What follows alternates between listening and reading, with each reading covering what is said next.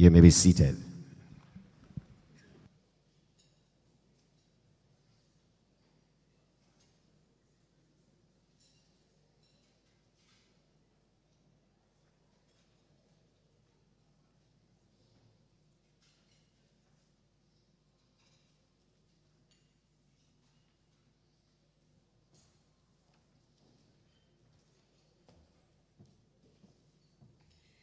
Ladies and gentlemen, good morning. Now, I know you can do a little bit better than that. I know we had a very long weekend, but we are here. You didn't have a long weekend? It was a short weekend? Okay, that means you're very productive. So here we are on a Monday morning. Good morning, everyone. That sounds much better. Welcome to this, the Heart NSTA Trust's TVET Summit and Exhibition. My name is Debbie Bissoon. So good to be in a room filled with like-minded individuals, nation builders, I will call each and every one of you. I think you should look to the person beside you and say, hi, nation builder, good morning.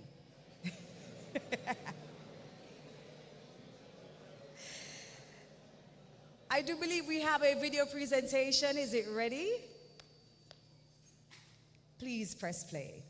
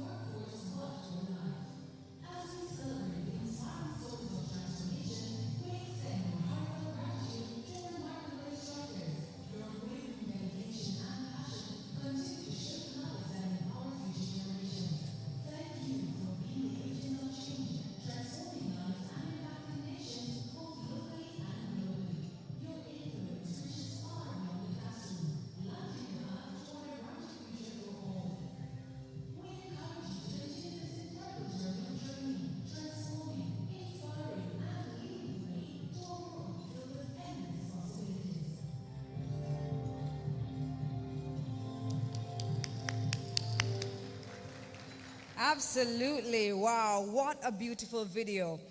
Thank you so much. Ladies and gentlemen, it is my honor to moderate this important TVET Summit that will strengthen technical and vocational education in response to the evolving demands of the modern workforce. Now, as rapid technological advancements reshape industries, the focus is on equipping current and future generations with the skills, innovation, and adaptability needed to thrive. And we know here in Jamaica, we love to thrive, right? We're a thriving country. This summit, ladies and gentlemen, is a valuable opportunity to reflect on the progress, explore new strategies, and collaborate across sectors to ensure TVET remains inclusive, remains sustainable, and impactful. Are you ready to have a great day? No, are you really ready to have a great day, though? I hope you've scanned the QR code and you have the programs on your phones. Yes, Hart did tell us at the start this will be a no paper zone. They said we are with the times, and so everything should be on your phones. You have it? Yes? Yes. And earlier on, the Wi-Fi connection information was given out. I'll tell you guys again if you're just coming in, but you need to look for Heart TVET Summit. Heart TVET Summit, and the password is a capital H, lowercase e, the @ sign, lowercase r, lowercase t, 1, 2, 3, 4 number sign. That is your connection. You're connected? If you're connected, say connected. Ah, there we go. And now that you're connected, ladies and gentlemen, because we are in 2024, and they say if you did not take a picture to secure the moment, it did not happen. Just take your connected device. And if you don't know how to do this yet, that means that, Doc, we're going to have a lot of catching up to do in this summit, right? But it's a very simple challenge that's called a selfie challenge. And all you need to do is to ensure that you grab the person seated beside you and you secure the moment with your very technologically advanced device.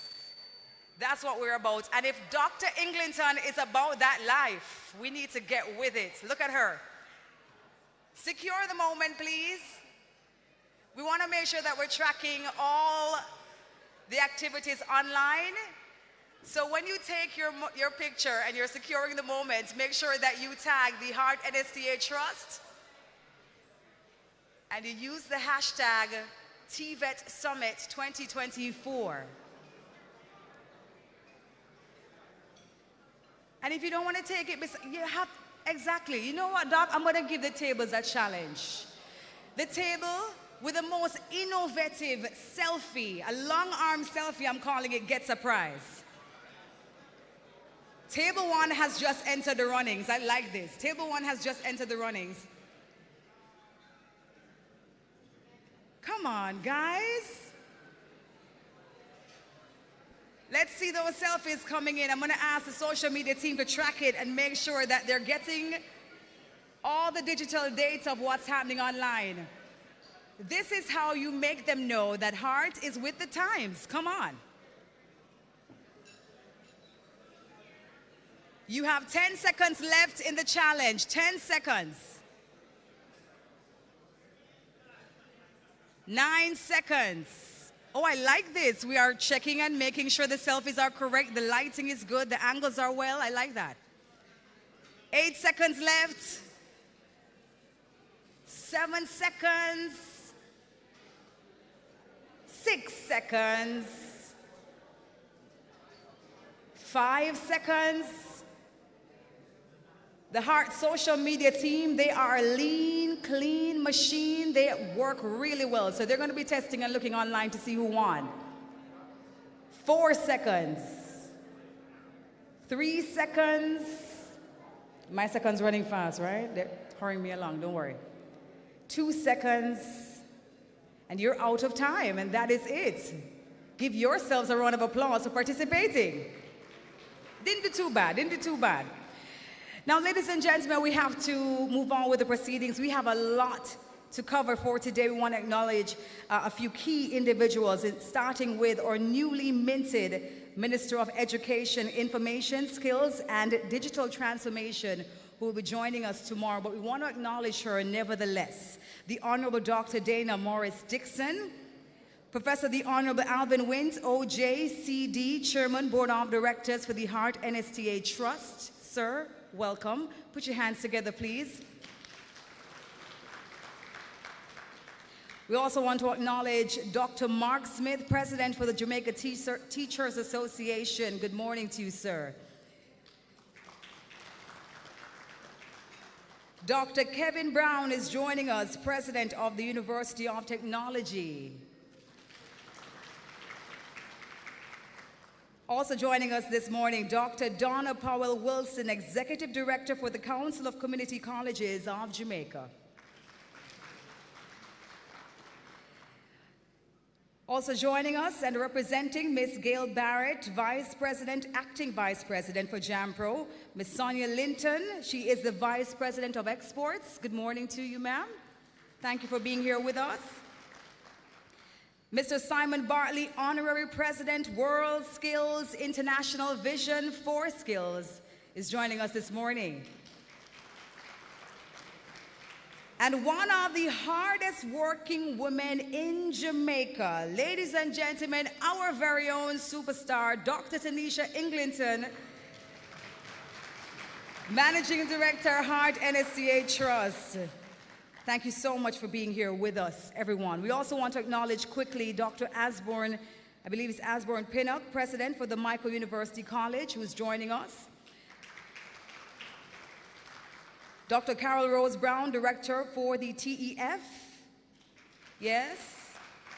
Christine Hendricks, Executive Director for the Jamaica Council for Persons with Disabilities. Don Gittins, as well as joining us, CEO for the Manpower and Maintenance Services Limited Group. Also want to acknowledge Hector Stevenson, Executive Director for the Overseas Examination Council. Dr. Kemoy Edwards, CEO for the Grenada National Training Agency, is joining us this morning. Welcome to you. Marva Duncanson, Caribbean representative for City and Guilds, is with us. And Ms. Terry Thomas Gale, thank you for joining us, CEO of the MOE. Thanks for being here. Thanks to everyone for being here with us. Now, ladies and gentlemen, to kickstart our proceedings, we ask at this time that Mr. Jim Monroe, Director for Revenue Services at the Hart NSTA Trust Department, to come forward to open with a word of prayer. We ask that you stand, please.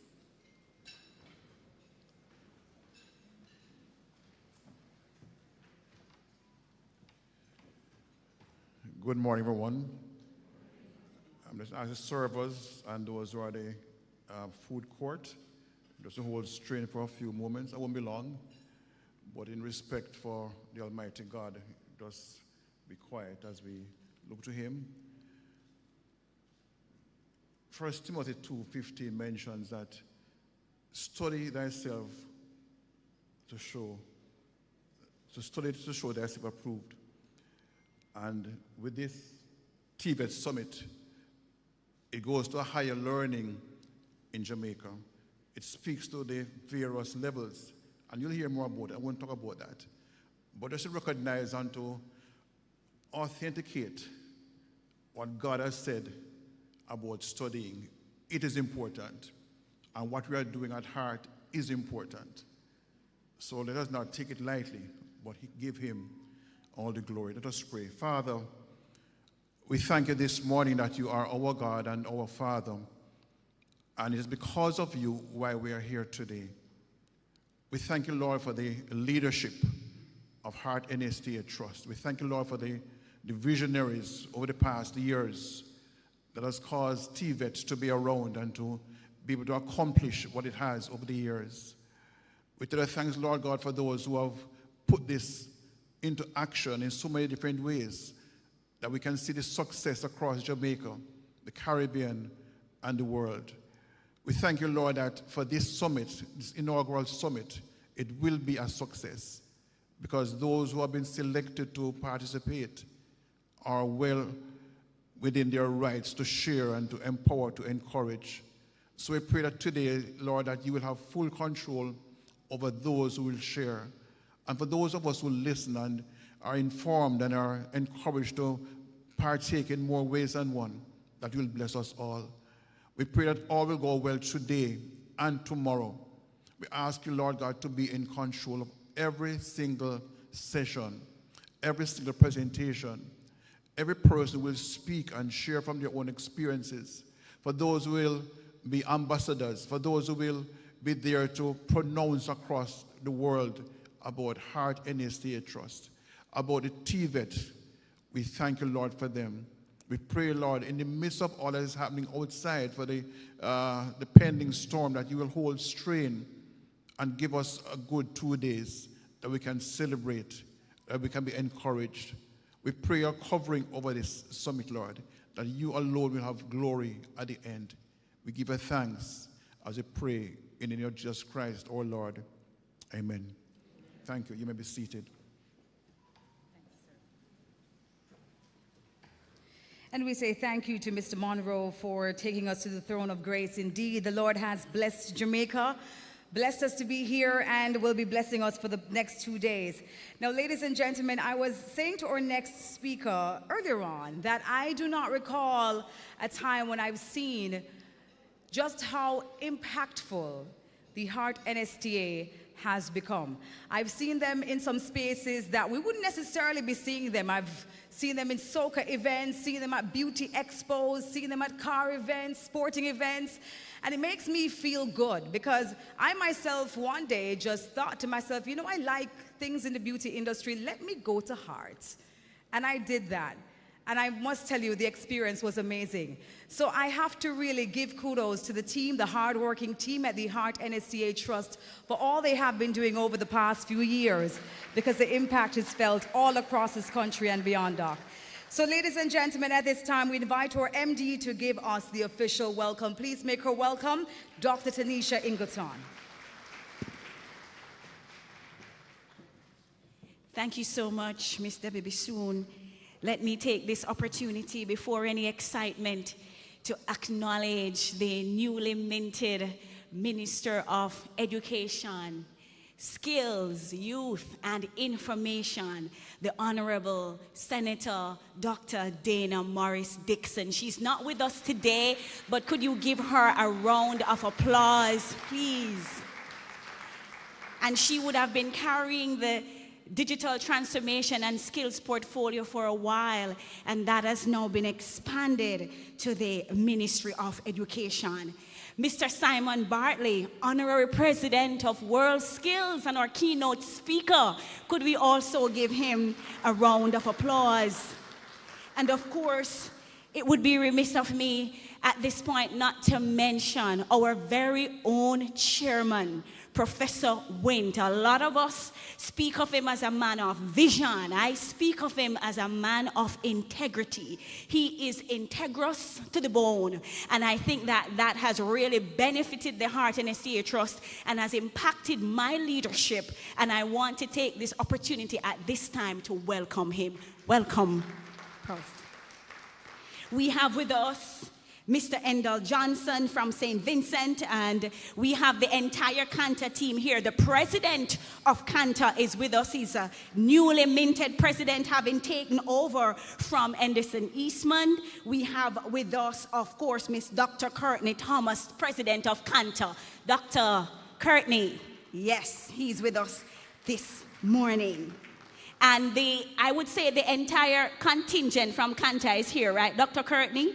Because we are seeing with us Dr. Kemoy Edwards from Grenada. We have Miss Marlene Abrahams also from Grenada. Of course, we have Mr. Anderson Eastman. We have Mr. Endel Johnson from St. Vincent. We have Mr. Perry Thomas from St. Lucia. The entire Kanta body is with us this morning.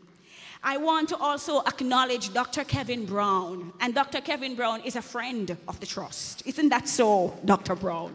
Right up the road there at UTech, and we have forged a formidable partnership, and I'm expecting great things from that. We have Professor Haldane Morrison, a preacher of TVET in the house and the TVET ecosystem, and I must acknowledge him. Professor Disraeli Hutton, Miss Bernita Locke from the JEF, Miss Terry Thomas Gale, our CEO from the Ministry of Education, Dr. Osborne Pinnock. We have the president of the JTA with us this morning. Could you just stand? I mean, you would have been hearing him all over television, fighting on behalf of the teachers and advancing education. And of course, from Manpower, we have Mr. Don Gittins. So many important persons in this space this morning. But we have some very hardworking people that I want to welcome. And that's the Heart NSTA Trust team. Could you stand so everybody can see you? The Heart NSTA Trust team, the hardest working team in the entire Jamaica.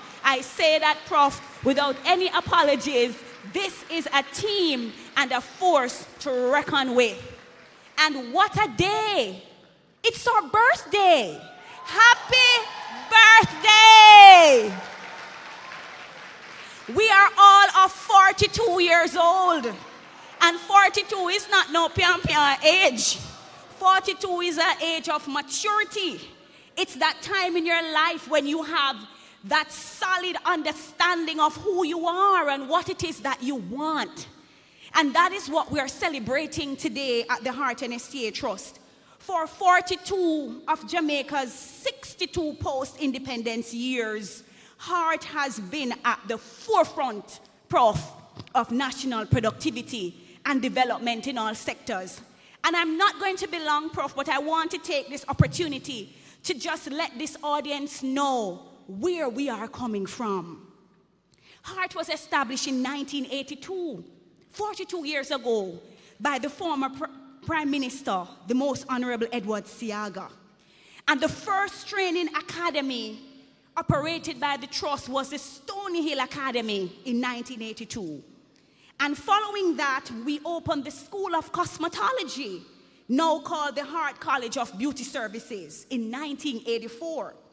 And after that, several other academies were established. The Portmore HEART Academy, now called the HEART College of Construction Services, in 1985. The Runaway Bay HEART Academy, now called the HEART College of Hospitality Services, in 1987.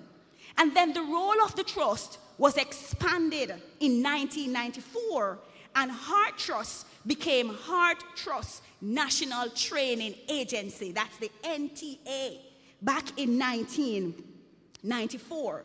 And the changes at that time included the establishment of the National Council on Technical and Vocational Education. And today, the Trust boasts 26. So we're 42 years old, 1982. Today, we boast 26 HEART, wholly operated training institutions. And we have partnered with the private sector and the community groups, and we have over 80 community training interventions. And we did not stop there. In 2019, the HEART Trust NTA was merged with the National Youth Service, the Jamaica Foundation for Lifelong Learning, and the Apprenticeship Board. And that changed the face of the Trust to the HEART NSTA. So that's how we got that SN, which is the service component. And so HEART, from inception and throughout its 42 years history, we were positioned as a key economic and social development driver. And we are here to tell you across these 3 days what our vision is for 2024 and beyond, because we keep on moving in a particular direction. And we have adopted the digital-first, digital transformation strategy, and that will be driving the Trust for the next 5 years. And so across Jamaica, the Caribbean, and beyond, we are navigating a world of rapid change. We are navigating a world where technology, Industry 4.0 and 5.0, and global dynamics are reshaping the workforce at an unprecedented pace and pace. If you look outside at our displays, those are all from the Trust. It is a demonstration of what the vision is today and where we are taking the Trust for the future. In fact, the World Economic Forum estimated that by 2025, 85 million jobs may be displaced due to automation, emphasizing the urgent need for a skilled workforce that can adapt to these changes. That is why we are advancing the digital transformation strategy. In this fast-moving environment, the need for a skilled and adaptable and an inclusive workforce is not merely an advantage, it is a necessity. And this summit is therefore not just an event, it is a call to action. It is a collaborative forum where ideas will meet action, and together we will strategize to make TVET a force for social and economic transformation. At HEART Trust, we have long recognized the power of TVET. Our programs are specifically designed to bridge the gap between education and industry, equipping Jamaicans with relevant skills for the current and the emerging sectors. And what are the emerging sectors? The robotics, the coding, the optoelectronics, the mechatronics, and the green technology. Recent statistics indicate that shortage of required skills in Jamaica was the least of the challenges faced by employers in their recruitment efforts, highlighting the critical role of TVET programs in equipping learners with the relevant competencies that align with market demands. And so by bridging this gap, TVET enhances employability for graduates, making them more attractive to employers. We are actively aligning with the UNESCO's TVET strategy for 2022-2029, focusing on skills for work, for sustainability, and the inclusion of all Jamaicans in the benefit of a progressive and vibrant economy. And so in response to the evolving needs of our community, we have removed administrative fees. And I know that our chairman is a proud carrier of that for all courses up to level 4 across all heart institutions. And so this initiative has empowered more Jamaicans to access the skills needed to contribute to our economy. I indicated prior that we now operate over 26 institutions nationwide, and we have established workforce colleges. We have our STEAM labs. We have our centers of excellence that provide practical, industry-aligned training. And this summit will allow us to showcase these initiatives while engaging in vital discussions. The International Labour Organization has declared skills development to be a cornerstone of decent work and economic growth. According to recent findings from various TVET studies, graduate experiences or unemployment rates significantly would have been lowered when it is that we train more in the technical and vocational areas. The connection between skills and prosperity is why we are here today. When we invest in TVET, we invest in creating job-ready individuals, and I call them Prof. Monday morning ready individuals. Individuals who are resilient in their communities and individuals who can build a stronger nation. And so I invite each of you to make the most of the opportunity by exploring the emerging skills for Industry 4.0, by discussing inclusive approaches that ensure all segments of societies benefit from economic growth. Let us move towards further building this vision, understanding the shared purpose, and recognizing that TVET is not just an educational pathway. It is the engine that drives social mobility, the engine that drives economic resilience, and the engine that drives innovation. So thank you all for being here. I look forward to the dialogues, the insights, the partnerships that will emerge from this summit. Together, we will make TVET a cornerstone of Jamaica's and the Caribbean's sustainable development. Welcome, and let us make this summit a remarkable step forward. Thank you.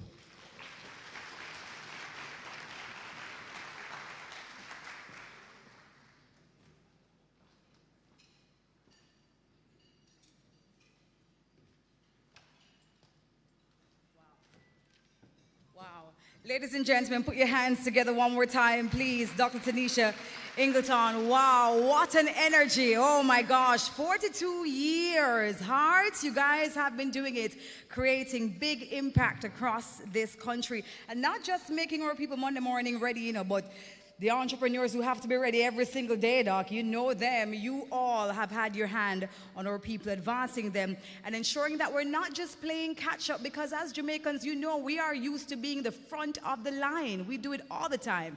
It's the reason we have the fastest man in the world, right?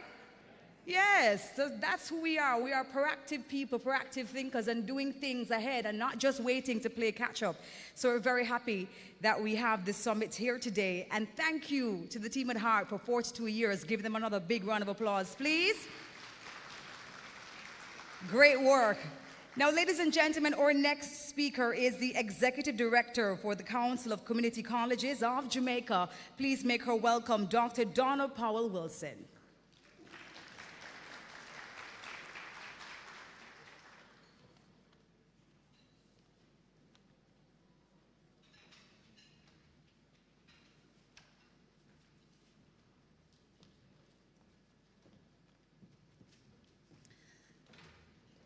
Thank you, Madam Master of Ceremonies. Good morning, everyone. Kindly allow me to utilize the protocols already established. On behalf of the Council of Community Colleges of Jamaica, I am truly honored to express our endorsement of Heart NSTA Trust's TVET Summit and Exhibition today. To achieve our 2030 vision, Jamaica, the place of choice to live, work, raise families, and do business, and specifically Sustainable Development Goal 4, ensure inclusive and equitable quality education and promote lifelong learning opportunities for all, and Sustainable Development Goal number 8, promote sustained, inclusive, and sustainable economic growth, full and productive employment, and decent work for all. TVET has to play a major role in national development by filling the skills gap in a changing job market. Therefore, it is not a surprise that educators, industry experts, government officials, and learners have committed these 2 days to this meeting of the minds to continue the discussion on the peculiar role of TVET and explicitly on TVET, the engine of social and economic growth. Given its importance, I submit that the national conversations about TVET be purposeful and frequent. Heart NSTA Trust's commitment to partnership is not overlooked. The CCCJ is grateful for the partnership initiatives with the Trust.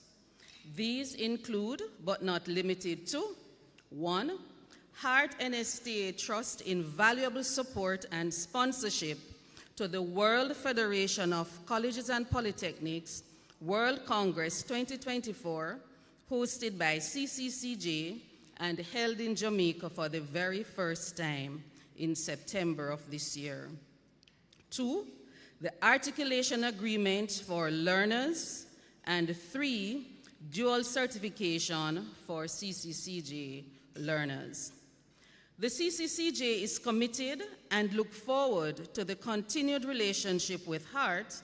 This relationship is important as we seek to empower learners to assume active and engaged roles within society. On behalf of our council, the Secretariat, our member institutions, congratulations on hosting this TVET Summit and Exhibition as you continue to show Jamaica and the world that TVET is the engine for social and economic growth. Thank you.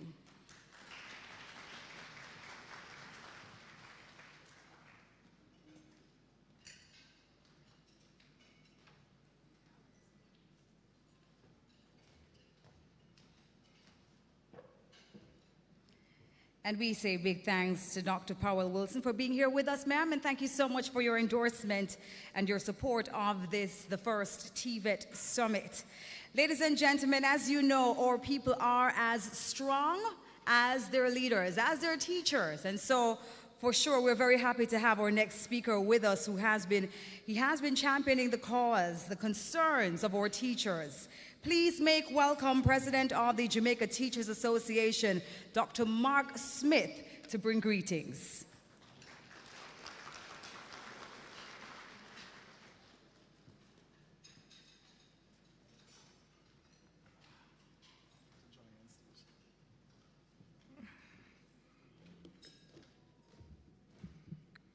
Ms. Debbie Pizzoon, Chair of today's proceedings, Dr. Terry Ann Gale, CEO of the Ministry of Education, Dr. Tanisha Ingleton, where's Doc? Yes, Managing Director of Heart Trust NSTA, teachers, principals, industry players, ladies and gentlemen, good morning. If you see me squinting, it is simply because I have a lot of lights and they're dazzling my eye, and I get a little older, I find I struggle with the lights, you know, but let me start off by using what I consider a very inspirational quote and something that should direct how it is we frame the philosophy of integrating TVET into our education system. John F. Kennedy once said, "Our progress as a nation can be no greater than our progress in education." Let us understand, let us ruminate over that for a moment. It is important that we connect the dots. And too often we seem to struggle to do that there is no version of a progressive Jamaica, there's no version of an economically viable and sustainable Jamaica without ensuring that education leads that vanguard.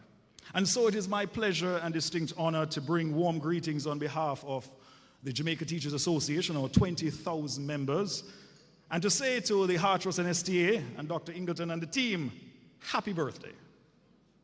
Happy birthday, right? We give them a big round of applause.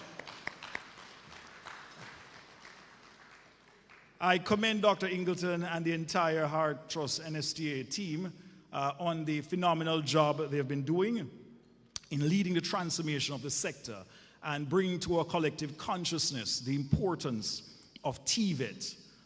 It is so critical that as a country we buy into this dynamic and this shift in terms of our thinking about education. One thing I know about Dr. Ingleton, I worked with her in a different space, and she is a very passionate. Anybody that works with her, is that right? Her team knows that, right? Very passionate, and it's infectious. After a while, you don't even know why you're passionate, but you just get passionate about something. Huh? But that is good, and that is the type of energy and leadership you need when we're talking about bringing about change. In my, I'm going to give away my age now, in my 44 years on this planet, I've only stumbled across one set of individuals that desire change. One set of human beings that like change, and that's a baby in a wet diaper. No other human beings like change. We like to sit in our comfort zones. And what we're requiring is a change in the status quo, is a change in what it is that we do. If it is, we're going to reach out and achieve everything we have the potential to achieve as a country. And so I'm delighted this morning to stand here at this conference, the TVET Summit and Exhibition, under the theme, The Engine for Social and Economic Growth. Let me also take the opportunity to put in context why this is so critical. The Caribbean has to do some critical things to change the dynamic that we presently experience. To achieve the type of growth that we need will require a rethinking of the fundamentals of our economies. We need to find ourselves as small economies in a better place. And that means we have to understand that we are presently exposed to many global movements and disruptions, and they can have damaging and long-lasting impacts on us. When I speak in other forums about the decolonizing of our education system, I speak about rethinking the very structures and foundations of our economy and our society. TVET is critical in addressing these inequalities and repivoting and retransforming our society. We must embrace TVET and the mechanisms that it presents us with to prepare our citizens for the fourth industrial revolution. And this is critical because we're in the midst of a great disruption, a technological revolution that is blurring the lines between physical, digital, and biological spheres in a rapidly evolving synergy that promises to transform the world as we know it. And we're experiencing it day in, day out. We must acknowledge and take steps to begin the transition of our economy from being powered by mere muscle to being powered by our minds. And that's why teaching and education is so important. That's why the teachers in this country are so critical in leading that transformation. Put your hands together for all our teachers. And instructors. When I say teachers, I'm talking about my Heart Trust people also. Yeah? Increasingly, technology will make many of the traditional jobs redundant. And recently, I had a wonderful opportunity to visit South Africa to speak at a forum there. And while I was en route, I think we were somewhere in Istanbul, and we stopped, and I heard this beeping sound as I was walking through this massive airport. And I got out of the way, and I turned around thinking it was one of these cars that there's like golf cart things they're driving. It turned out it was wheelchairs.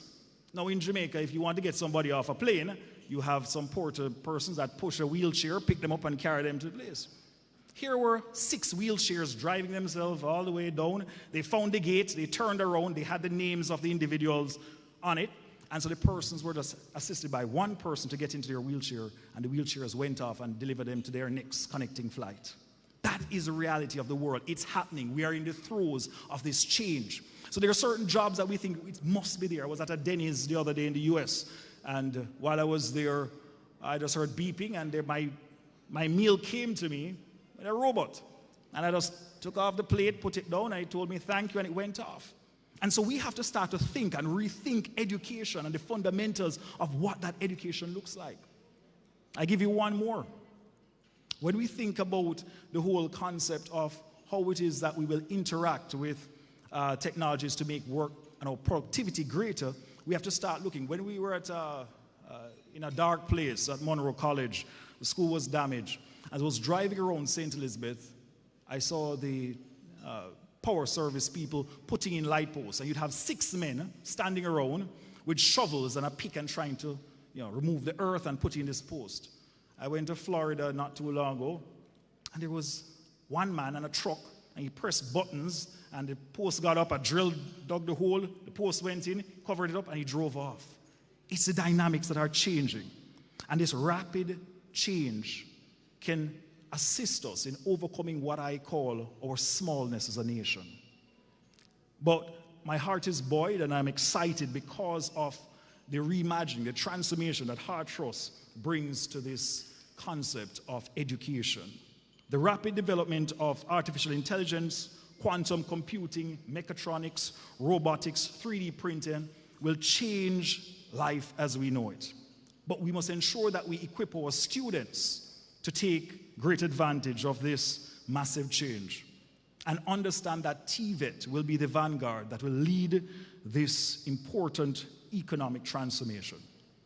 Because, ladies and gentlemen, a lot of us in this room, we made it. Education worked for us. But as I mentioned in another space, there's only so many security guards we can hire. The gated communities that we live in to protect us. We need to ensure that any transformation of this economy benefits the widest cross-section of our citizens. That all Jamaicans are part of the growth and the development, the redefining, the transformation that we so desire. And so, as I close, I want us to understand that education must be tailored to meet the challenges of those who are seeking to be educated. And we must meet them where they are. I always tell my teachers, don't teach the children you wish you had, teach the children that are before you. And so I commend Heart Trust NTA on the dynamic work they're doing. Dr. Ingleton and your team, God bless you all and happy birthday. Have an amazing day. Thank you.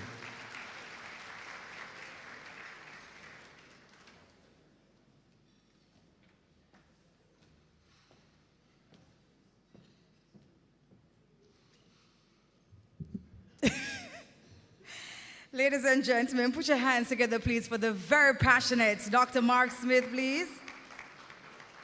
Wow, wow, wow. So many nuggets there that he just dropped, but it's so important that we hear them, and we hear them from you, sir. Thank you so much for the challenge for us to get uncomfortable, right? It's a word that we always try to run away from. And also to say that, yes, we are an island, but that doesn't mean that we have to do small island things. We can do big island things, right? Yeah, because our impact is really massive. You know, just a few days ago, I had the privilege to be at a forum put on by the South Korean embassy. And they were making reference to an island just off South Korea called the Jeju Island. And I had the privilege about 7 years ago to actually visit there. No, this is 7 years ago. And when I got there, I saw the place being powered by solar energy. I mean, everything there is just off the grid, being powered fully by solar energy. And the work that they have done in a very short space of time, I came back to Jamaica so inspired, thinking to myself, listen, we have work to do and we need to get on it right away. And I was so happy to hear at that particular forum about the investment that they were making in our island, and also challenging other institutions as well to just look at the possibilities. We are surrounded by water. Why do we have droughts and people don't have no water on land? We're sun, sea, and sand. A big part of our marketing is the sun. Why are we not powered by the sun more? So it's a good time for us to start having these conversations and to start aligning with the partners who will bring this to life, because we are able to do so much more in this country than sing reggae music well and run down the track well and say, welcome to Jamaica, and tourism flourishes, right? So that's why this summit is so absolutely important. Thank you so much, Dr. Mark, for your sentiments. Ladies and gentlemen, they have been the front runners of education in technology, and we're so happy to have with us the president of the University of Technology, Dr. Kevin Brown, with us here this morning. Please make him welcome.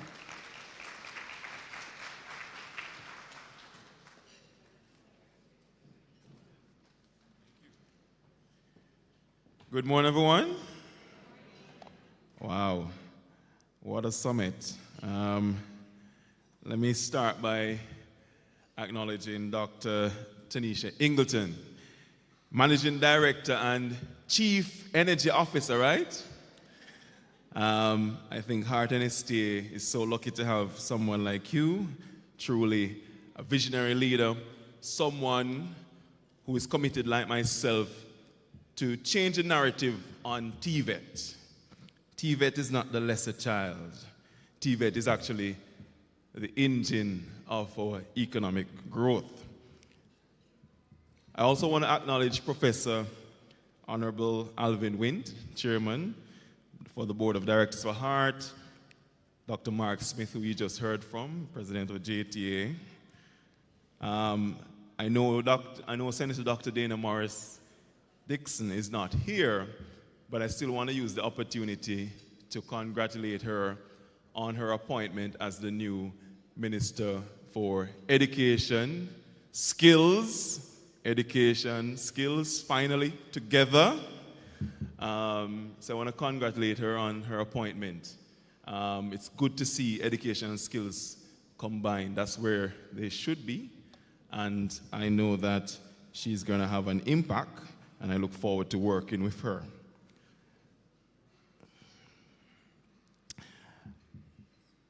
I also want to acknowledge my team from UTech. I have here Professor Shermaine Barrett, our Deputy President, other members of faculty and staff, other heads of entities, other special guests. Ladies and gentlemen, good morning again. Happy birthday to Heart NSTA, 42 years old. Wow. And I'm sure the next 42 will be even extra special. So congratulations to you.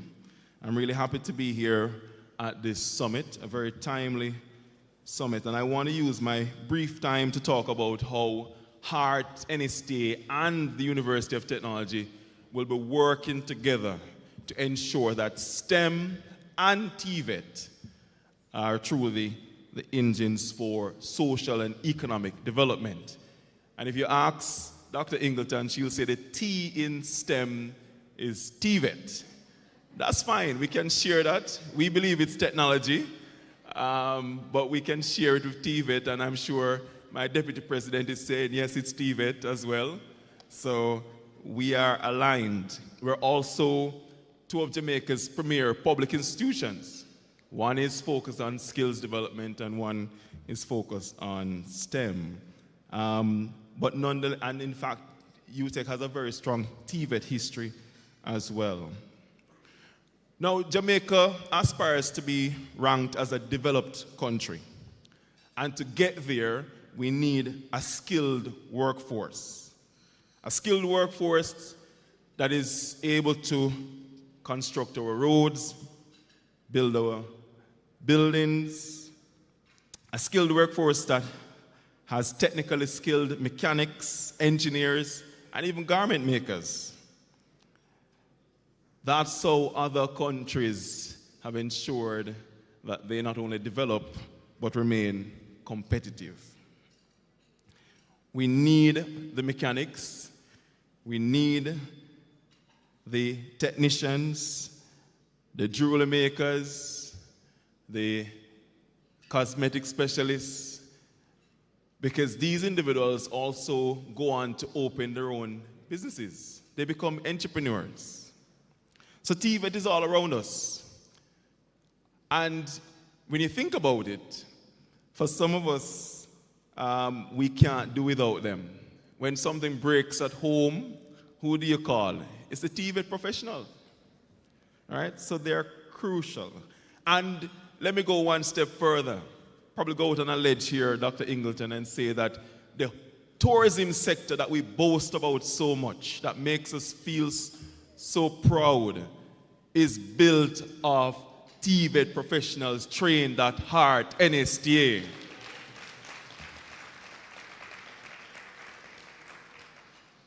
And also hospitality professionals trained at UTEC. So many countries have used TVET to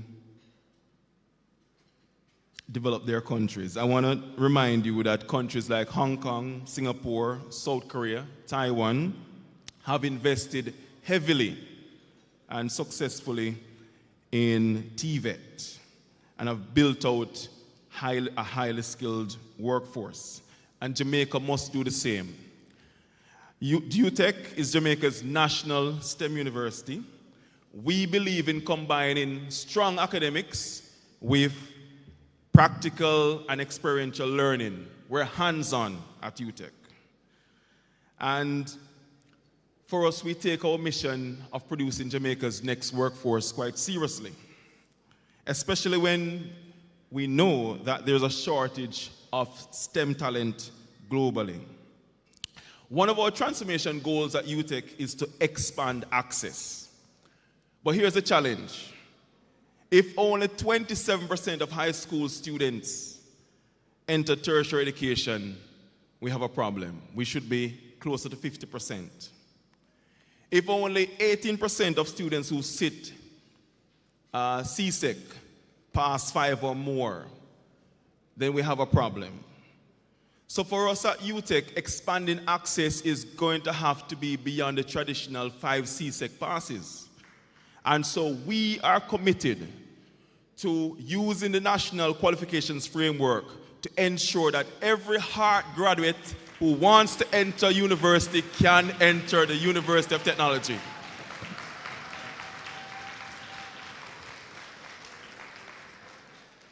And this is not rhetorical. We have signed an MOU with Dr. Ingleton. We are going to do it. But we're going to go even further. We are going to put skills in our programs. We are going to turn hard programs into micro-credentials at UTEC. So if you are pursuing an engineering degree at UTEC, where we introduce our students to welding, we introduce them to machining, well, in the future, you can take, a student at UTEC can take a Hart welding unit and get a certificate from Hart as a micro-credential. So we are putting TVET at the heart of everything we do at UTEC because it's important. And we believe that as public institutions, it is our responsibility to work together to produce the best graduates, the best workforce, STEM and TVET workforce possible. But there is more. As you know, UTEC has a strong TVET education program. We have had a strong TVET education program for many years. There is a challenge though in attracting Jamaicans to these programs. But nonetheless, we're going to work with heart because without TVET instructors, then we're not going to go anywhere soon. So we want to get more Jamaicans into our TVET teacher training programs so that we can put them into heart. We also want to work with heart on research. Yes. Because when you step outside there, you're going to see robots. You're going to see lots of equipment around automation and Industry 4.0. And we want to work with heart to do research in that area around automation, manufacturing, intelligent systems. HEART has the equipment. We need access to that equipment, so we're going to share resources. We're going to allow HEART students to do research with us, HEART faculty to do research with us as we share these resources. We're going to allow HEART students to participate in entrepreneurial programs at UTech. We're going to allow them to participate in our startup incubator. And in fact, we've already started because we had some HEART students participate recently in our Amber UTech Launchpad program where we're seeking to support 100 startups. So ladies and gentlemen, what I'm saying to you here is that we are forging a partnership to supercharge Jamaica's TVET STEM agenda. UTech and HEART join together to ensure that we have true social and economic growth in Jamaica. Thank you.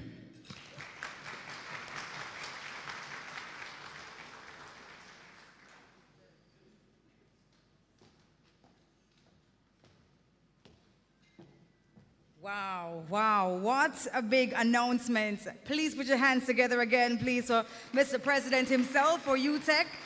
Great to hear about the partnership between the HEART NSTA Trust and UTech. I am so excited. My gosh, I don't know about you. I think all of that deserves a big round of applause, please. Accessibility, continuity. It's such great opportunities for our people to just continue with their passions and to get higher learning. Love that. Thank you so much, sir, for your announcement. I know our next speaker is as excited about the new advancements happening with HEART and the partnerships. Ladies and gentlemen, put your hands together. Let's welcome our chairman, board of directors, HEART NSTA Trust, Professor the Honorable Alvin Wins, OJCD.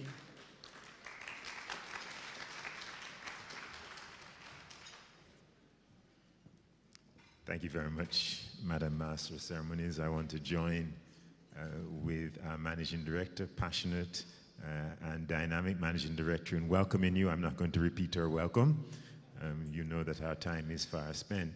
But I do want to indicate that the Board of Directors is fully supportive of this concept of integration and of this summit. And we are really happy to have all of you here.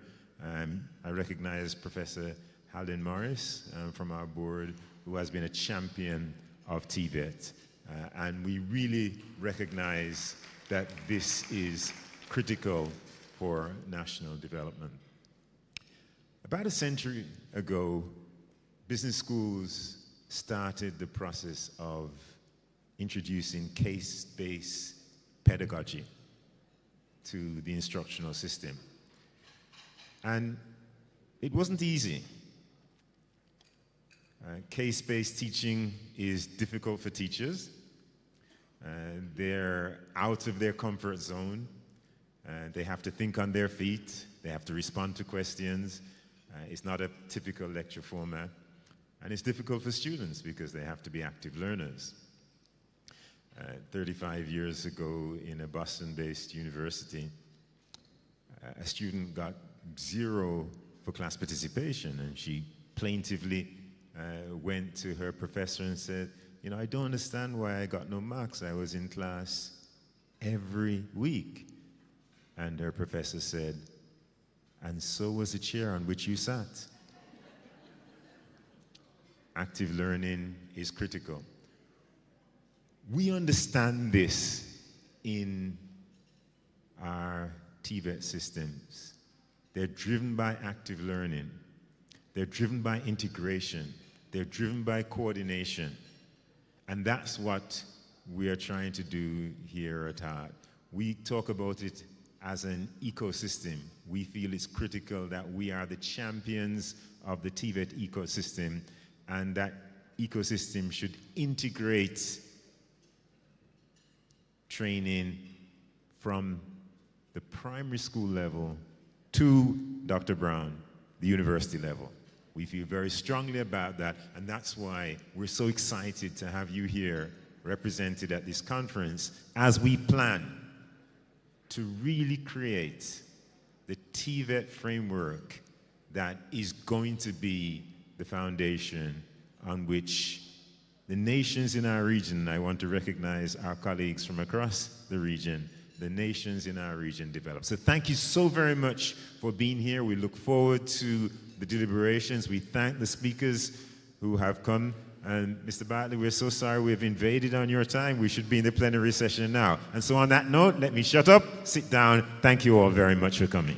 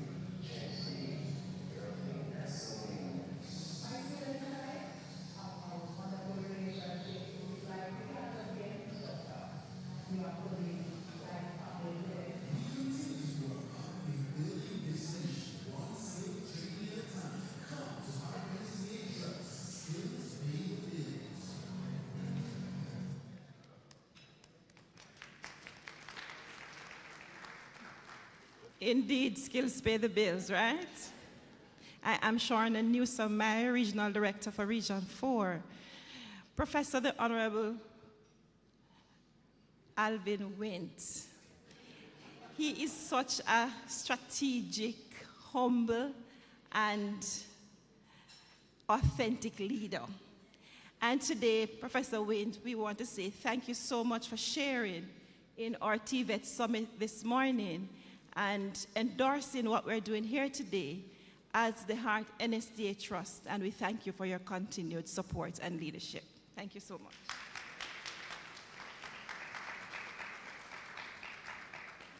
I am also going to invite our other persons who gave remarks on our platform to come forward at this time. I am going to invite Dr. Paul Wilson to come forward. Paul? To come forward.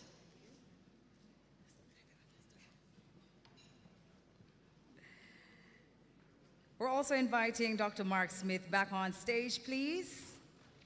I just love it. It's a Heart's birthday and they're giving presents, right?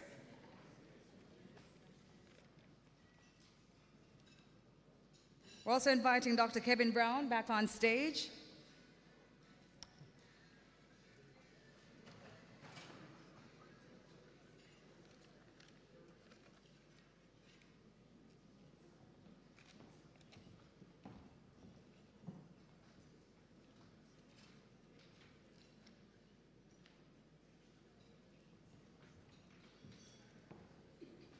Thank you, Dr. Mark Smith.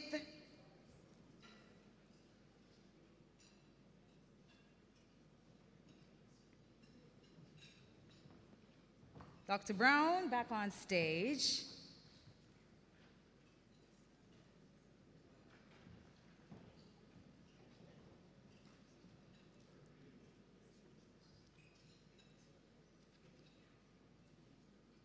Thank you so much. Can we have a round of applause, please, for all our presenters? And I know we don't have a physical gift for her, but she is a gift to us. Can we ask Dr. Ingleton to please stand and just come back to the stage and take a bow, please? And we give her a big round of applause for her work, for bringing us all here today together. Thank you so much, Doc, for your work. We applaud you and your amazing team for the work that you continue to do and for today's summit.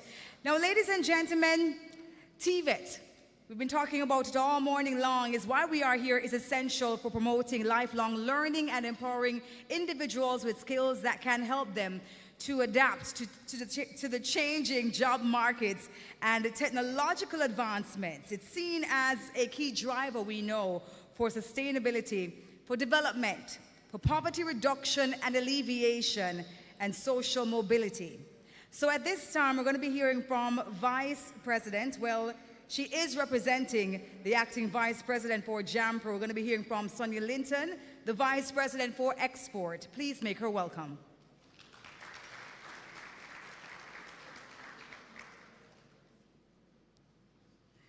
After Ms. Linton, we're going to be inviting two of our incubatees. We're inviting Moyen Martin and Ms. Tricia Reed to stand by thereafter.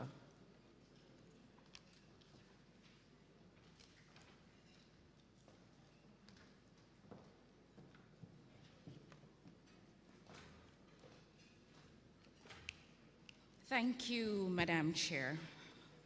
Professor the Honorable Alvin Wint, OJ, CD, Chairman, Board of Directors, Hart NSTA, Dr. Tanisha Ingleton, Managing Director, Hart NSTA Trust, Dr. Donna Powell Wilson, Executive Director, the Council of Community Colleges of Jamaica, Dr. Mark Smith, President, Jamaica Teachers Association, Dr. Kevin Brown, President, University of Technology, Jamaica, other specially invited guests, ladies and gentlemen, good morning.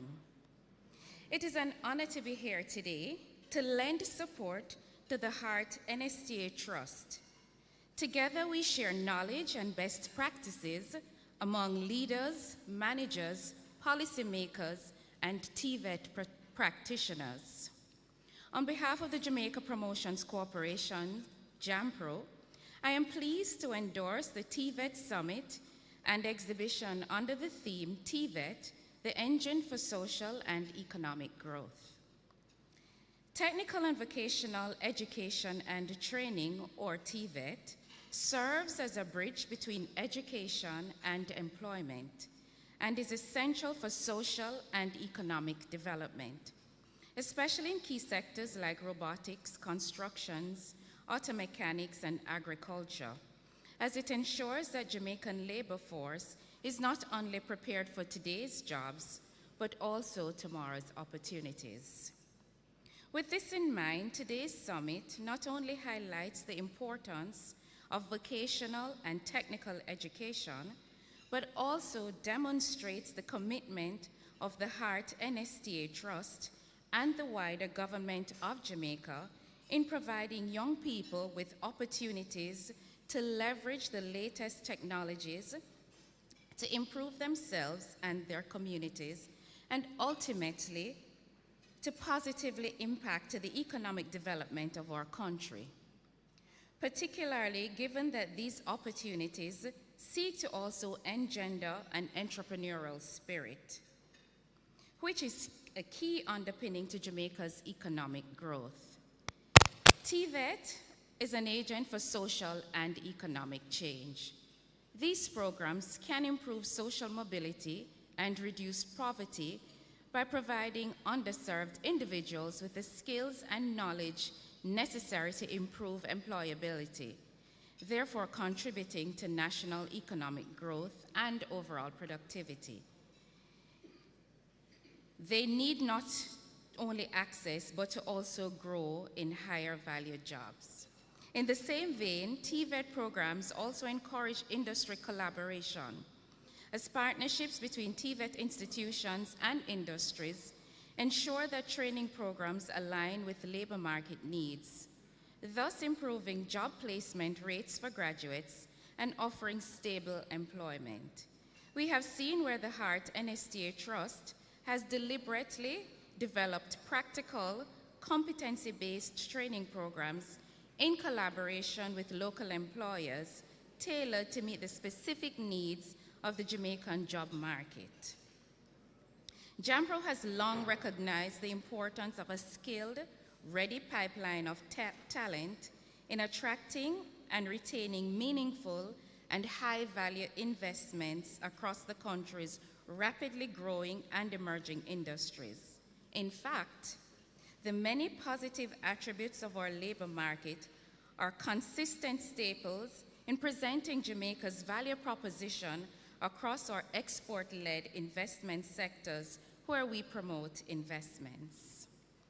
Increasing Jamaica's global competitiveness is priority for JAMPRO and contributes to the execution of our mandate. Having a well-trained and skilled population enhances a country's competitiveness in the global market, attracting foreign investment and promoting trade. In fast-changing sectors like robotics, training and skill upgrading are vital. Therefore, technical vocational education and training programs can facilitate lifelong learning opportunities, enabling workers to adapt to new technologies and market demands. Investors seeking to set up operations in Jamaica's key industries need to know that there is not only a ready pool of highly skilled, talented, and dependable professionals, they also need to know that there is a mechanism to grow, replenish that pool consistently. Thanks to the market-driven technical and vocational training programs, investors are more likely to select Jamaica as their destination of choice to support their business activities. We are therefore proud to support the focus of this summit, and as an agency of Jamaica's business ministry, the Ministry of Industry, Investment and Commerce, JAMPRO encourages everyone present to pay keen attention and absorb the knowledge and best practices in TVET that will be shared today and tomorrow. In partnership with the Hart NSTA Trust, we look forward to continuing our efforts to position Jamaica to attract meaningful investments for job creation and the economic advancement of our country. Thank you very much, ladies and gentlemen, and a very happy birthday to the Hart NSTA Trust.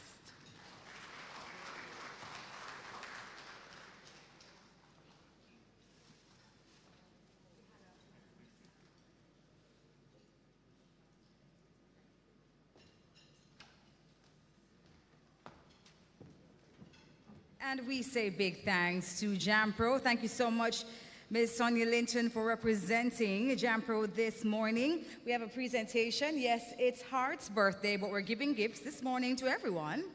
Well, not everyone, but because I didn't make the list, unfortunately. I didn't see my name on the list, but it's all good. It's okay. It's fine. Thank you so much, ma'am, for being here with us. Now, ladies and gentlemen, in the interest of time, we are going to rework our program just a bit. I'm going to be asking Dr. Amande to come forward as we will hear now from our keynote presenter.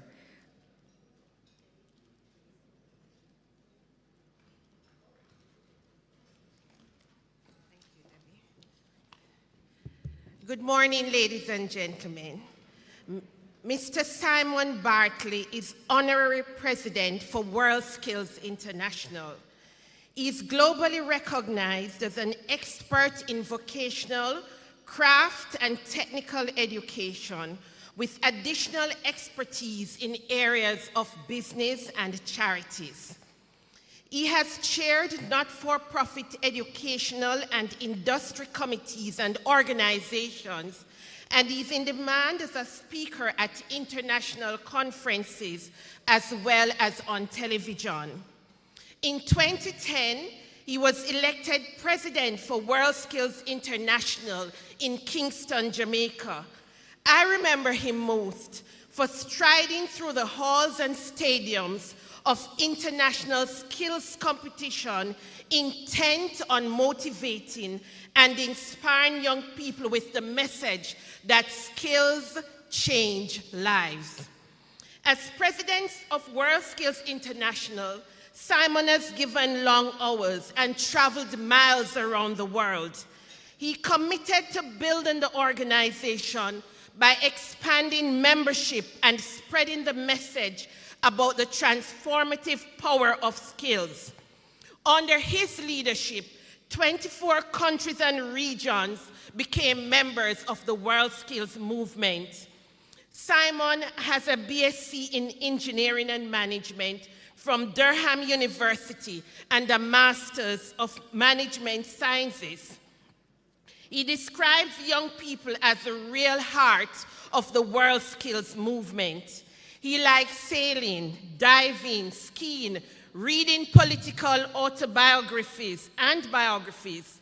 He describes his most frustrating personal trait as talking too much, and you'd like his superpower to be insight. In 2015, he was awarded the OBE by Her Majesty, Queen Elizabeth II, for voluntary and charitable services. Ladies and gentlemen, I present to you Mr. Simon Bartley. Please give him a round of applause.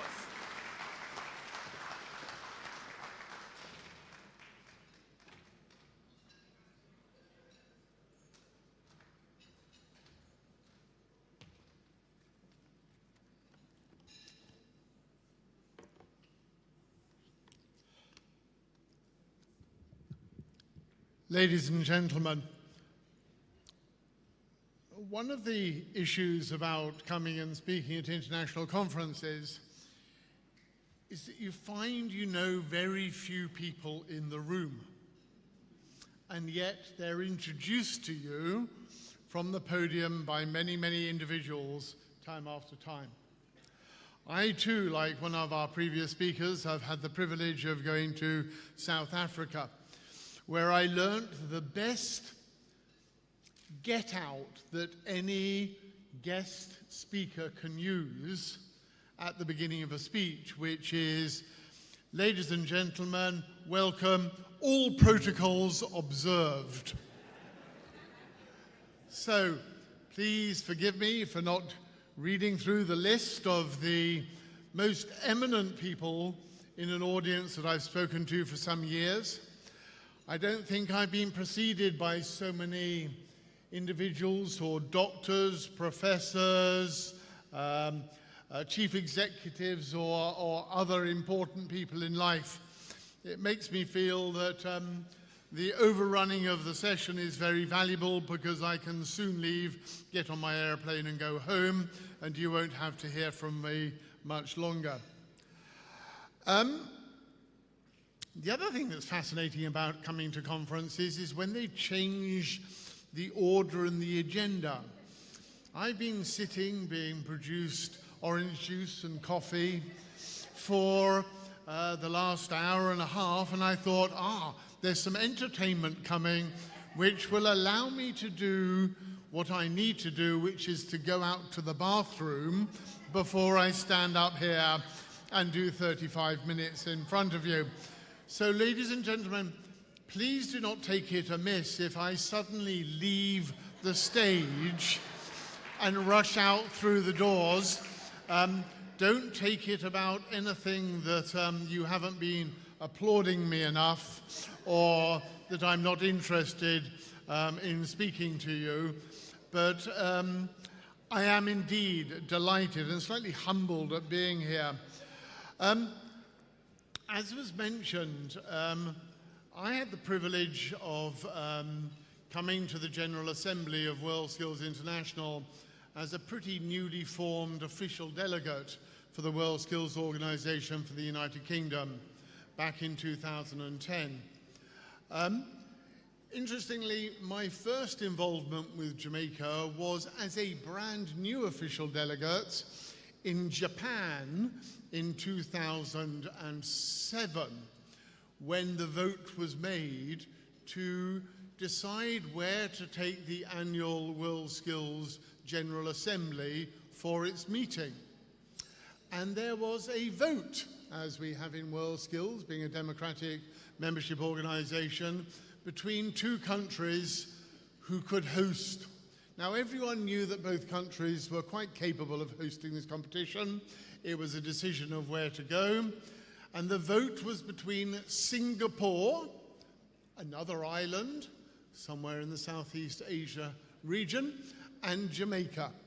And I was delighted to be one of the delegates voting in the General Assembly, which caused that general election, that General Assembly, and the election of the President in 2010 to be held here in Kingston, Jamaica. So it might be your birthday, and I wish heart all congratulations on that birthday, but I feel I am coming home to where WorldSkills made me the person that I am today. And this morning's presentation really isn't about WorldSkills, although I will use slides from WorldSkills to explain a few points that I'm going to make. But Jamaica was the first Caribbean, the first West Indian country to become a member of the WorldSkills family, for which I congratulate you. There have been several other countries, some of whom are represented here today in the Caribbean region, who have followed you. And I give praise to Jamaica and its engagement with WorldSkills for not quite all of your years, but many of them. So, what am I going to talk about today? I want to touch on something that is indicated in the opening statement that I put in the program about the importance of skills in society. I'm not going to go into great details about skills taught at schools, starting perhaps at reception or nursery, going on through formative years of education, and then what has been the great divide in society around the world of whether people should stay on in school, remain academic and go to university, or whether they should leave and go into employment or self-employment or into an apprenticeship. I think, having looked at the program and heard some of the presentations so far, I think that is all going to be talked about quite considerably for the rest of these 2 days. What I'd like to pick up on, and I'm going to show some slides, I hope, that are going to indicate the words of young people and teachers and others about the importance that skills have played in their lives, and use these as messages to go forward to try and pass those messages on to future generations and to past generations. One of the speakers so far has already talked about lifelong learning, the importance of continual learning, though many have talked about young people at schools, colleges, and universities. However, I am slightly concerned that at this stage of nearly just over halfway, just over a quarter of the way through the first day of the conference, that parents have not been mentioned. I suspect many of you in here are parents, mothers and fathers. Some of you might be, like me, a grandparent. In my engagements in various forums that I've engaged with in, I've always done a bit of quick and dirty research into influences for young people. Quick and dirty, it's not got any significance. University researchers wouldn't be validating what I and my colleagues have found out through asking questions, doing a couple of questionnaires, etc. But I've done over a period of 20 years now this quick and dirty research trying to find out who influences young people about the course of directions in their lives. And in every time we have done the surveys and asked the questions of young people ranging in age from probably 14 up to 23, the two groups of people who always come out top are parents and teachers. Again, we will talk a lot about teachers, and I pay credit to teachers wherever they are. But what interests me is that the main influencers of young people, of their decision about whether to stay in education or go to work at the age of 15, 16, 17, are parents. And I believe that if we are going to have a society, societies, communities, businesses that actually look at the situation that we want to have in the future, we have to take a much more proactive approach to the views that are being given by parents to their children about the future.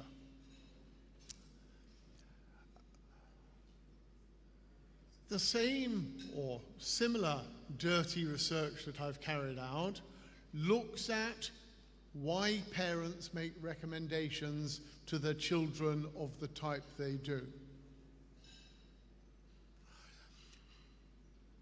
All parents want the best for their children. I think that is an absolute standard. If I were to ask you to put your hands up today and say, what would you want for your child? You would come up in some way of saying the best possible thing for them.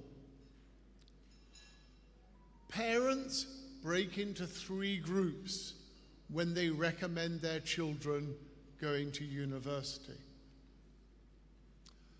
The first of them are parents who have never been to university but recognize other adults in their peer group or their neighbors or at work who did go to university and seem to get further up in society by having done so.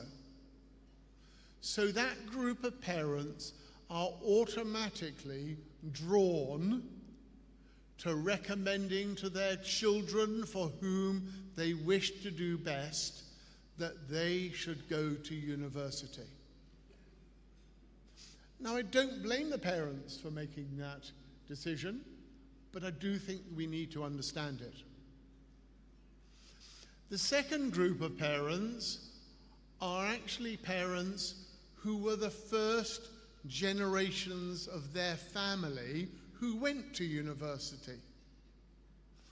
And there may be many of you in here, and if I were to delve into your minds and think about it, even though you might initially decry my finding, I would find that you wanted your children to revalidate the decision you made when you went to university.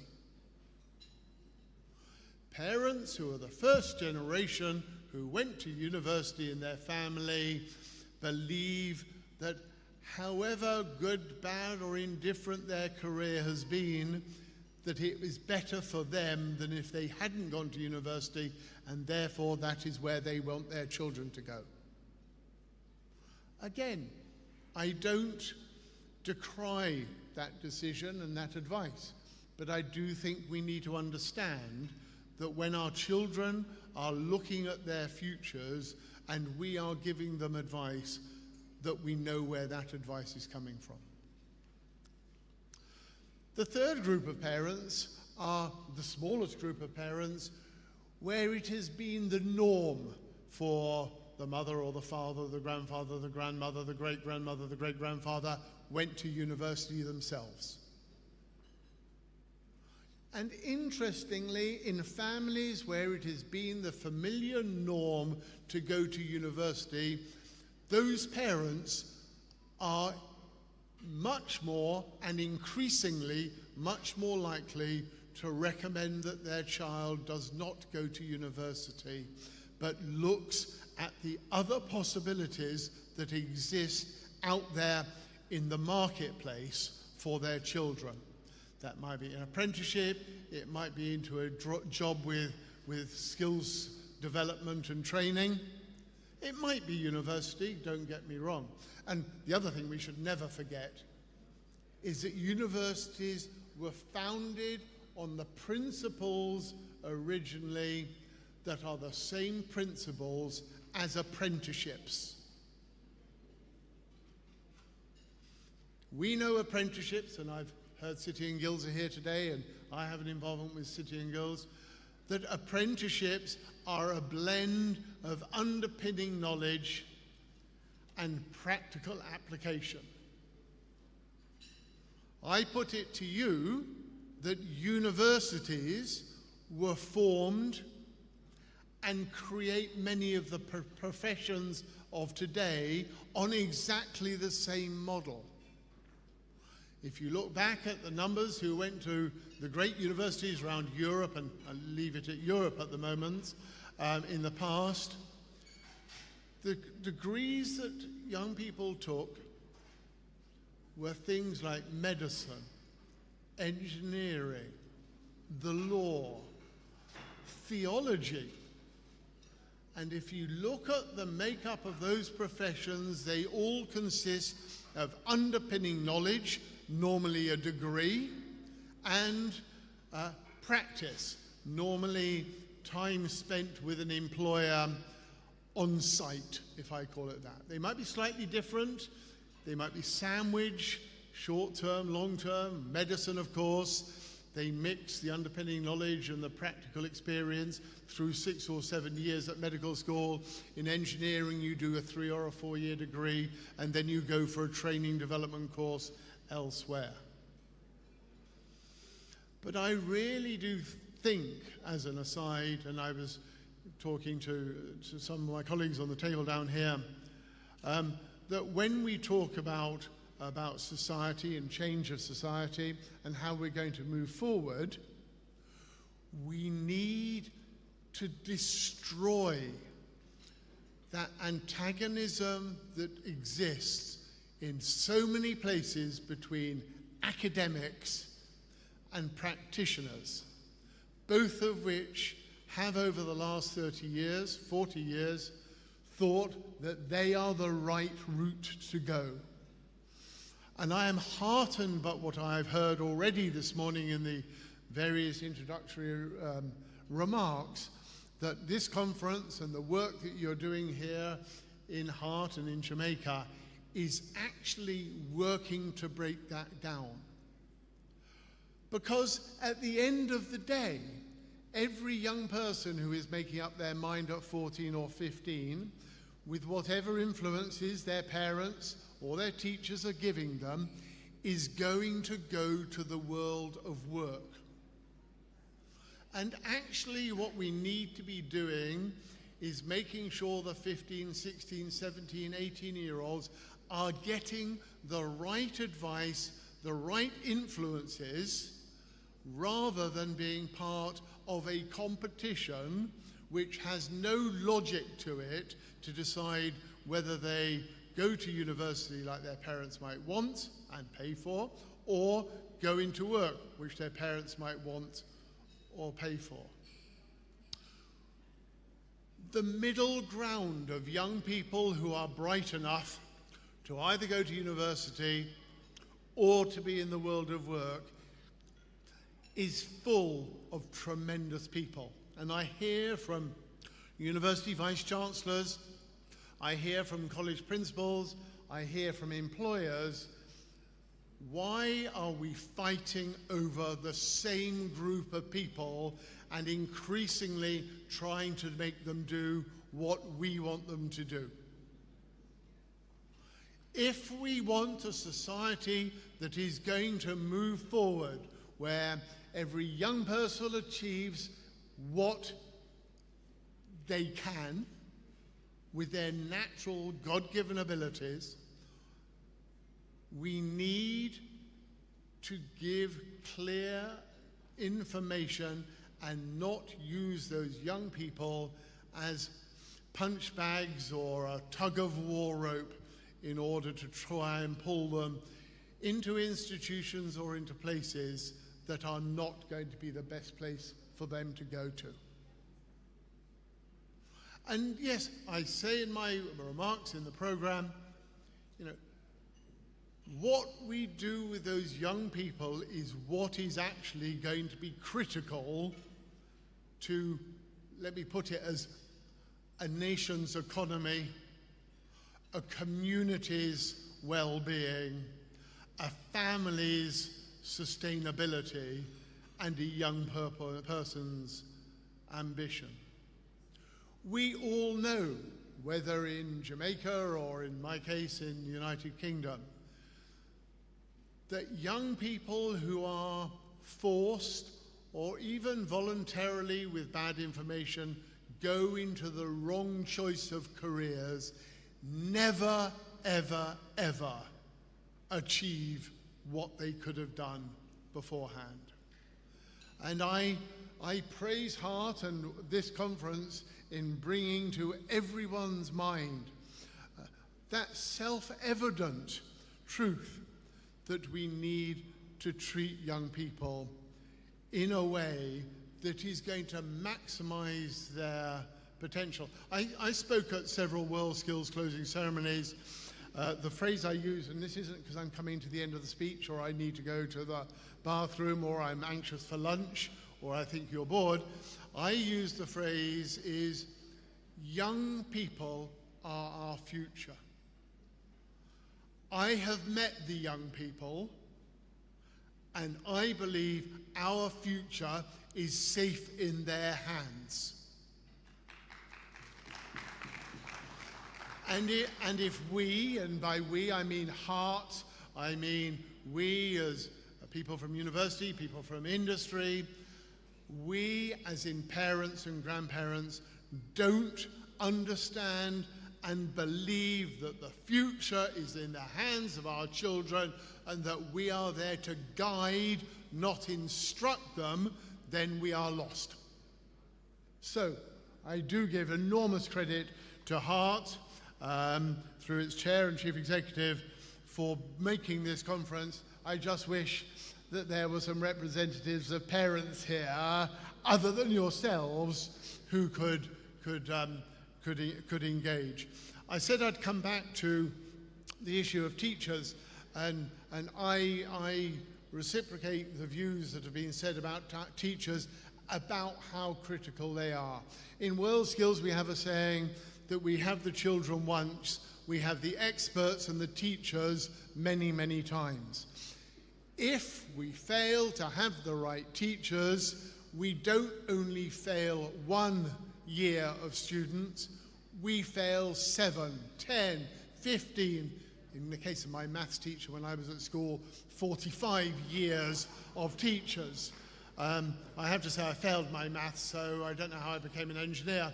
But, well, I know how I failed because actually the maths teacher hadn't moved on since the fundamentals of Newton at the beginning of his explorations. But teachers are critical, and teachers, in the same way as we need to be selective about how we put together the ideas that influence a young person of where to go for their future, we need to be increasingly aware that the choice of where we draw our teachers from, or where they are drawn from, or where they draw themselves, is critical. And yes, it's important that teachers have got a degree. I'll ask a question: is it essential that all teachers should have a degree? Because I believe that quite a lot of teachers need to come from the workplace. They need to come from employers, small, medium, and large. And we need transfer courses that a young person who gets to the age of 45 and is maximizing the profit they're making for themselves and their wages in the workplace finds something that they are going to be convinced by going into the world of education and passing on their knowledge is a valid choice themselves. And so I would add, as a future or as an ongoing issue for Hart, the real wish that you focus your minds not only on the training of teachers in the formal sense at university or in PGCEs, as they used to be called in my days. When I left university, the only people who went from university to teach were people who couldn't get a job doing anything else. I know that that has changed through the university education of teachers, but we must have a way that we work with employers to get them to release their young people. Sorry, this is an aside. I ran an electrical contracting business for many years, a family. I was the fourth generation. Colleges used to come and ask me whether we would release some of our electricians or electrical foremen to teach future electricians, electrical apprentices, in evening classes so that they got some of that on-site experience as well as the underpinning knowledge. Because myself, my father, my grandfather believed in young people and training, we always said yes. I never understood how other electrical contractors in London used to refuse. We weren't being asked to pay their wages. The college would pay their wages. What we were asking for was the validation for them to go and do a course in their time, at weekends, etc., etc. When we asked our foreman, will you do it, they jumped at the opportunity. Do you know, the best electrician, I'm sure I'm preaching to the converted, the best electrician, the best electrical foreman is somebody who has an apprentice working with them because the foreman or the electrician relish passing on their knowledge to the next generation. They get validation by doing it, and they relearn and reconcentrate on what they're doing. So teachers are critical in a much larger sense than it is normally looked at in the same as parents. Well, maybe I ought to get back to my presentation. I don't know how somebody's going to come and tap me on the shoulder. I've been doing 26 minutes already, I think. We'll whiz through these. Sorry, I got carried away. Somebody said in the introduction, my biggest fault was that I talk too much. Let's see whether this works. If it doesn't work, I can sit down and I can go for a break and then sit down. If it does work, then I'm afraid you got me for a few more minutes. Oh, you've heard this already. World skills, improving our world with the power of skills. I think we all buy into that, whether we're a member of World Skills or whether we're not. All of this, I think, is self-evident. Having heard the presentation so far and met some of the audience, I think the important thing in here, I wonder if I can make this work, are these four things at the bottom. We need skills for green jobs. However, IT-enabled work, robotic work, green jobs will come from the skills and work that people are doing today for the requirements of industry today. If you want to put a windmill up and connect it to the grid, if you want to do a solar panel and power your house, you need an electrician taught that V equals IR, and there are things called volts, amps, and resistance that are going to make things work. You cannot immediately go and train someone to put up a windmill or to do a solar panel without the underpinning knowledge of the skills that have been taught for years and years and years. And all I would say is a word of warning. I'm not saying slow down on looking at green jobs or more modern ones, but there are lots of people in this city, in this country, in the Caribbean, in the Americas, and around the world who are still trying to get electricity for the first time. Let's not forget the people who are not going to be able to afford solar panels or windmills and are going to need wires that come off the grid. We need to teach electricians to do it. We need to teach panel bashers on cars to do it, because not every garage in Jamaica is going to have computerized car tweaking jigs and automatic hammers. You are still going to need somebody who is going to bang it out with a hammer. But anyway, skills to alleviate poverty. I've yet to go to a country that hasn't got poverty. This is nothing about Jamaica, it's nothing about the United Kingdom. It could be about the United States. Skills need to reach not only these people who have been told that they can, skills need to reach people who have been told through their lives that they can't. And the worst teacher in the world is one who says, you're a failure, you'll never amount to anything. Everybody can do it. Everybody can work out their way out of poverty, and you'll see a quote in a moment that will say that. Oh, probably done it already.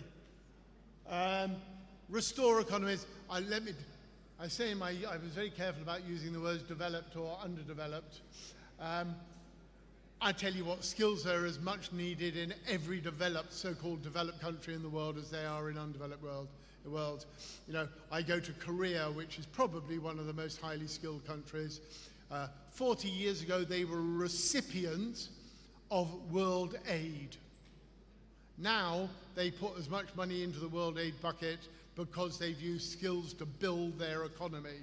And if they can do it, if China is doing it, if Vietnam can do it, then I tell you what, Jamaica can bloody well do it as well. And the bottom one about feelings of self-worth. I don't know about you. I suspect it's all true for all of you. I do better when I'm feeling good, when I feel I'm up to something. And do you know, the worst time in my life was when I didn't know what I was going to do, or I was being made to do something that somebody else told me was right for me. Skills develop self-worth. If you're going to improve a family, if you're going to improve a community, a city, a country, or the world, one of the things we have to inculcate within skills teaching and development and practice is that it gives a feeling of self-worth. Self-worth will do as much as hours in the classroom or hours learning from an expert. All right, I've only put this up so that you can see these are the skills that we've recently in Lyon, a month ago, I think it was, perhaps 5 weeks, tested young people from nearly 80 countries around the world in. Not every country did everything. I think Jamaica came and did 6 of these skills, 5 of these skills. I put this here so that while I'm speaking you can read it. The day that Jamaica says that it's going to enter a competitor in each of these competitions is the day I will be suggesting that Jamaica should leave World Skills. You're 2.8 million individuals in this country, of whom there is actually quite a small proportion, perhaps 10% are in the age group to do world skills, need to be doing skills that are relevant, yes, for them and for their community, but yes, for the economy of Jamaica. That's the internal economy and the global colony. New countries, when they join, and Jamaica's an existing and long one, but I think I would repeat it to you again, need to actually, from this list and outside this list, choose, let me say, 8 different skills and concentrate on them. 2 of them will be things that you're already very good at. 2 of them will be things that actually, with a bit of investment, with a bit of engagement, we could actually get on with these. And 2 of them are skills that are so sexy, the televisions and the radios and the politicians will come along and meet the people. I know that's a bit cynical, but I think you'll all agree that politicians like to be, photographed along with somebody on the television, and if it's something that they can actually be photogenic and understand, then it gives an advantage. The other 2 would be things that are not on this list. You will notice that there's no agriculture on this list. There's no agriculture on this list because World Skills has struggled all of my time and before that to come up with agricultural skills competitions that are universal. If you look at this list, if you look at our 80, nearly 90 countries in World Skills, you'll notice that pretty well every country in every continent in the world will be able to do these skills. Think of agriculture. Maybe it's growing rice, maybe it's growing maize, maybe it's growing coffee, to use something. Not every country in the world can do those. And if you boil down agricultural so far to what is commonplace everywhere, you get to nothing. My comment about those other 2 skills is that World Skills Jamaica, and therefore through HEART, you need to come up with things that are important to you as a country, that are going to employ your young people in meaningful work that they move forward with. So, I would say to HEART, and this is plus or minus 50%, look at 8, perhaps go down to 4, go up to 12. I realize there's money that comes from government, from employers. It's pointless trying to do a skill if you've got no employers on the country who are going to do it. What on earth would you be teaching young people skills where there's no work here? I went to Ghana, and they said, we educate more Ghanaian children every year with a degree in law, every year in a degree in the law, than we will ever need in Ghana as lawyers. And what happens? All those young people whose families and government invest in making them lawyers disappear off to another country and earn their living elsewhere, and if we're lucky, about 10% of the money comes back. Find things that are good for your country and do them, and that's why local, national, regional competitions are so important. There will be things that you do in the Caribbean, in every one of your islands, that you could do in agriculture. Ignore World Skills, or we might give you a framework where you could put the competition into, but do things that are good for you. This is about the young people of Jamaica. Yes, in the world, but yes, even more so here at home. World Skills went out and spoke to its members about things. So I'll whip through this quite fast because I'm standing between you and your lunch or entertainment or whatever.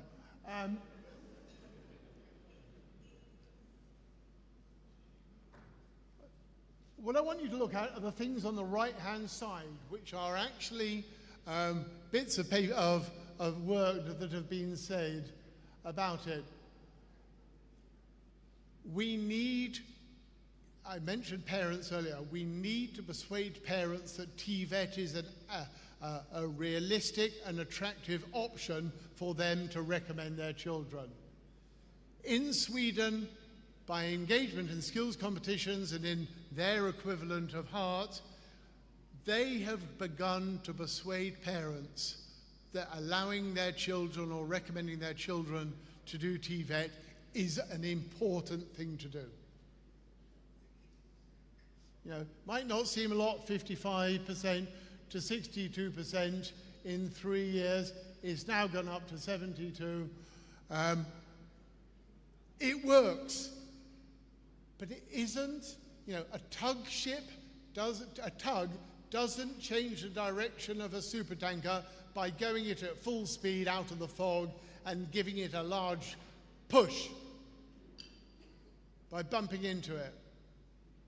It does it by going slowly alongside and pushing over a number of years in a direction. And if the minister was here, and I'm glad that I will meet her tomorrow, I would say the most important thing for TVET, from her point of view, is a continuity and certainty of funding, of HEART, of colleges, of employers, and of teacher training.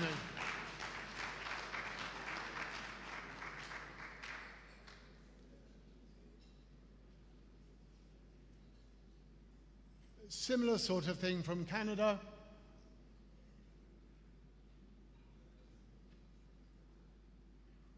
I don't know how many people are from different parts of Jamaica here, but speak to your local politicians who may well have devolved funds in order to have bits of competition or exhibitions or conferences like this in their area. They bring money, unlike the Olympics used to. You remember they're still paying in Montreal for the Olympics in 2009, I think it was. You know, Lyon will make a profit this year from having hosted. You know, TVET is big business now.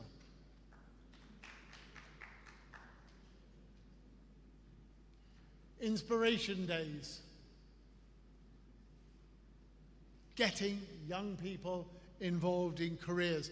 I haven't mentioned careers by name, but you know, when I talk about influencing young people, I think you understand that teachers, careers teachers, are absolutely critical.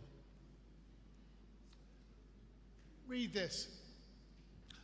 If this could be about a Jamaican child, you'd have your Prime Minister singing this from the rooftops. Skills change lives. The poorest, the most destitute people, with support of parents and teachers and employers, can go all the way. It's not about winning a gold medal, though that helps. It's about here, and about here, and about here. Head, heart, hands, the very nature of TVET.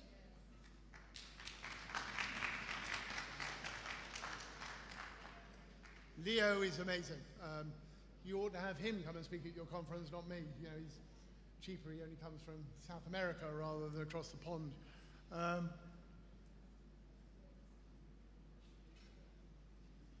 Educators present, people involved in teachers. All I would say is you've got to make sure that the quality of what you teach is fit for the workplace. Workplace has got to tell teachers what they should be teaching to make it worthwhile. It won't be a perfect match, because not all two jewelry makers or all car mechanics or beauty technicians work the same way. But there has to be a core of what you are teaching that comes from the workplace. And the workplace has to get off its bottoms and actually engage with educators. I know I was an employer. I was unusual. I engaged with educators. It is difficult when you're actually trying to work out where tomorrow's work is going to come from and how you're going to get paid for yesterday's work to think, shall I go along to the college open day and tell them how good it would be to be an apprentice? But they've got to do it. They cannot complain and say, we can't find enough electricians, we can't find enough shipyard workers, if they don't put something into the pot.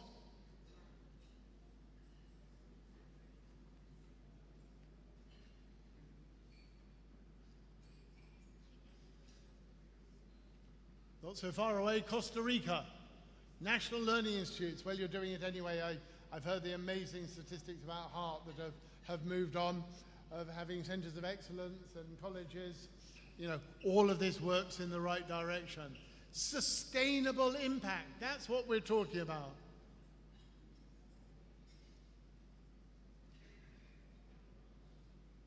Sure, somebody else is using one of these as well.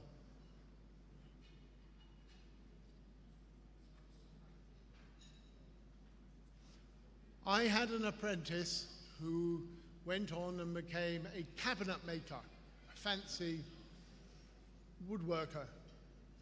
He reckoned being involved in skills and competing in skills and passing on his skills to others improved his technical ability by 6 years. It accelerated him by 6 years. That can happen to your students, your competitors, and others as well. You can take leaps forward.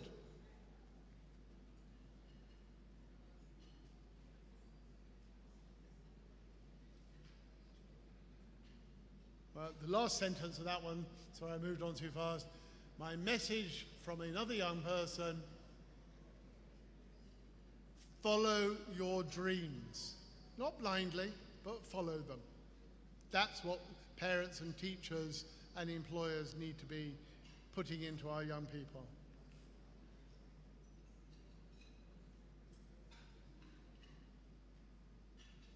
In Korea, the young people who get to the top get promoted. Employers believe what's happening.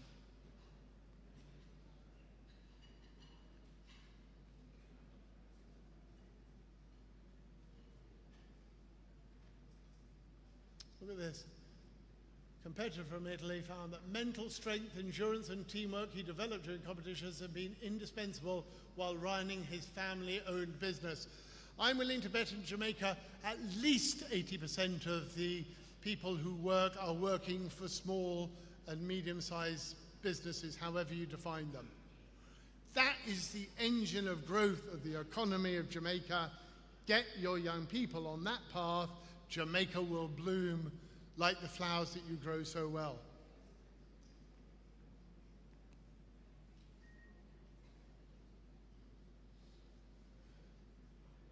We go back to mental well-being. Here we have, friends, relationships, networks. Why should the only people in life who network effectively have been to university, where networking is a skill that is inherent in what they are doing in their learning? Why aren't young people in the place of work networking with other companies? A skill, one of those underlying skills that we talk about but are not so good at putting in place in people.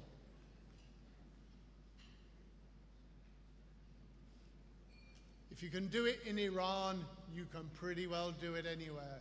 Set up a business, generate some wealth, generate some taxes, improve the life of your family and your community. In the United Kingdom, in England, the two most frequently occurring businesses that are in villages are florists and hairdressers stroke beauticians. Almost every village with more than 1,000 people in it has got both of those two businesses. Those two businesses have been set up as start-up businesses, are probably employing 8 out of the 1,000 people who live in that village. That has got to be good for the community. whether you like having your hair cut or whether you don't like having your hair cut, or whether you like buying your wife flowers or husband flowers, is immaterial. You know, skills are the bedrock of new businesses. Very few people leave university with a degree and immediately say, I'm going to start up my business and become successful. Most businesses are started up by people who have got a trade or vocational qualification.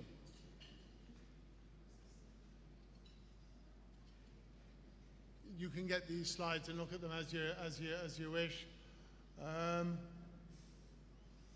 Interestingly, having an airport here, having an airline, whatever it is, there are, seems to me, opportunities to be able to do aircraft maintenance at the highest level if you want to do it.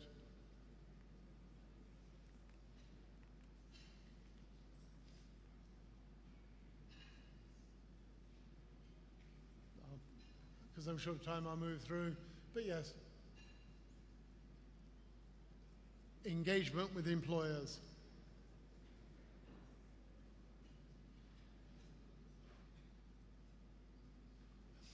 What these are trying to do is give an indication that this is a two-way street. We don't call our global industry partners, and I'm delighted that we have some of them like VCOM and Festo and Lincoln outside here supporting you. We don't just ask them for money. We say, would you like to come and improve our competitions and our engagement with young people? That's where they get their benefit from, as well as selling equipment. But you need to have a two-way street.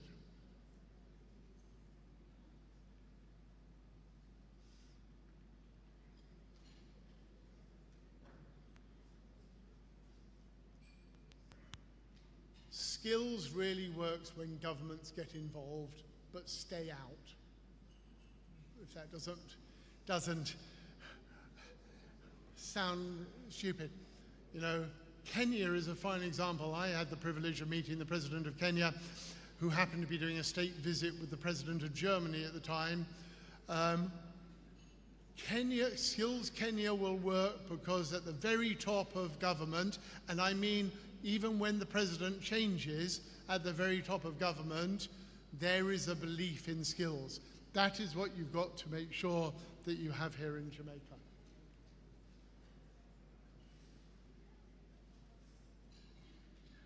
£1 invested in skills returns £2.40 to £4.50.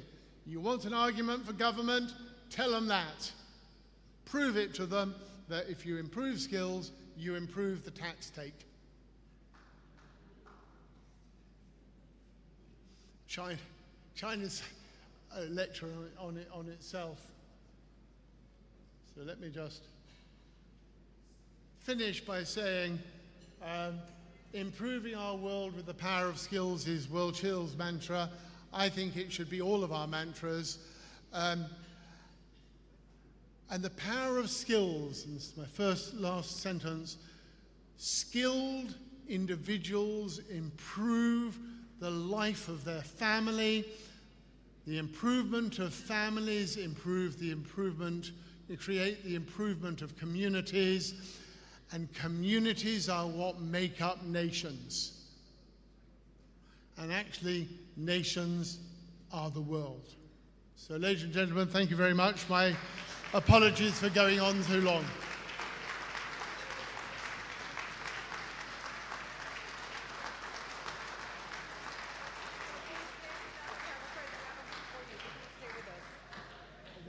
Ladies and gentlemen, I don't know about you, but if you think he deserves a standing ovation, please stand and let's applaud our keynote presenter, Mr. Simon Bartley, Honorary President, World Skills International, for that passionate, relatable, on-point presentation. So we'd like to invite to the stage Dr. McLaughlin to make a presentation. Thank you so much, sir. Wow, incredible presentation. We have so many things to walk away with this morning, sir. Thank you so much for putting up with us. You made it. No bathroom break needed. You did a fantastic job, sir. Thank you so much for saying all the things some of us have been thinking, but we didn't have the courage to say, right? And for saying some of the things that we've been talking with our friends about and with our colleagues about, but we haven't been able to put it all together for it to make sense. And for referencing those areas, those places that this has been tried, tested, and proven, really on point. Heads, heart, hands, he says. That is the key. Thank you so much again, sir. Ladies and gentlemen, we are a little bit behind time. We're going to get right into it. We have some music for you, and we have a talented trio who had their debut single back in 2019. It was called Let's Do It Again. Here to do it for us, please make welcome Cusick.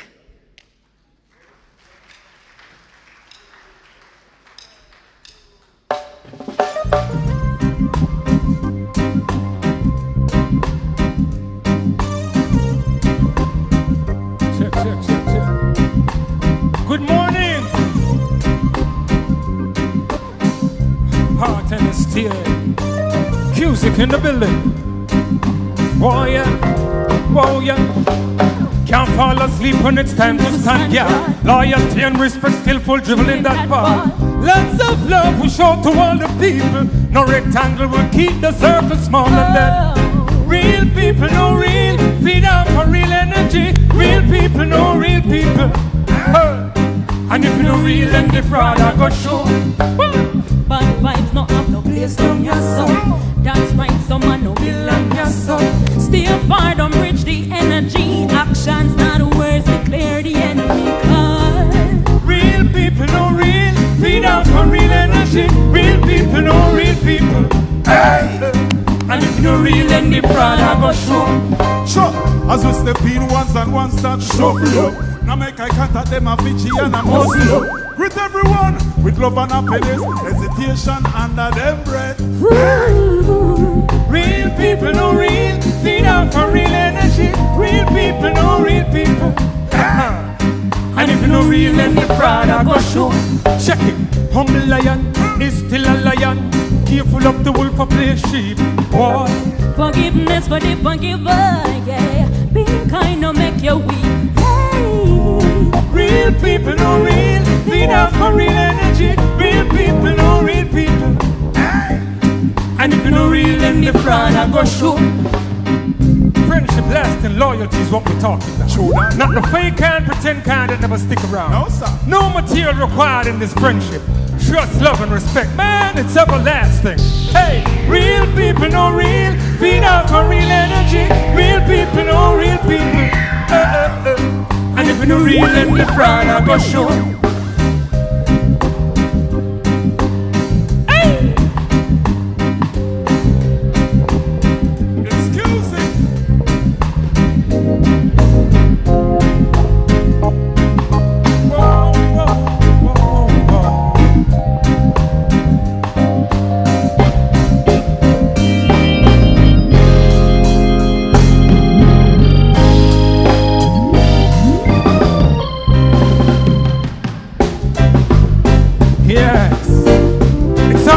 Culture for us, heart, NST. I love what you're doing. Yeah, man. So we go stand up firm when we are defend for the culture, and we not take no talk from no imposter. Never bow to political pressure. Burn, burn, burn. And we go stand up firm. So come declare a new intention. Reject not truth and now put at the center. If you're not forward for benefit the people. Burn, burn, burn. No matter come around you with your different ways, and it come over here with in a foul play. If you're not uplift the people, better let go round here. Take for yourself from one. Yo, you see the caring and the sharing that is in our blood. Everywhere we go, we teach them one love. And the love is full of how we serious life. So you do not far from the guillotine. That's why Chrissy Weber stand up firm. When she a defend the culture, she not take no talk from no imposter. Never bow to political pressure. Burn, burn, burn. And we go stand up firm. So come declare a new intention. Reject that Trojan now, put at the center. If you're not forward to benefit the people. Burn, burn, burn. Cause we now go play so don't you play with it. It is the strength of my people, don't you play with it or lay with it. Protect the culture at all costs. Can we not play with it? I said the culture of the roots, so don't you play with it. It is the strength of my people, don't you play with it or lay with it. Protect the culture at all costs. You see the world where we live in is full of strange things. Come on, we sell out the bread not just to get ratings. No sell your soul for vanity and bling. Next time you do and dash you go. Proud, just put the right thing and go before a fall. And what she like me, the woman send come call me. She says she like me. Queen and king, that is it. That's when me stand up firm. When me a defend the culture, me no take no talk from no imposter. Never bow to political pressure. Burn, burn, hey, music a stand up firm. So come the clear run up intention. Reject that children now, so at the center. If you no power to benefit the people. Burn, burn, burn, and we go stand up firm. Whoa, whoa, whoa, yeah. For all the ladies. Yeah. Listen.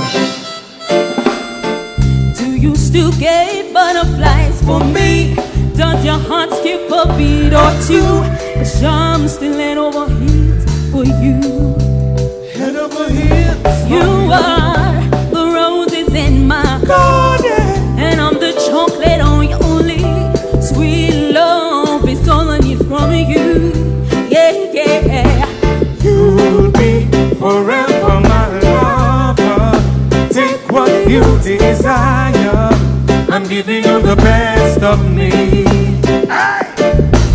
No one could ever replace you. The way you hold me and touch me, it's just you and me. Baby girl, so let us fly away on the wings of love to a place where only eagles soar. Where I will show you love like never before. Of this feeling I could never have enough.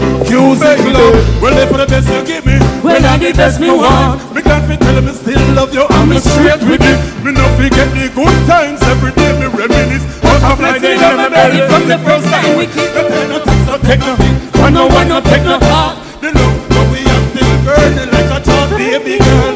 I will be loving you, no matter what people do. So let us fly away on the wings of love to a place where only eagles soar. Where I will show you love like never before.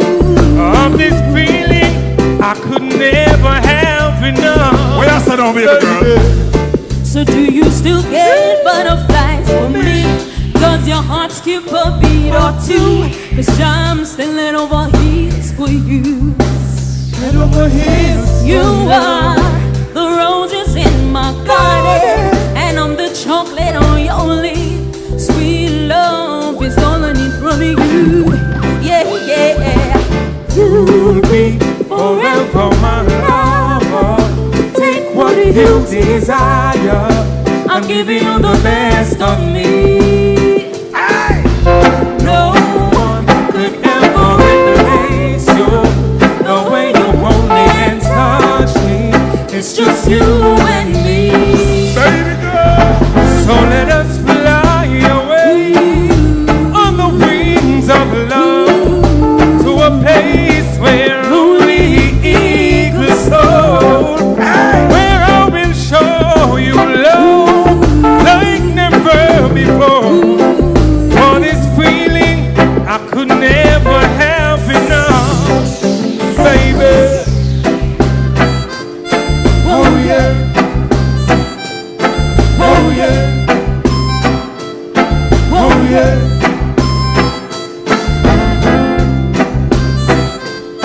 Oh yeah. Oh yeah.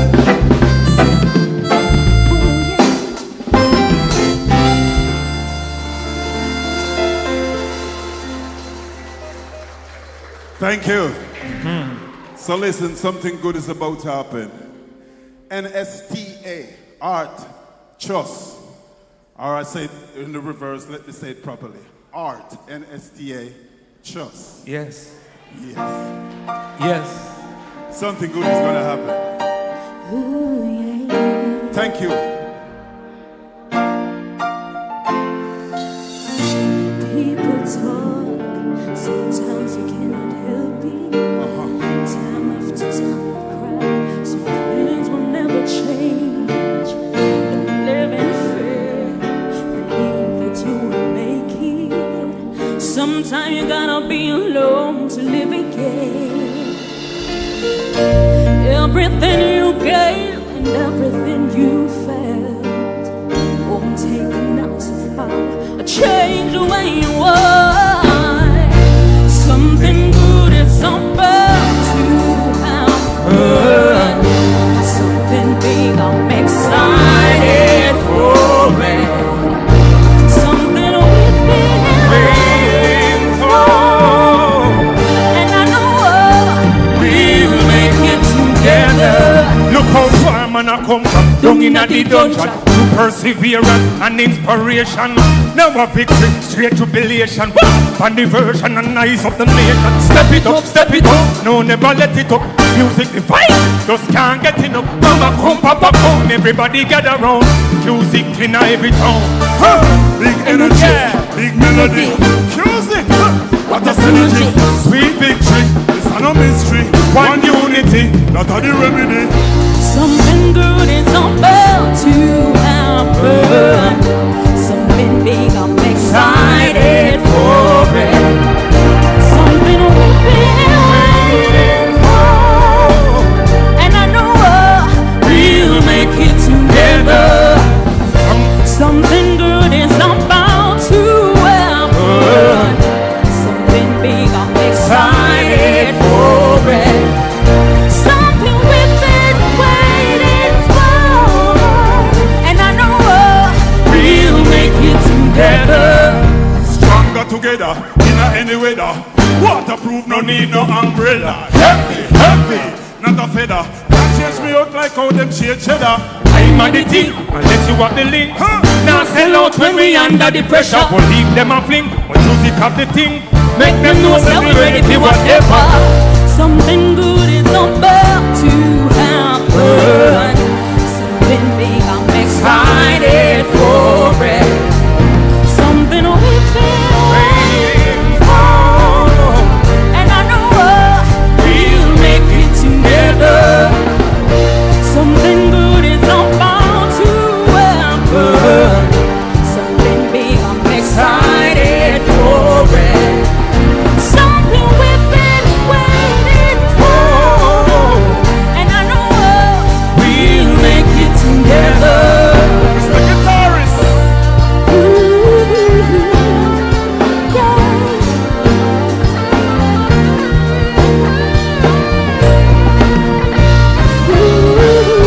Hard NSTA, 42 years. Beautiful. Something good is about to happen. Something big, I'm excited for it. Thank you for having us. It was nice being here. Our name is Cusick. And I know we love you. we'll Respect. make it together. Good morning. Have a wonderful morning. Love you. Thank you. Thank you.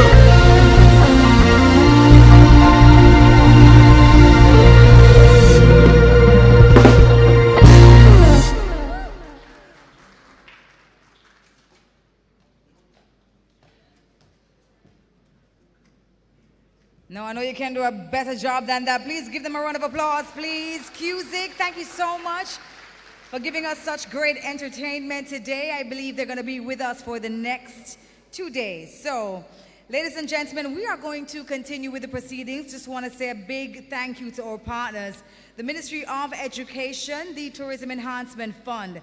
Big thanks to the AC, Marriott Hotel, Windsor School of Special Education, Bridgeport High, Ascot High, I believe this is, Heart Training Institute, the department, and also all units. Thank you, thank you, thank you so much for partnering with us to do this summit. Put your hands together for all of our partners, please. So I do believe our presenter, she has been online waiting patiently to join us. Miss Natalie Axe, she is the project officer. She's going to be presenting on transforming TVET for a successful and just transition. She represents UNESCO, UNEVOC, and the UNESCO strategy for TVET, looking at 2022 to 2029. Ladies and gentlemen, joining us online. Good morning to you, Miss Axe.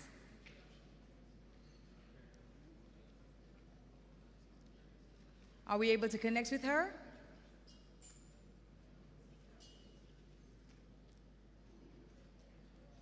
I do believe that we do have a formal introduction for her. Please come forward.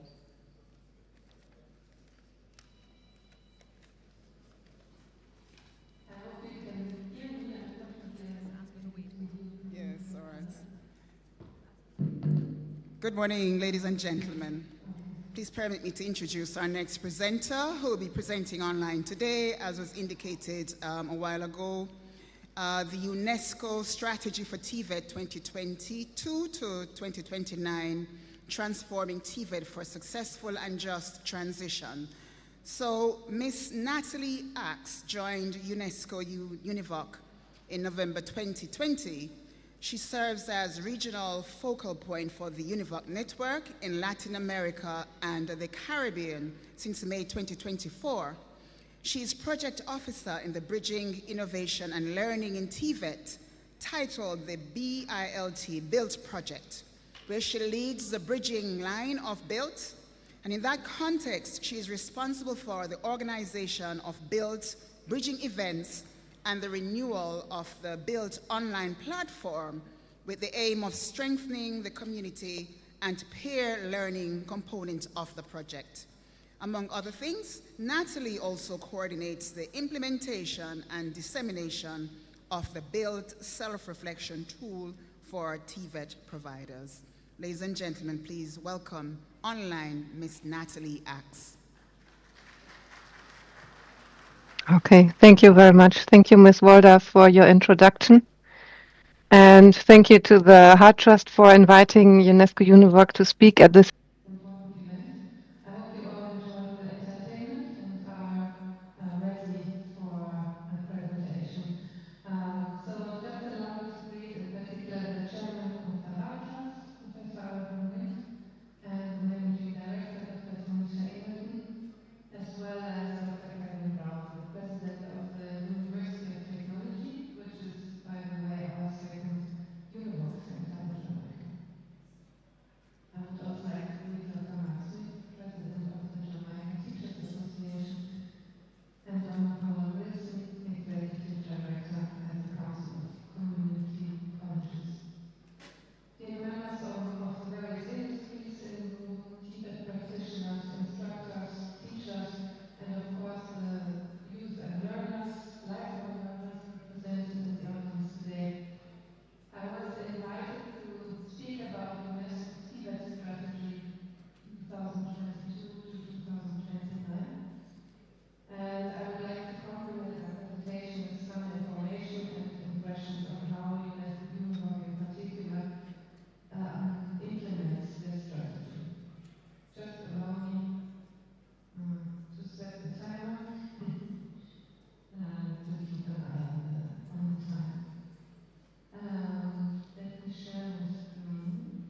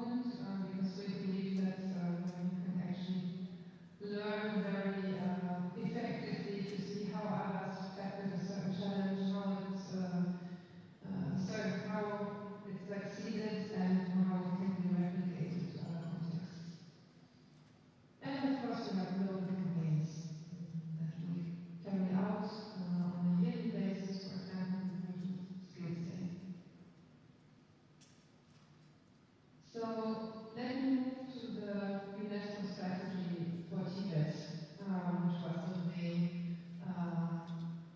speaking point of our invitation of thought. Referring back actually to your event title of the Tibet Summit, Tibet as an engine for social and economic growth. I might mention that the UNESCO strategy adds a third component, and that's the individual. So it shows that it takes a very holistic perspective on Tibet, on the role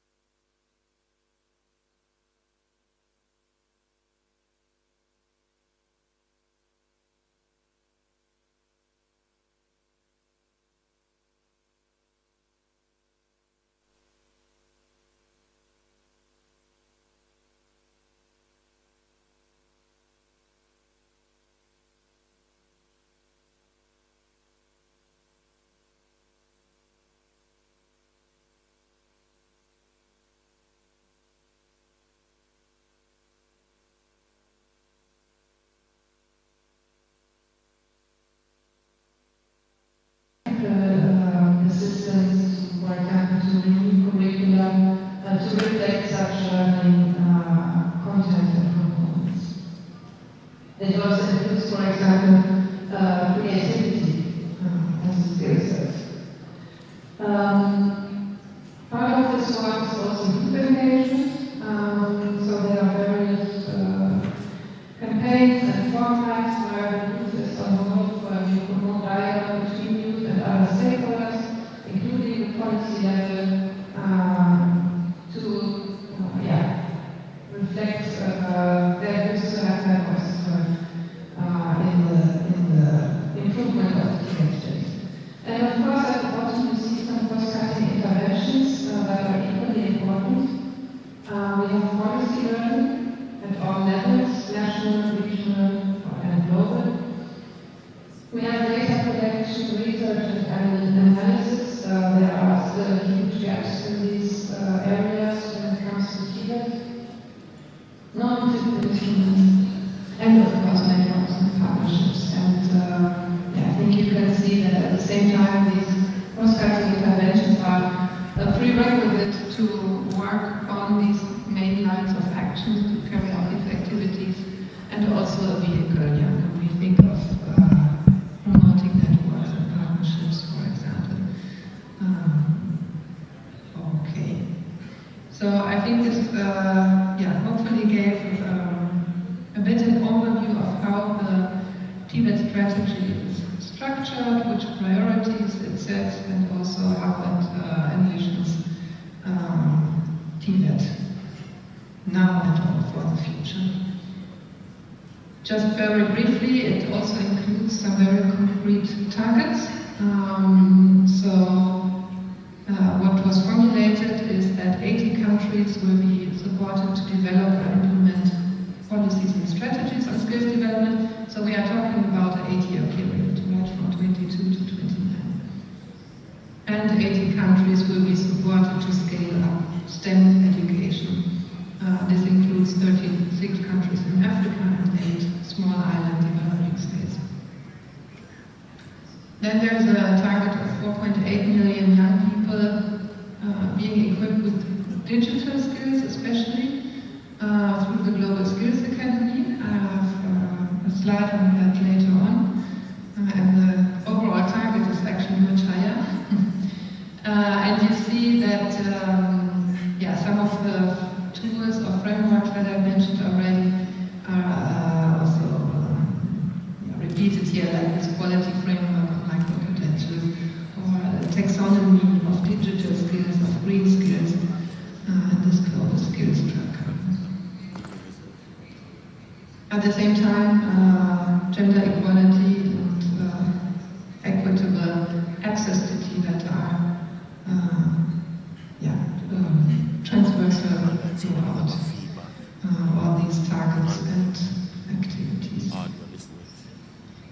So I would like to get back to you once again with 2 questions. Maybe some of you have answered them already. I think you were able to proceed.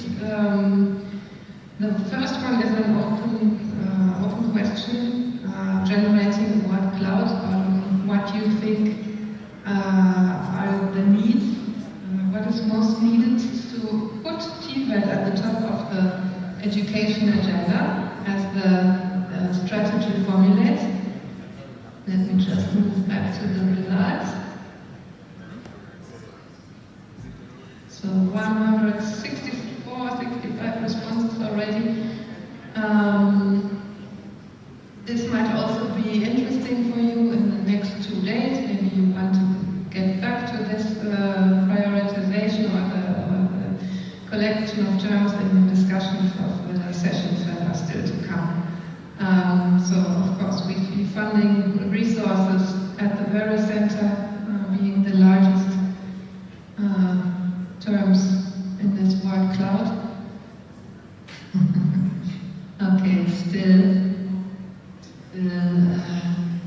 some answers coming in. We have collaboration, partnerships, again, more awareness, more commitment. Resources are repeated several times in different terms. Ministry buy-in, okay. Cultural change, I saw. That's interesting. Yeah. Okay. No, you can still enter your most urgent needs, what you consider to be most relevant. I will move on to see the results of the next questions. Which themes should be prioritized when strengthening and upgrading TVET systems? So these terms, these themes are actually taken from our medium-term strategy of UNESCO Univoc. Thank you for the time. And I think they also reflect quite well the topics that you are discussing at the summit. So it's always interesting for us as UNESCO Univoc to see how stakeholders prioritize these themes and what they see, what you see as most relevant. So again, let's see. Thank you so much for your participation in these surveys. It's very helpful and interesting to see. I will take this back with me. So we have industry engagement and career guidance at the very top. Great. Okay. What's really interesting is that green and digital transformation seems to go down. We have seen this in other events, in other contexts as well, when it was still at the very top a year ago and 2 years ago. So, seems priorities are shifting. Okay. Again, you can also pick this up. I can share it with the organizers later on, and you might want to look at these again or take them as food for thought. So, when it comes to implementing some of these activities, I will see I have 3 minutes left, so I will maybe just take 3 examples. I will skip the leadership program. I assume that most of you know about it. Just leaving the slide here for a moment. We are hoping to launch a new edition next year, so keep your eyes open.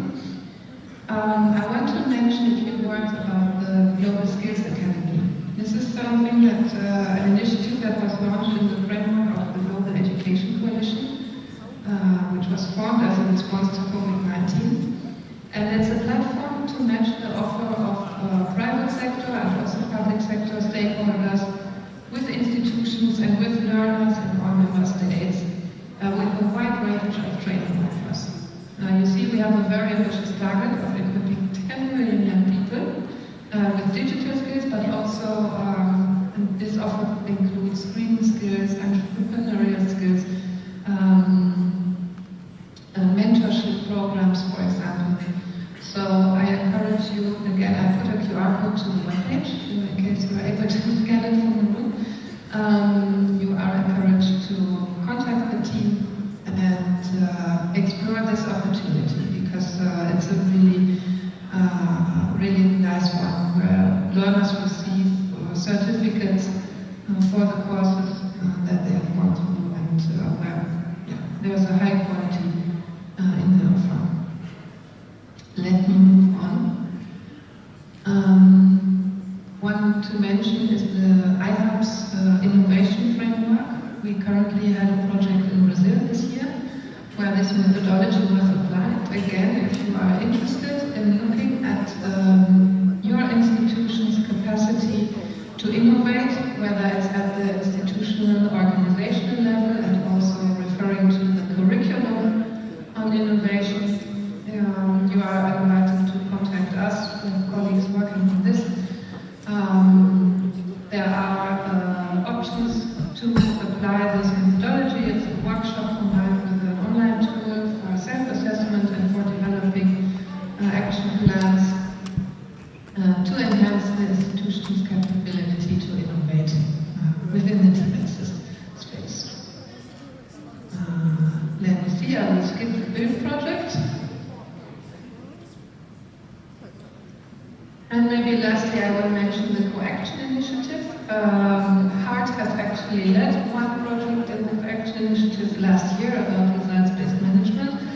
And I want to just highlight that we are again aiming to launch a new edition next year where Univoc centers and partner centers can propose projects and can receive some funding from Univoc and technical support for the implementation. And I also encourage you, once again there's a code to the page, to also explore projects that have already been carried out.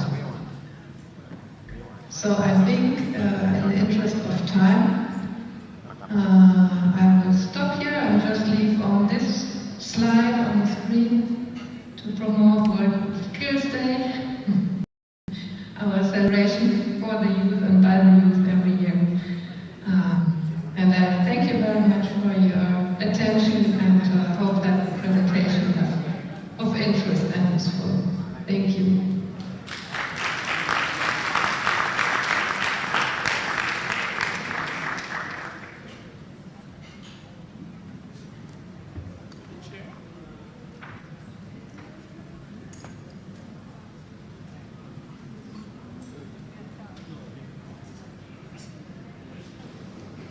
Check. Thank you so much. Ladies and gentlemen, can we applaud Miss Natalie Axe once more, please? Thank you so much, ma'am, for your patience and for your presentation. We've learned so much, and we will certainly be checking out the webpage for more information. So good to hear about what has already taken place and what's to come. We have a presentation at this time for Dr. Jacqueline Wadler, who was the moderator for the session. We ask her to join us on stage, please.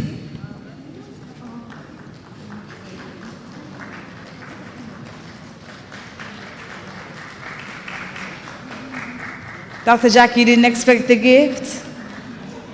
Today is prize giving day. And just to note that we're going to be shipping Miss Axe's gift to her. So just to say I love you so much. So I just introduced our presenter, and so that was my role. So I think there was a little bit of a mix-up. So I've done my part already. No, we're giving you a gift. Oh, okay. Yes. Sorry. That's your gift coming. We're going to be inviting our regional director for Region 6, Charlene Rohan, to come forward and gift you something nice for doing your duty. Thank you so much, ma'am. You can, there you go.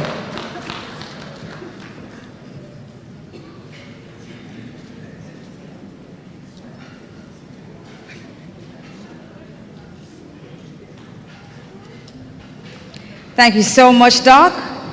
And we say thank you to Ms. Rohan for making that presentation. Now, ladies and gentlemen, we are 2 presentations ahead of our lunch break. Thank you so much for your patience. Have you guys been enjoying the presentation so far? Learning a lot? Taking notes? That's good. I'm hearing rounds of applauses and everything. Do me a favor, please. Can we all just stand? You've been sitting for a while. Can you all stand for me, please? I know we don't have a Mr. DJ who is in the house, but we're just going to use our internal vibrations and feel the energy nevertheless.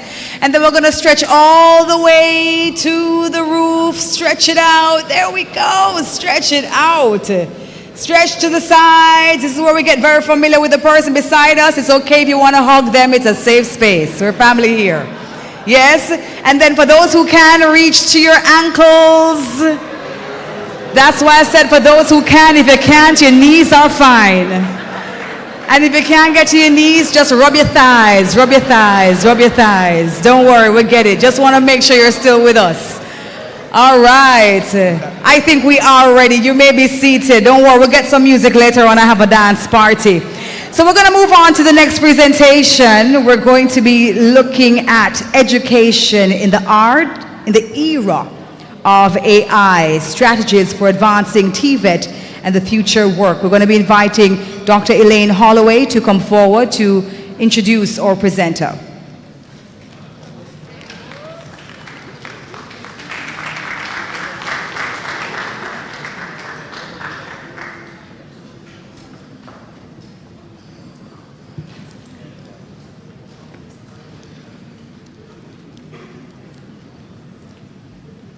Distinguished ladies and gentlemen all, good day.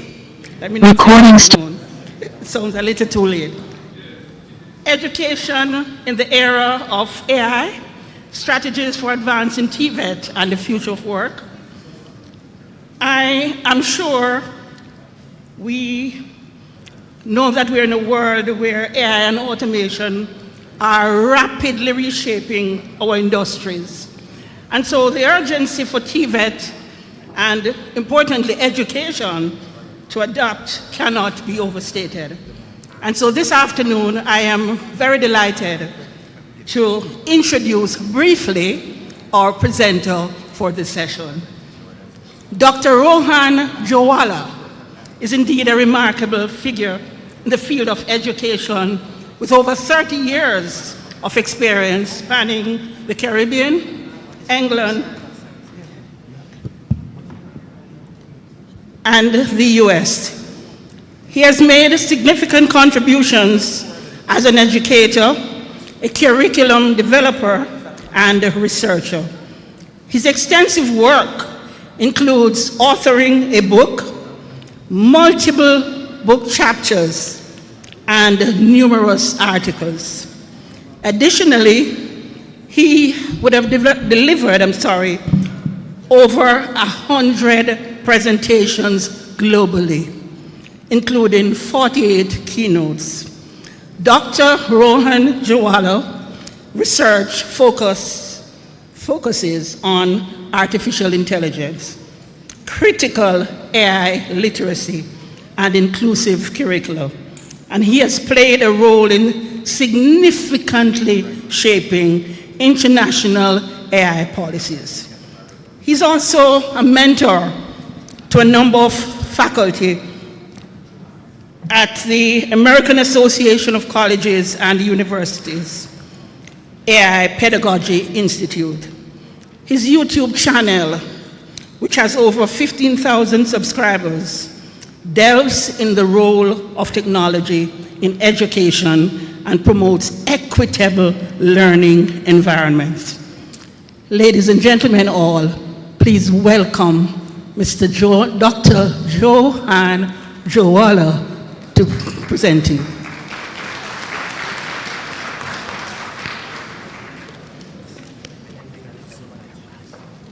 Thank you so much. Thank you so much. I've been given a mission to summarize my hour presentation into 25 minutes. So I'll do that because with AI, everything is possible. So if I can get my PowerPoint to start, then I'll start. Yes, so let's start. Hello, everyone. Oh, I think I went far, sorry.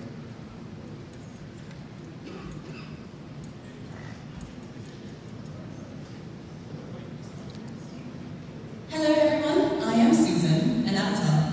I am not a real person, but I am here to set the stage for Dr. Jawala's session.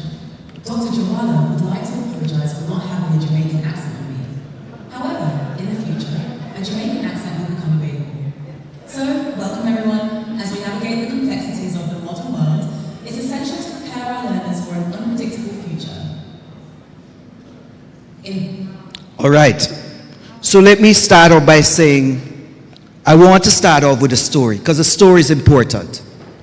In 1978, before many of you were born, I was on a play field in Montego Bay, Baxter Road Primary. Someone picked out something, he had it on the playing field. As a matter of fact, it was a Viewmaster. Anyone here had a Viewmaster? Yeah. And I saw Spider-Man, I saw Superman, I saw Wonder Woman, and listen, that boy was so smart. You know what he did? He had a line behind him. And behind him, he was charging every single person 20 cents a try. And when it was my time, by the time I looked, he said, your time done. I said, but I couldn't say any further because he was a taller boy than I was back then. And you know what? I paid my 20 cents. I'm sorry about bringing up food at this point in time because I did not have my red plate with my dumplings and my chicken forward in that plate that day. Back in those days, you went to the canteen I didn't have money. So I was left wondering about what if. What if I'd had that experience and not wait until 30 years to get my first virtual reality headset? From that point in time, I knew my world had changed.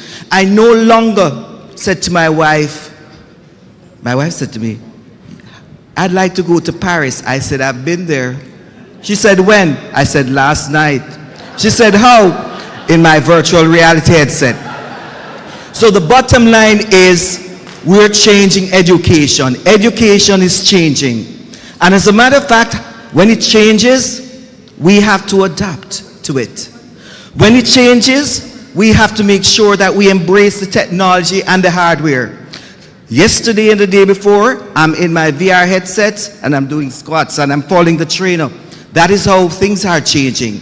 Because educators today will understand that there's going to be a different modality of learning, one that is immersive, one that is consistently changing, one that is adapting to data immediately and giving feedback immediately for that learning to take place.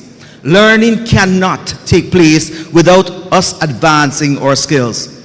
So when I think about this other case, I go to my barber and he's cutting my head.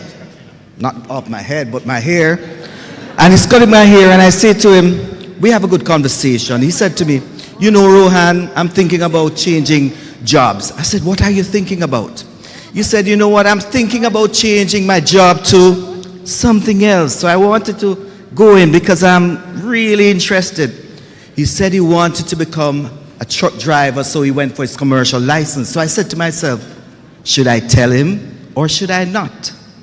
Should I tell him that the possibilities of him being a driver in the next 10 years is threatened? But I said I didn't. Because what I see is a landscape, and as educators, how do we inform the workers of tomorrow for the jobs that have not yet come into being? We now talk about social media experts, but 20 years down the road, behind us of course, we had none. So how do we train these individuals to be what? Ready for work. It takes creativity, it takes reflection, it takes using those tools to educate yourself. It takes a time that you sit down and you play with these devices. So those are strategies. So when you ask the question, the gate man, key man, I like that poem. Because you see what everyone, when they leave Heart, they should have the keys in their hands, not to shut the door and run away with the key like in that poem by Mr. Ellis, but the key of artificial intelligence that will open the door for them to emerge into various workspaces for jobs that are yet to be created. So I say to you at this point, we have to consider that. So the keys that we give them are the keys that will involve critical thinking, and I'll touch on that a bit. I'm not going to touch on these slides because they are been talked about somewhat. But I want to talk about the development of soft skills. Very important. Because we're talking about AI, and many people are saying that AI is good. Yes, it's good, but what you put in is what you get out. And by the way, let me warn everyone here, be careful of what you're putting in, because it has a memory. And the memory is scary. The black box that they have not told you about is because they don't want to tell you about the transparency in the data. So when we think about AI, we think about, of course, soft skills, critical thinking, getting them to understand that, listen, AI has a part to play, but as an educator, we have to develop these skills and ensure that our curriculum is designed to elicit critical thinking, is designed to allow them to have these soft skills necessary to be flexible, because flexibility is going to be important. Yes, how many of you changed careers since you started your life of work? I changed about 3, social work, back to teaching, back to... How many have changed career pathways? Yes. Because what they're saying now, and the new concept is lifetime learning.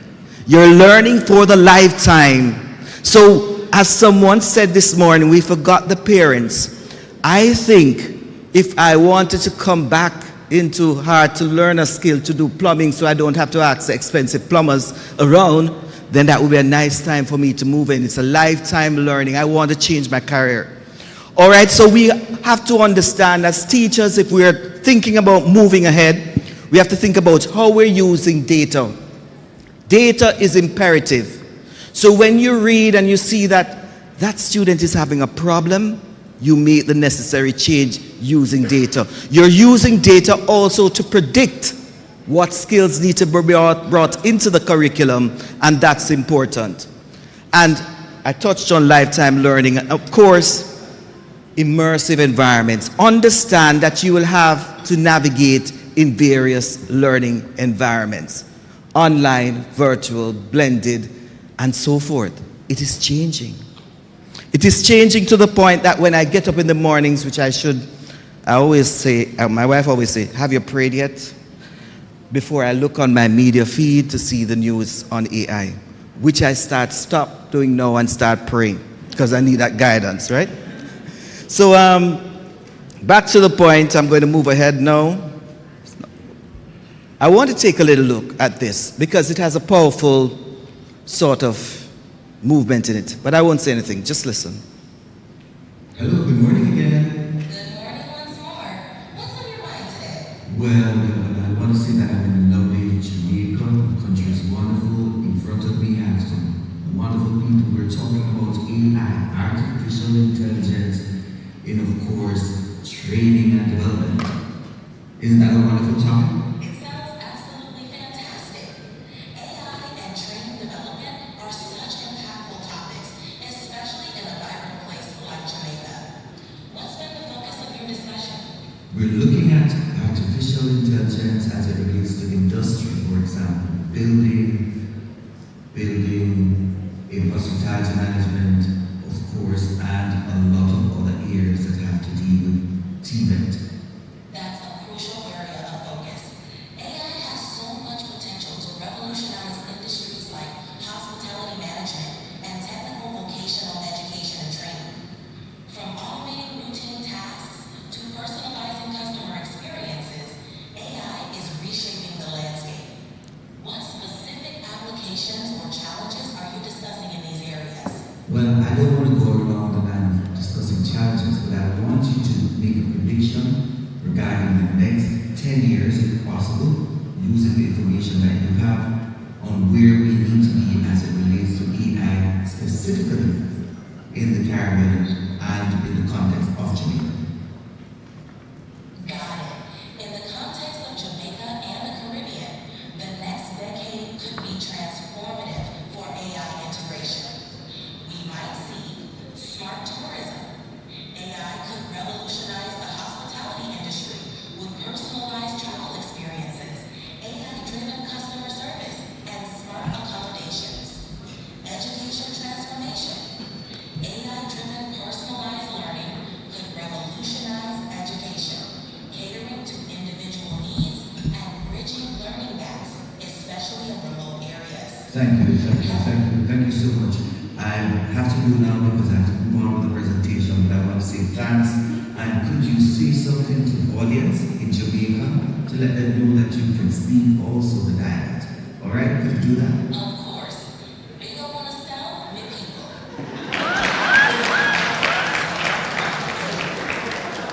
So the possibilities here. When I first did that roughly a couple years ago, thank you so much for that time, someone said to me, they were very upset that AI could speak Jamaican. It has gotten better, right? But just imagine having a conversation to work in the mornings with AI. I did that one morning. I said I would never do it again. Not because, but I must remember that AI is not human. But you can get your quick responses. And the quick responses that we get can give us a starting point. So what I'm saying to educators, use the technology, but remember what you get, what you put in is what you get, and you have to be very careful. So a lot of updates have gone, and it's getting better. And I want to look at this because who wants to have an assistant to work for them in quick time? Put your hands up. If you had 10 people, one that could write an email, one that could do the spreadsheet, would it be good? What if I say it is here now? Would you want it? All right, sounds good. So this is a TVET planner that I designed because I have a ChatGPT account, and this has a possibility to write a lesson plan on your subject. And by the way, I'm not a specialist, so let me put that disclaimer. Remember, anything you put in, you get out. But for quick demonstration, let me do this one.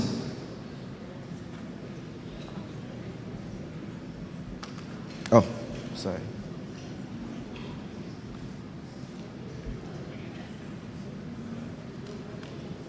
All right, let me press again.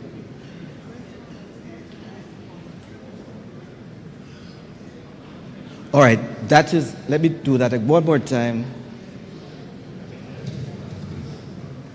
So what I'm doing is, I've designed a prompt, and the prompt was extensive.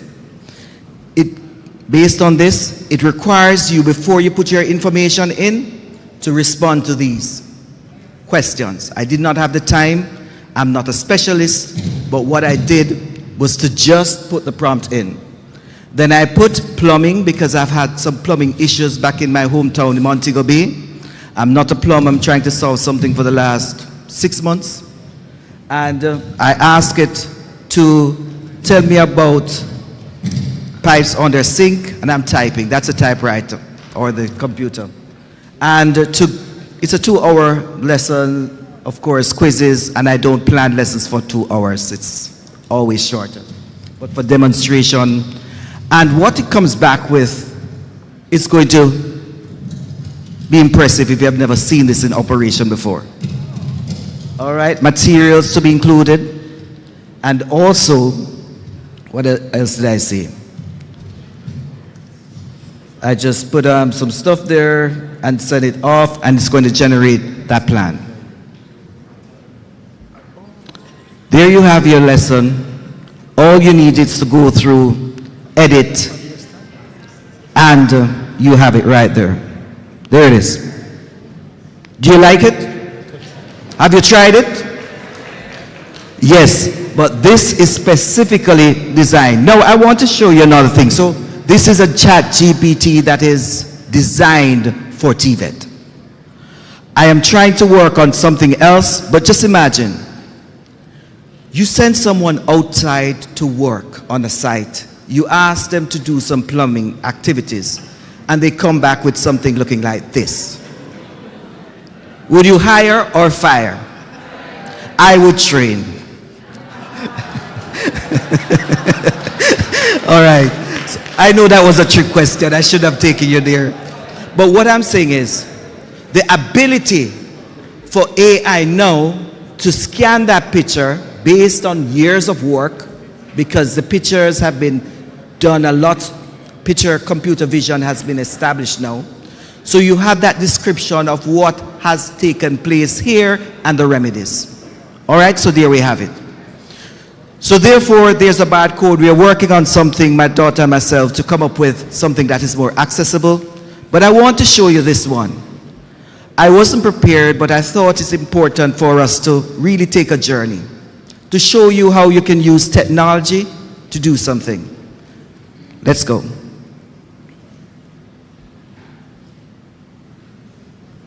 And let me tell you, I am being followed by a drone.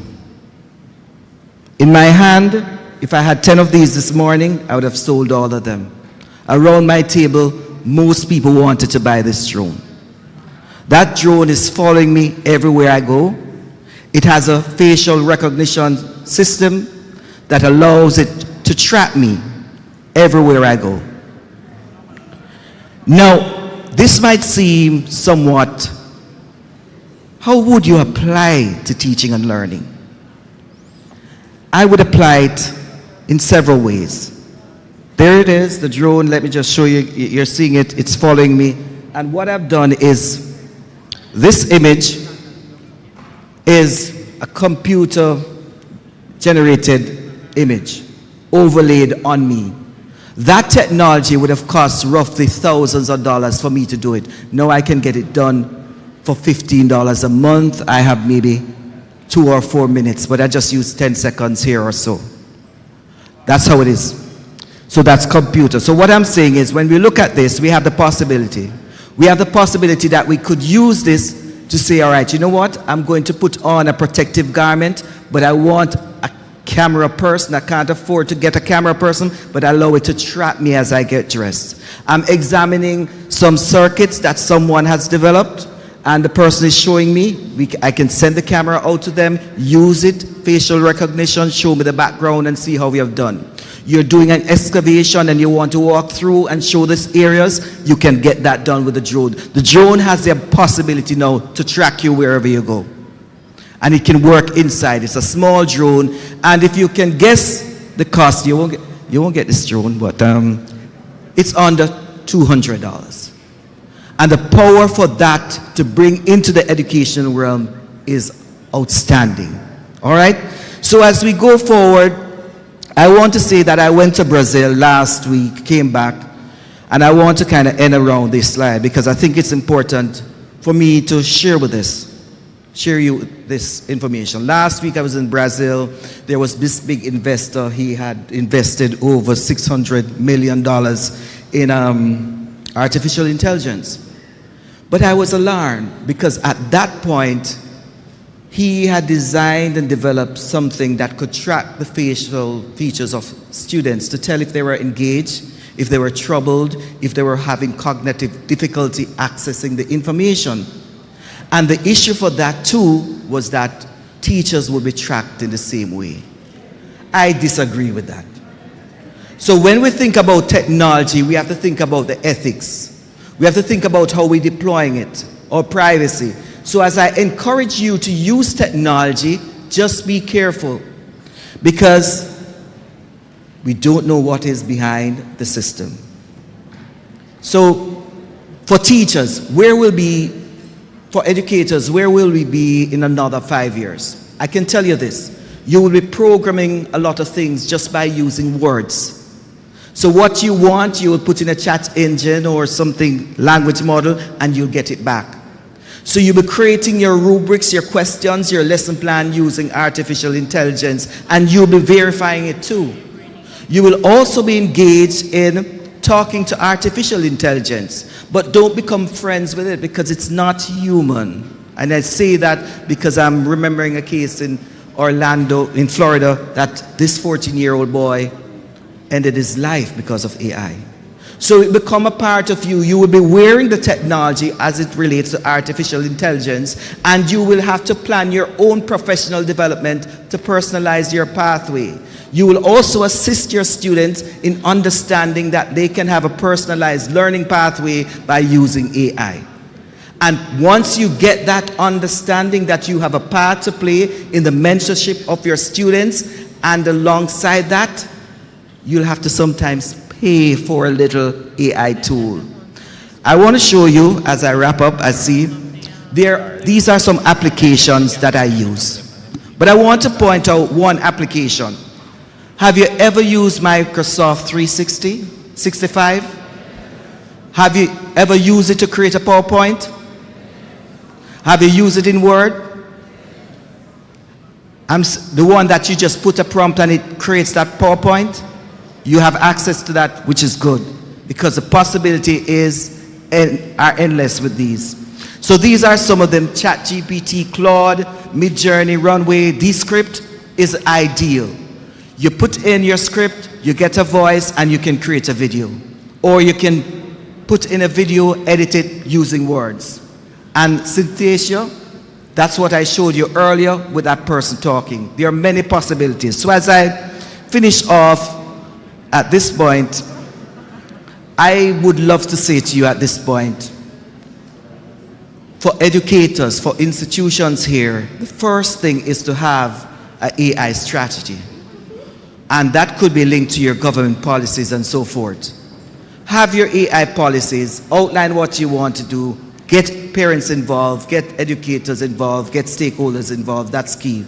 But for us to advance as it relates to AI, we must take on the mission. The mission is great. We have to change the way we walk as it relates to our work. Our styles of teaching, our assessment will change because we have to still have honor as it relates in assessment in the age of AI. And some people will say AI is about cheating. I say, hold on, hold on, hold on, hold on. That sounds like a lyrics, right? I want to say hold on because cheating was always present. It was always present. The issue for me is we have to redesign the way we teach. And we should have been doing that long time ago because we have stuck to the traditional approach of doing what we're doing. So that's how we have to do it. All right. So what I want to do for this group, because I think it's important, is for you to scan this code. There are 4 questions. It's based on a SWOT analysis.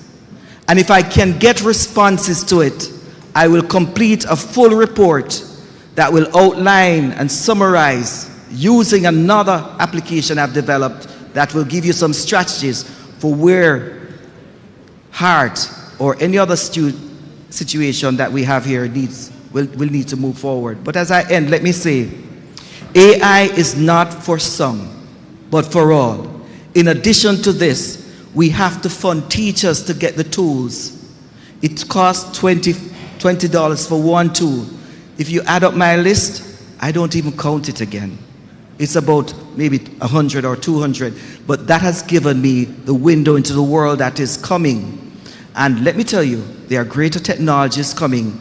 My question to you is, are you ready? Are you using the necessary tools that need to be used in this era to ensure that you advance? And I'm stopping right here at this point in time. Thanks again for listening.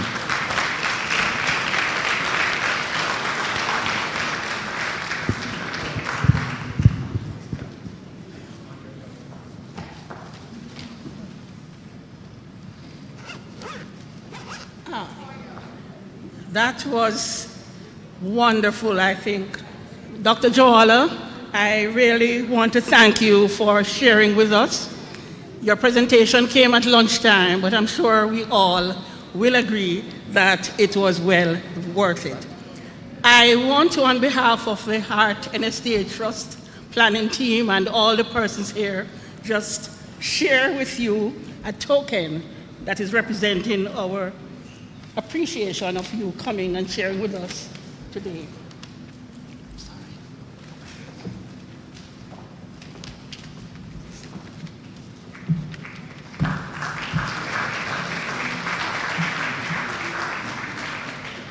Did I say that Dr. Holloway and I went to school together? Yes. Yes. I'm proud to be here right beside her.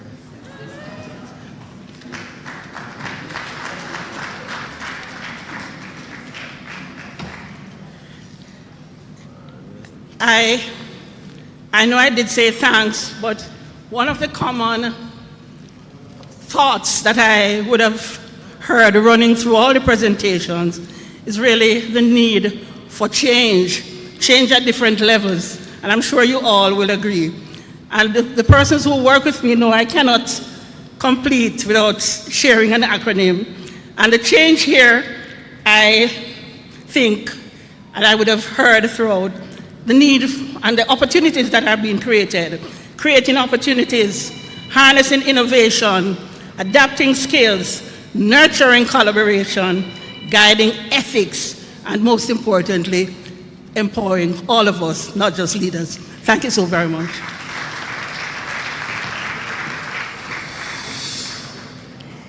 And we say thank you so much, Dr. Holloway, for ably moderating that session. Thanks again to Dr.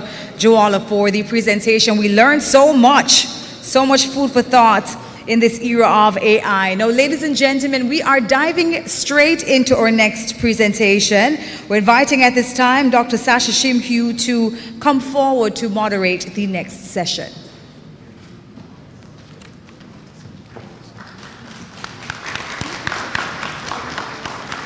Thank you so much, ladies and gentlemen, for your patience. You will be fed with some educational food at this time by Ambassador Dushyant Savadia. And And he is a globally recognized entrepreneur, humanitarian, and technological visionary, leading Amber Group's 13 business lines across 100 countries. And it's a pride of place for me being the regional director for Region 1, where we have the Heart Amber Academy. His success is rooted, ladies and gentlemen, in a deep commitment to societal impact as reflected in his work with the Art of Living Foundation and charitable advocacy. A licensed pilot and aviation enthusiast, Dushanth has always climbed Mount Everest, leaving Jamaica's mark at 18,500 feet. He is a member of the Forbes Technology Council and serves as Ambassador and Special Investment Envoy for Technology, appointed by Prime Minister Andrew Holness of Jamaica. Ladies and gentlemen, put your hands together and welcome Ambassador Dushanth Savadia.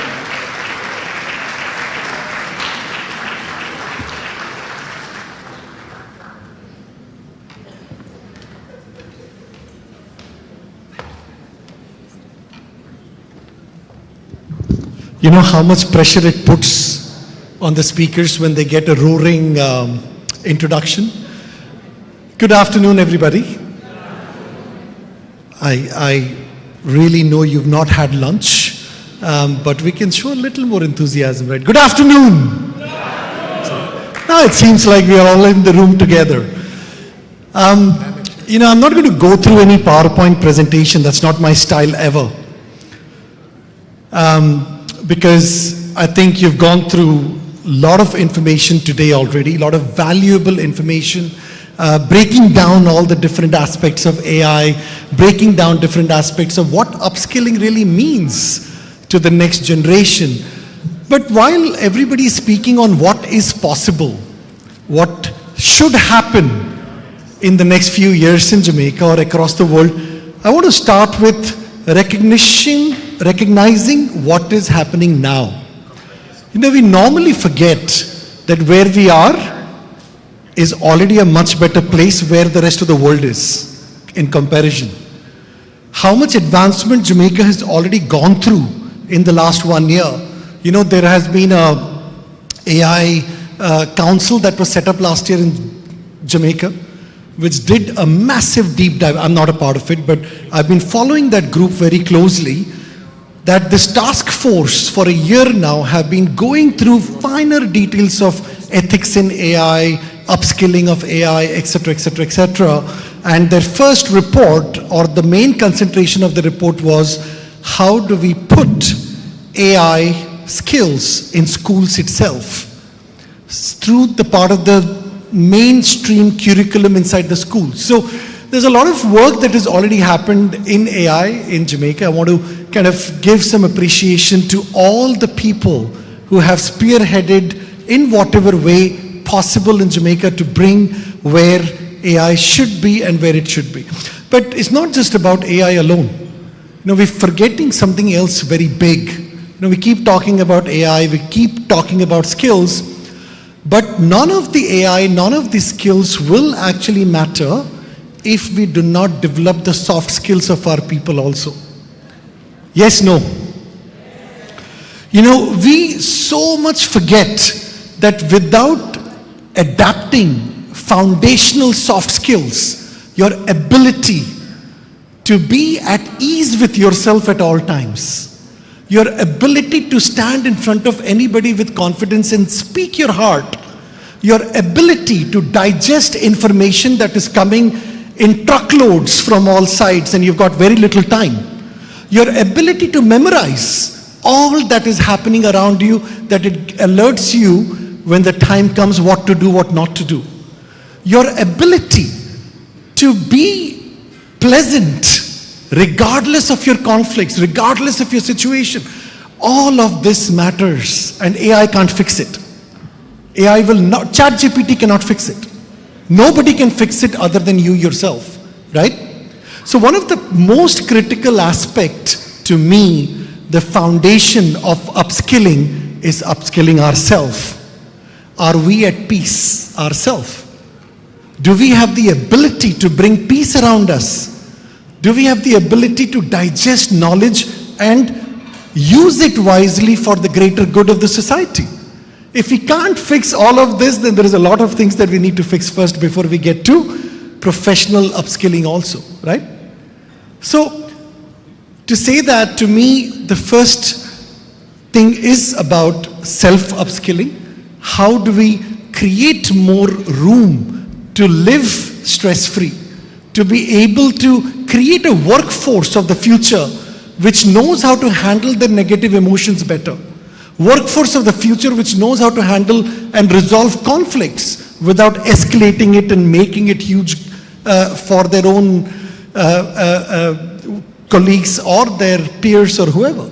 So that's the first part. And the second part of it is upskilling people into where the world is going. Now, what does upskilling really mean? See, upskilling is not about getting new knowledge. It's about advancing your knowledge in whatever you're doing and whichever subject you are a part of, right? How can you advance your knowledge further from where you are? To me, that is the simplest way of explaining upskilling. And what are we trying to advance here? What are we really trying to advance? We're trying to advance our youths, advance our youngsters who are coming on board now into a formal job sector, correct? We're trying to upskill our youths, trying to find new skills that we can provide to our youths. So when they come on the formal mainstream job sector, they are appreciated, they're commended, and they are brought in with a lot of dignity, right? And the second piece of it is also, what about those who are already in the job sector?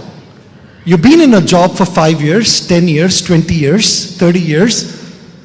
Can we continue to do our job the way we did it 10 years ago? Absolutely not. You've heard in the presentations today, somebody spoke about robot wheelchair at an airport. It's in Miami too. We used to see those people who used to push wheelchairs before. Those jobs are gone or going. Now the wheelchair is programmed to pick up from gate 31, drop off at gate 42. That's it. The wheelchair will find itself, beep and ask passengers to move aside so it can go to its destination. So what's going to happen? I recently read a hotel with 1,200 rooms have done complete people-less reception. There are no more people at the reception welcoming you. Now, if you were a concierge, you were a check-in counter person, etc., what's going to happen to those jobs? Those jobs are gone, are going very, very fast. So those who are in current jobs, if we don't upskill ourselves to the new methods, new angles, new technologies that are being created to make it more convenient for everybody else, we will get left behind. So I'm not talking just about upskilling of the youths. Yes, we've got a huge curriculum. Yes, we've got so many skills. Yes, we're going to teach AI to all the youths, etc., etc. That's fantastic. That's still a very small population of people who are coming on board now who will come into the mainstream jobs. But what about millions of people, thousands of people in existing jobs? Whether you are inside a business, whether you are a government employee, whether you're working for an NGO, whether you are working for a restaurant, it doesn't matter. If we do not embrace technology, if we do not create this urge inside us to learn more, this lack of wanting to learn more is going to take our jobs, not the jobs by itself. Make sense? It is our own attitude sometimes. It is the biggest setback to our own country, where we don't want to work hard. 9 to 5, well, paying whatever X amount of money. As soon as it is 5 o'clock, my laptop is closed, I'm gone home. Then I will watch Netflix for 2-3 hours, fall asleep, wake up, continue. Those jobs are at risk. Versus others who are saying, you know what? I want to be a part of this revolution. I want to be a contributor to my society. I want to be a contributor to my nation.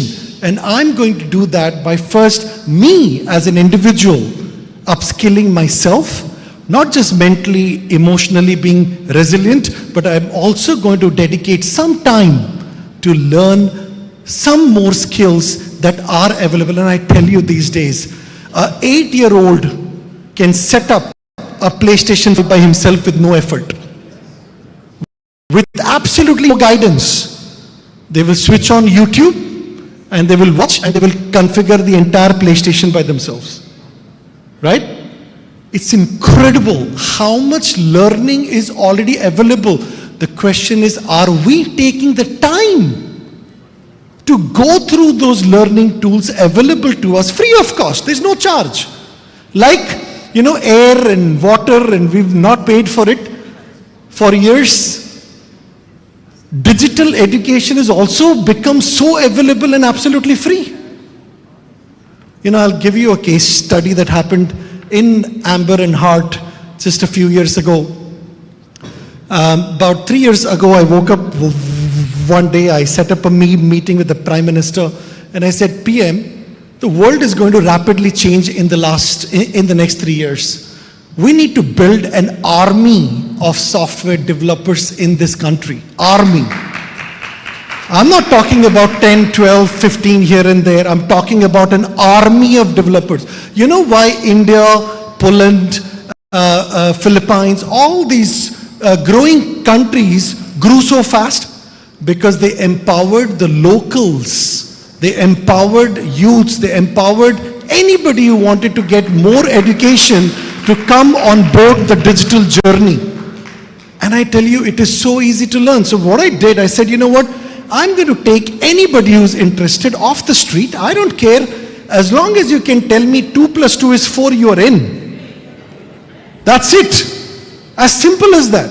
If you have a logical mind which can compute, if I give you a basket of 5 apples and I tell you 3 of them are rotten, cannot be eaten, how many can be eaten? The answer is 2. If you all qualified for a coding institute straight away.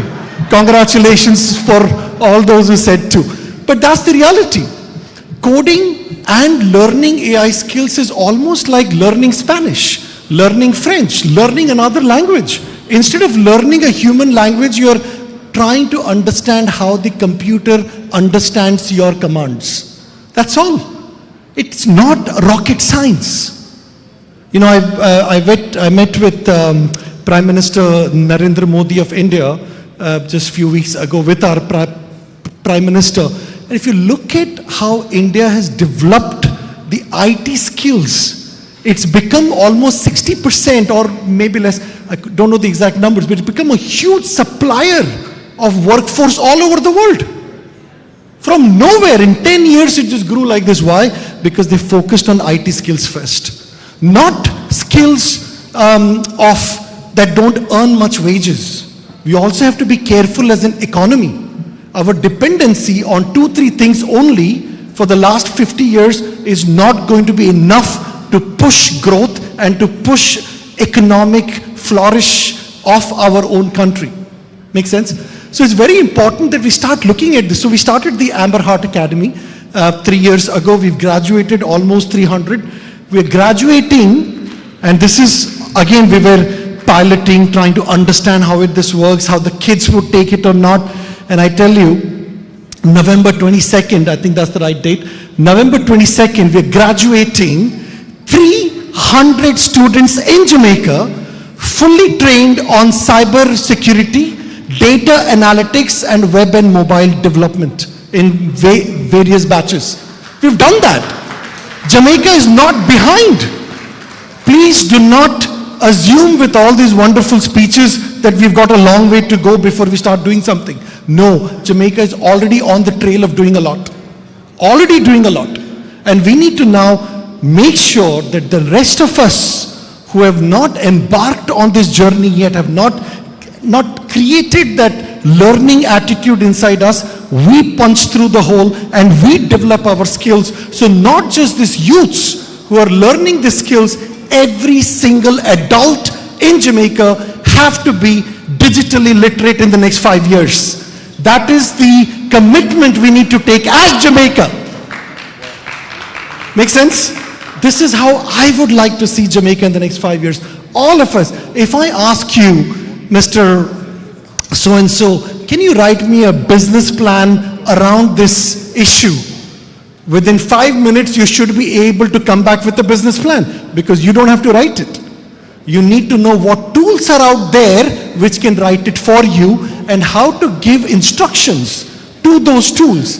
Ladies and gentlemen, 3 years we've gone with training nearly 500 students. On campus, we funded their accommodation, their food, their laptops, their entire education for a year, graduated them. Most of them are in jobs. Most of them, the new 300 batch, I'm so happy to say that a lot of large institutions in Jamaica have already absorbed them off campus, straight away. Straight away from the campus, they're into jobs. In fact, a year ago when we graduated 100, Amber Group hired most of them at a starting pay of 150,000 Jamaican dollars. You will not hear this kind of starting pay of your first job ever. That is what digital skills allow us to do, raise the bar, not just financially, but even by dignity of each of these individuals who would have gone doing a mediocre little job somewhere and felt so small about themselves, even if knowing that they've got so much of talent, so much of creativity. And hence it is time that we embrace all of this together. And as a group here, I think we're all here for the same purpose together of talking, thinking, moving to upskill. But just don't look outside. You have to look inside this room too. We have a lot to do inside this room before we can push it outside. Yeah, and then of course, this year I decided to scrap coding completely, by the way. I said, this is it. I'm not doing coding anymore because 1 year ago, how I saw the world, I don't see it the same way anymore. Amber Group operates with 13 distinct businesses. We are in aviation, we are in software development, we are in cyber security, we are in rewards, we are in taxis. You might have heard we recently bought out on-time taxi here. We are rolling out a massive tech behind how we can take all these PPVs who cannot afford to fight Ubers or likes of them. How do we take them up onto the mainstream, giving the same convenience? So as a company, as we look around, everything is changing so fast. So we decided, we need to scrap coding too, because 50% of the codes that I used to generate through developers all over the world, we have more than 1,200 software developers in-house on my payroll. We built the largest amount of software in the Caribbean, and we're the largest exporter of tech all over the world. Out of Jamaica, we operate in 100 countries now. But when I looked at the landscape of digitalization, I also realized this is not going to work. Because my people, we actually stopped coding out of our company all over the world. When I say stop coding, I want to be clear. We trained our people how to do prompt engineering instead. All of our staff across the world, Jamaica, India, South Africa, Dubai, UAE, we've got 5 massive offices all over the world. Everywhere we trained our staff how to do prompt engineering. You know what it does? Say, for example, Microsoft launched its own program called Copilot. Now, Copilot can create .NET tech stack codes. We don't code anymore. We need to just learn how to prompt the AI tools so that it can give me the right results. If I want to build a house and you sit with the architect, you explain it very well, right? You say, I want 3 bedrooms, 2 bathrooms, I want a living room of this size, I want a patio, I want a swimming pool, I want this and that. And then the architect understands what you want and he brings you the closest match possible. Correct?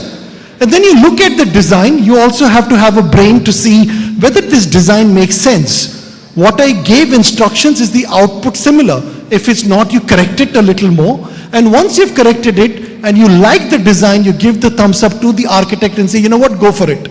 Build me my house. That's what AI is doing for coding now. We're moving our trainers and our students both and employees to stop coding and start using more prompt engineering instead to create a better value for our customers, because then our price comes down, because we're taking half the time now to build a software. I promise you, we're taking half the time. If you've used the JPS app before, the JPS app was built by us. That was built in 5 weeks. Now, if I need to replicate the same app, I'll do it in 3 weeks now, because of the availability of prompt engineering. So it's all about looking at beautiful tools which are out there and how do we use those tools in our own workplace. I was speaking to Ms. Charlene Mohan, if she's here, just outside, and she was saying I was wanting a program, and I looked at this little AI tool and I used it to build a little software for myself. That's where we all need to go to. Create this want of becoming a digitally savvy person. That's it. Your own attitude of learning will make you digital, not digitalization by itself. Thank you very much, ladies and gentlemen. It was a pleasure speaking to you all. I have 45 seconds. If you have any questions for me, any questions. 3, 2, 1, gone. Thank you very much.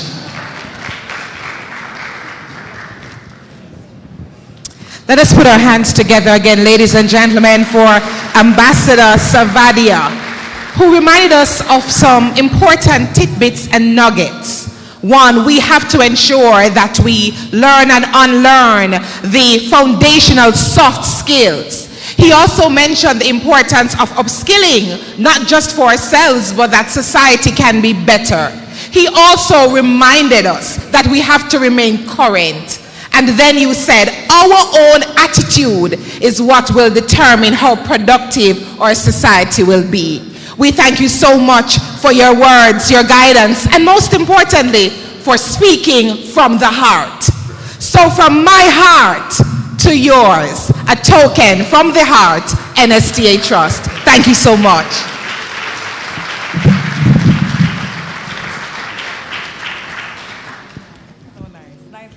Thank you so much. Thank you so much. Can we put our hands together for our moderator, please, Dr. Sasha Shimhu?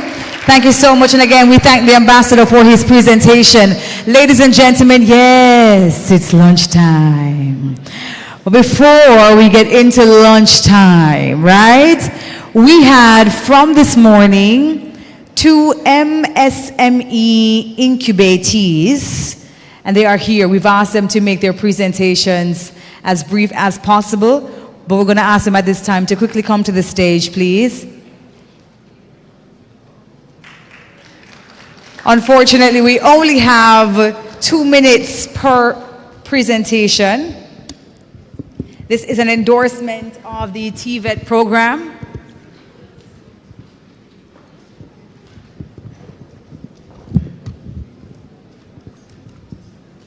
All right, so make sure you're fine. Thank you very much, Madam Moderator. For the person trying to do everything alone, the game really is over. If you want to do something big, you must link up with others. One is too small a number to achieve greatness. That's the law of significance by John C. Maxwell. Good afternoon. My name is Trisha Reed, CEO and founder of Shades of Elegance Limited. As a product of NC TVET program, from being a hairdresser to owning my own salon and spa, full service salon and spa, I'm here today to share with you how TVET has changed my mindset, my business approach, and my self-perception. Initially, I accessed cosmetology courses through Heart, which was formerly Hart School of Beauty, but now the Hart College of Cosmetology. I learned cosmetology and then moved on to owning my salon, then moved on to the Train the Trainer program from TVET, and was introduced to MSME grant program. That's where I met Miss Stacy and Mignot. Miss Mignot guided me through the grant application process, which would have included the initial consultation of learning my business more, enhancing my business plan, crafting my financials and my financial projections, helping me to create budgets for my business. They even led me through the application of my TCC, my tax compliance certificate, up to review the application and the submission. The MSME Hart professionals guided me. They provided invaluable guidance, investing their time and expertise in my success. This process was pivotal in my business journey, enabling me to enhance my technical skills. So I am proud to say that I am a leader in the industry of the beauty industry. We went through a thorough coaching. We went through the professional development sessions. We went through thorough coaching and mentoring of my business performance, which they would call me weekly, every other week, monthly, just to test where my business is and what do we need to do to make it better. I've had upgraded tools and equipments through the grant funding program. I was successful at getting the $1 million grant. Now, how I benefited, I've expanded my services and I've created jobs, advanced my skills training in cosmetology. Business management and entrepreneurial skills is much better. I am now more digitally marketing inclined. And the result of all of that training is my business increased by 30% in productivity. As a result, in 2022, I was able to acquire a prime property in Old Harbor, now the home of Shades of Elegance Limited. We have expanded by now offering auto spa, which is we're doing full body spa, but we're now offering spa care for vehicles. While clients are getting their spa services done, the car is on the outside getting cleaned and pampered. So when you leave the spa, your car is clean and your body is clean. Not only that, but we are now fully tax compliant. All my staff is certified and trained through Hart. I source all my employees through the Hart NSTA Trust. I am a true believer and a walking ambassador for TVET. And by extension, the MSME General Support Program.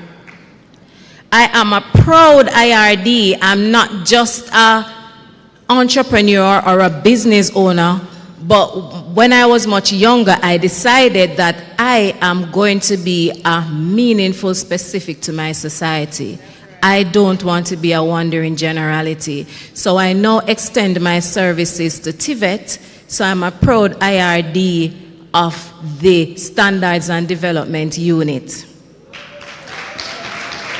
I urge entrepreneurs to, one, explore the MSME programs and TVET opportunities. collaborate with the industry experts, invest in TVET training, utilize the grant program, and set yourself and your business apart.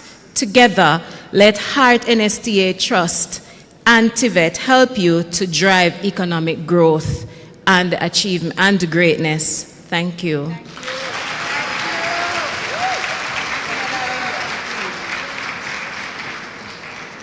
Good afternoon, everyone. I am Moyen Martin, the proud owner of MVM Cuisine. Today, I'm glad to share my journey through the MSME program combined with the support of TVET and Heart NSTA Trust. Heart NSTA Trust has been instrumental in driving productivity and success in my restaurant business. TVET provided me with the resources and the success in my restaurant and foundational skills and knowledge to start my own business, offering hands-on training that was directly applicable to the culinary and hospitality industry. My instructors play a crucial role in guiding me with the essential steps in registering my business, developing a comprehensive business plan, and even planning my menus. With the guidance and the resources provided by TVET and the Heart NSTA Trust, I was able to progress from an aspiring entrepreneur to a proud owner of my own restaurant. Their support was not only given to me with the tools to excel in the industry, but has empowered me to navigate the challenges of owning a business with confidence. I am truly grateful for the opportunities this program has provided me with, the passion for a thriving enterprise.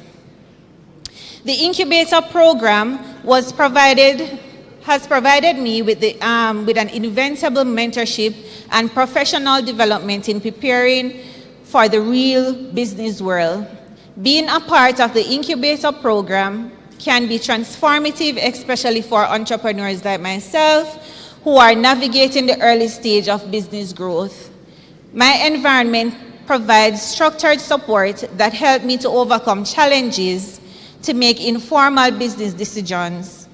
My journey from a passionate cook to a business owner would not have been possible without the dedication and support of the MSME program and Heart NSTA Trust. The organization has not only provided me with the skills and resources needed to grow, but have also instilled in me the confidence to face each new challenges. I am excited to continue my journey, and I look forward to what the future holds for MVM Cuisine. Thank you for being a part of my journey with me, and I hope to inspire others to pursue their dreams with the same passion and determination. I would like to express my deepest gratitude to a few remarkable individuals who have been there with me on my journey.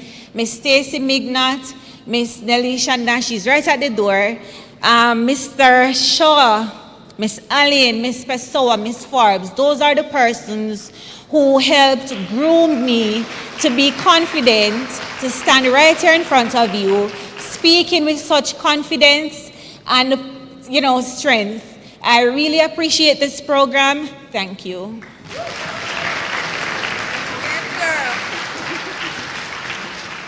Oh my gosh, I can promise you that fuzzy feeling that you're having on the inside is not gas, it's pride. After hearing those stories, put your hands together for both ladies, please. Oh my gosh, absolutely amazing stuff. We're inviting them back to the stage. Well, please join us, Tricia, for this presentation. Love to hear the real stories, right? Yes, excellent stuff. So please make sure that you support the ladies and their businesses, please. If you are in Ocho Rios, you know where to get your nails done and your car done as well. Old Harbor. So they're giving away your business, boy, may I tell you. In Old Harbor, or if you want something to definitely dine on, make sure that you link up Moyen. Thank you so much.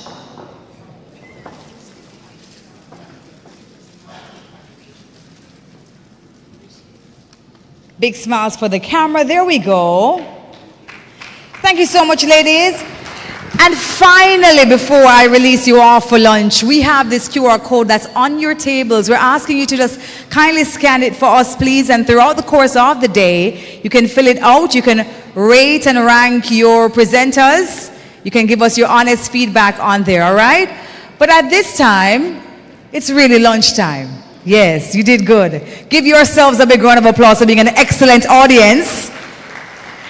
So how we will work this is that there are two beautifully laid out buffets on the outside, and we will be asking the persons at the reserved tables to follow the person who will be escorting you to the buffet. Thereafter, we're inviting everyone else to join in and enjoy. All right? And we will see you back here in the next hour. 1 hour? Yes? 1 hour. All right? Thank you so much.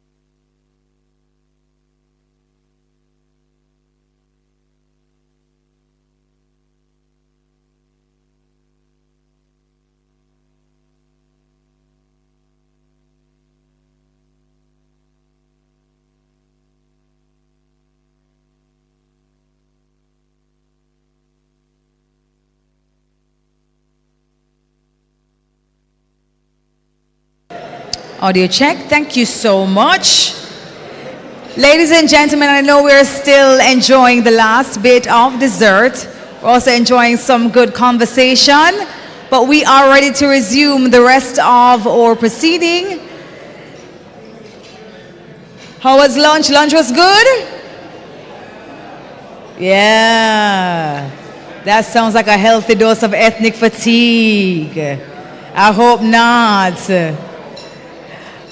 I hope we didn't have too much sweetness. Don't worry, I promise you will not go to sleep.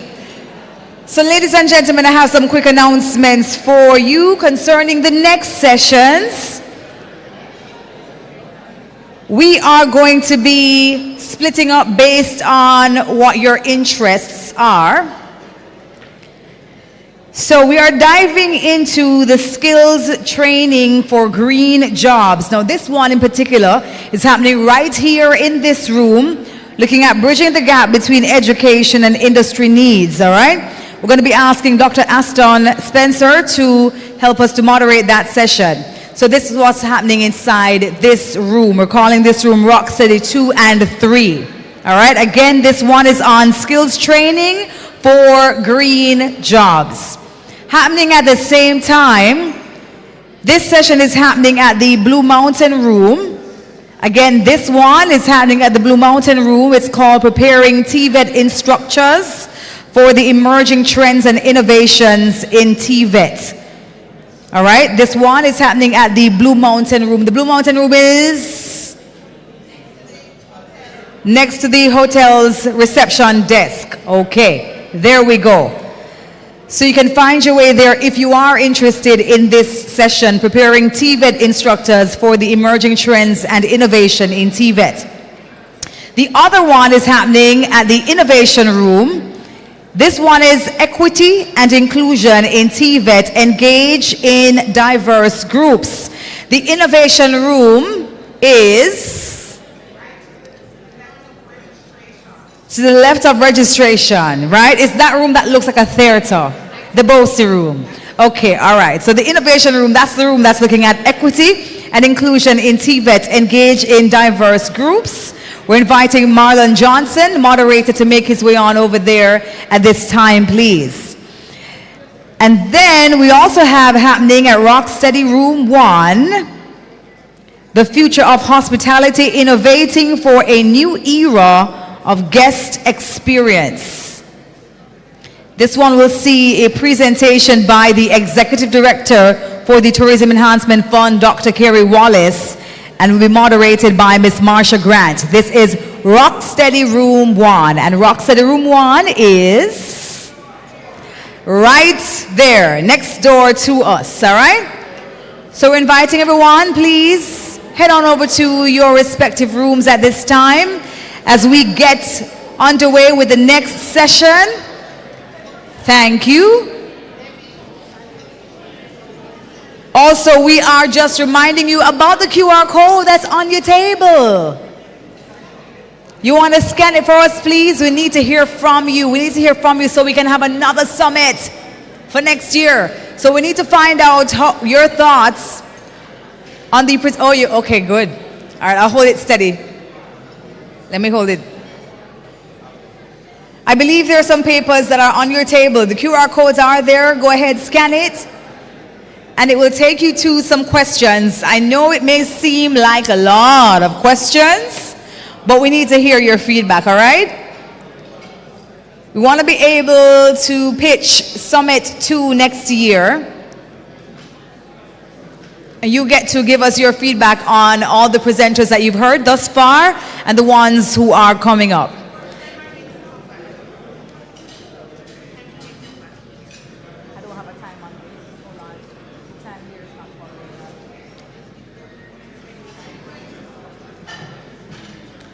So this session that we're entering into at this time is 25 minutes. So if you are hearing my voice on your way out to your session of choice, you have 25 minutes until we reconvene in this main room.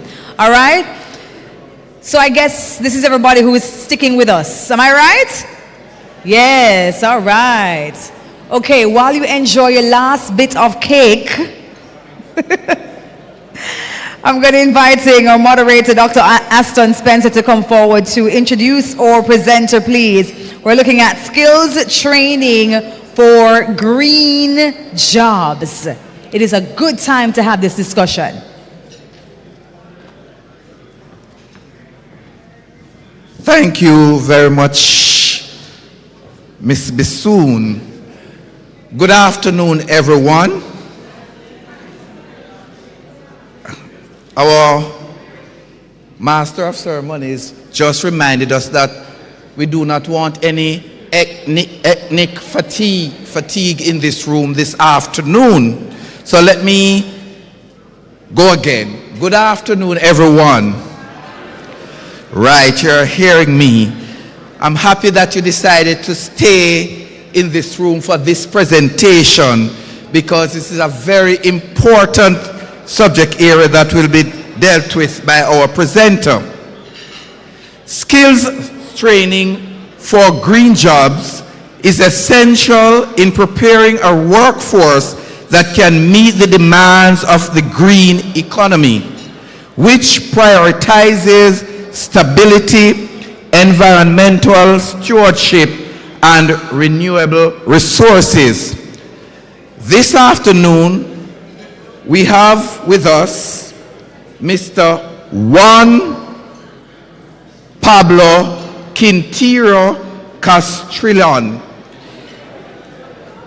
He is a highly skilled professional with over 20 years of experience in industrial automation since beginning his career in 2003. He has gained significant expertise in both technical and commercial sectors, working as a project consultant and entrepreneur. His strong ability to adapt to changing technologies and environment is complemented by a coaching leadership style that fosters collaboration and enhances team performance. With a degree in industrial automation and a degree in electronic engineering and a specialization in applied statistics, Juan Pablo leverages his analytical skills to drive process improvements and deliver innovative solutions that create value for customers. Throughout his career, Juan Pablo has achieved notable milestones, including the successful implementation of advanced control systems in production plants, leading to substantial efficiency gains through the transition from electrical to electronic controls. Key to his accomplishment, Juan Pablo has also sustained a freelance entrepreneurial venture from 2014 to 2021, demonstrating resilience and business acumen in a challenging economic landscape. His commitment to professional development is evident in his management of training programs for over 1,000 SENA instructors and his leadership in integrating Industry 4.0 technologies into university laboratories. With advanced problem-solving abilities, effective communication skills, and a strategic vision, Juan Pablo is well equipped to navigate high-pressured environments and make significant contributions to any organization. He is also the head of Festo Didactics. Ladies and gentlemen, it is with this decorated and impressive resume that I now present to you Mr. Juan Pablo Quintero Castrillon to share with us on the topic Skills Training for Green Jobs, Bridging the Gap Between Education and Industry Needs. Put your hands together and make him welcome.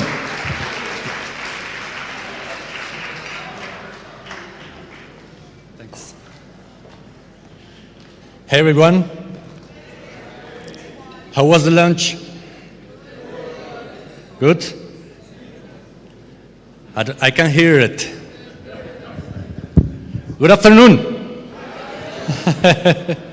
Okay, quite impressive resume.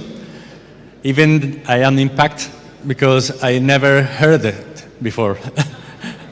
I write it in my LinkedIn profile, but I never heard it, and thank you. Thank you very much. This is my first presentation in English. My native language is Spanish. I'll do my best, and I think it's a very, very important topic for all of those. We are talking about green jobs. Green jobs, normally we relate it to solar panel system, aeolic energy, yeah?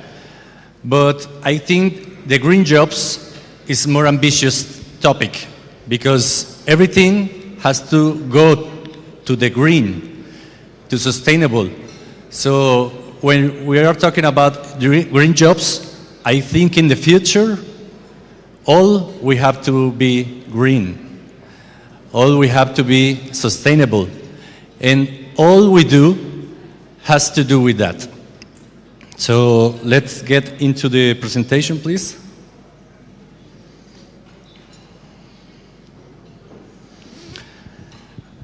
I'm going to talk about green jobs from the perspective about skilling and reskilling. I think we hear about several topics today, many topics, and this presentation is the festo or vision about skills, right? But the most important thing is we are talking about the skills. We are talking about the people. Yeah? Everything related to the skills is related to people. And that is a very, very important thing. And we are going to show the presentation as a resume, most of the topics that we heard all day.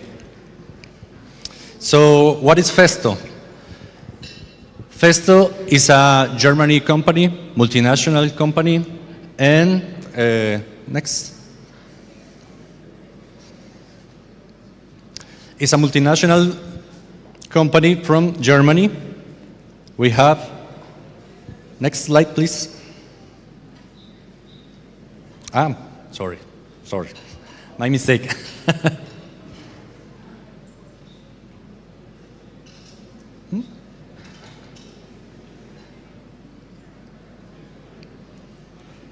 Okay, I got it. So in 2023, we sell 3.65 billions of euros. And we are present over all over the world, more than 3,100 customers. And this number is very important. Festo took all the profit and invest 7% in new innovations. We are present in 60 companies around the world, 176 directly and through distributors. And we have a very, very large portfolio of products.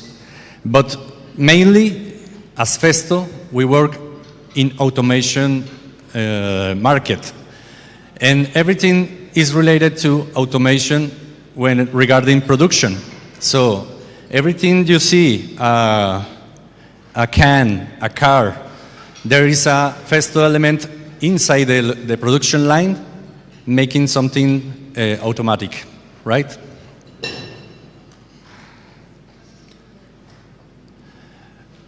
Worldwide, we are more than 20,000 people working. Yeah, generally, it's a big company. And the next year, Festo will be 100 years founded. So it's an old company. But the beautiful part is we are a family. We are a family-owned company. We are not in stock, nothing like that. It's the same family through their generation that are leading our company. And a part of Festo, industrial automation, we have Festo Didactic. And Festo Didactic is responsible to sell and delivery system for education institutions. And how we do that? We took all the knowledge that we know about the industry, machinery, and we convert in course, in equipment, and learning system, and digital learning, and lifelong learning.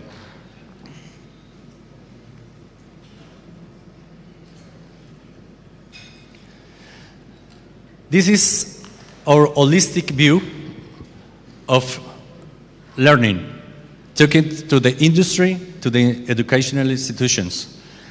We believe that when a student comes to a laboratory, has to find equipment that get an idea what will be found in the industrial environment. So this is our DNA, yeah, and we try to bring the most innovative systems to the educational.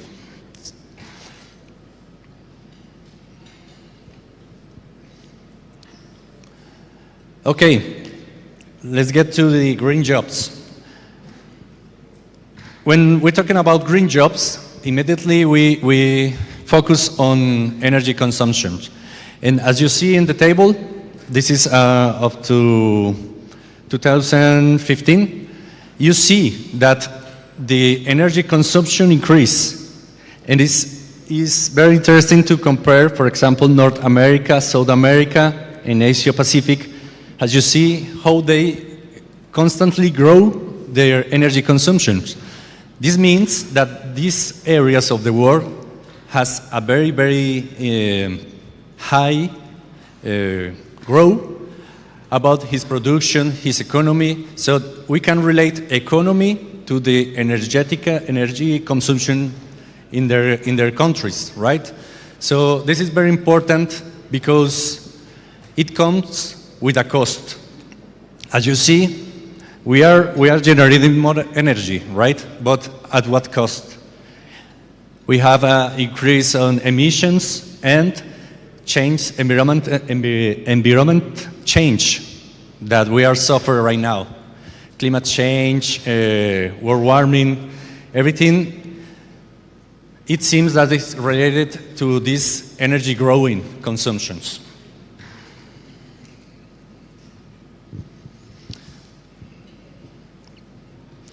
This makes also important how jobs are needed, because electronic engineering exists decades ago, but a new electronic or electric engineering has to think in these times not only to solve problems. He needs to think how to solve without or maybe with a better consumption, air consumption, and optimization of the process. We need to do more with less resource.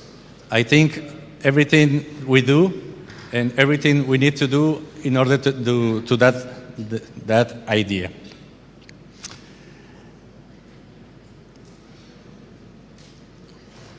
So this is a quite quick example of United States, for example.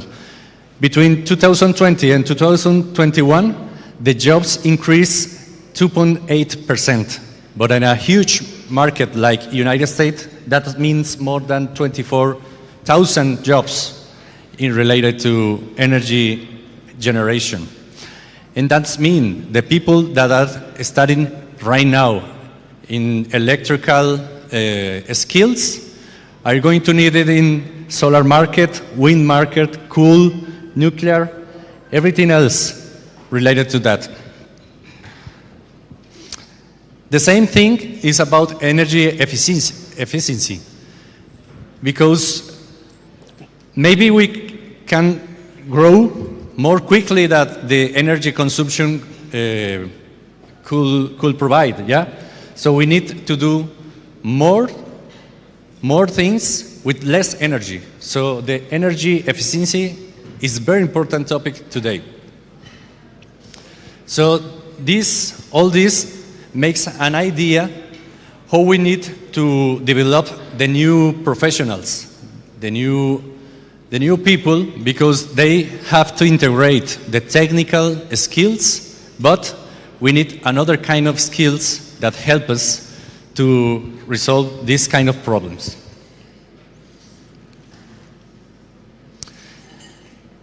And here it comes to skill gaps. What is skill gaps? All of you work on educational environment, so all do you know. But the most important part here is all of us always in the life is going to have a skill gap. How many of you have been using artificial intelligence? A very few, I can see. That is a skill gap right now. Right now, in this room. This is a skill gap. Imagine all the technology that comes every day. We need to read, train, and learn how to use it in our works. So these emerging technologies doesn't stop. Every day comes everything, any new, yeah? And we see in this radar graphic as graphical representation or skill gaps, where we start in the blue zone. And it depends of what we're gonna learn, what we're gonna do, or what will be our profession. There are several topics that has an optimal, level. And when we start to study, we try to close this gap. But the thing is that everything that we need, everything that we do in educational environment has to be one purpose. And that purpose is employability. Yeah? You think that makes sense for you? Yes? Why? I want to hear some of you.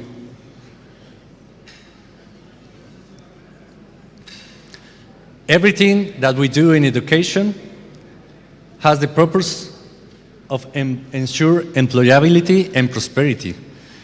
And as the others talk this morning,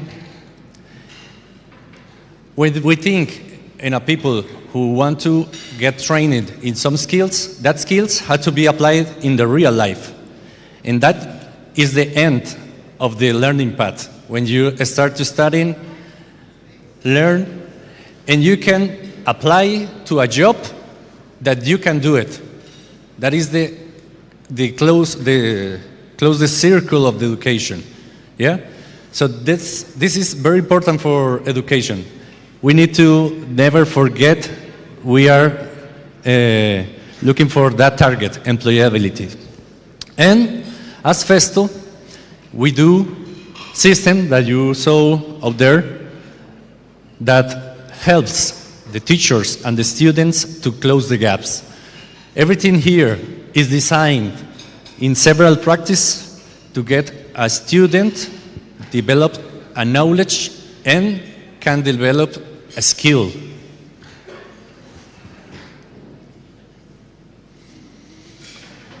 But if you see this, we need combine a soft skills with hard skills. Hard skills by itself is not the solution, because you can be the best electrician, yeah?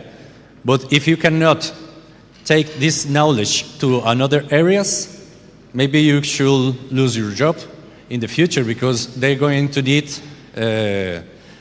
solar panel installation, yeah? But if you cannot convert yourself in other kind of professional, you will be obsolete. So, how is going this in jobs? This is the Industry 4.0 landscape from Festo. As you see, Industry 4.0 is not related than a technology, a specific technology, is more related to a concept, to a model.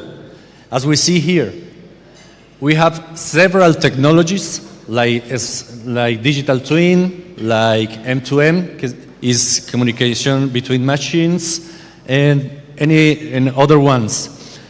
But the important thing to get into the Industrial 4.0 is that the technology by itself is not the solution. The solution is what we do with technology. And that is very important because the people is who makes that change, who makes that transformation. The people, through the skills that the people develop, we can reach this model. As you see in this model, in a quick review, we have here the customer, we have the plant or their fabric or the production line, and the supplier. And Industry 4.0 comes in every point of this landscape. For example, when you order something, now you have to order it on cell phone through an app. And this information comes to the fabric automatically. Your data here, and that data comes to the machine directly. And all the line produce according what you need. And when the line ends, you receive a specific product that you ask through the application. But this can be sound easy, but it's hard, technological, and technical.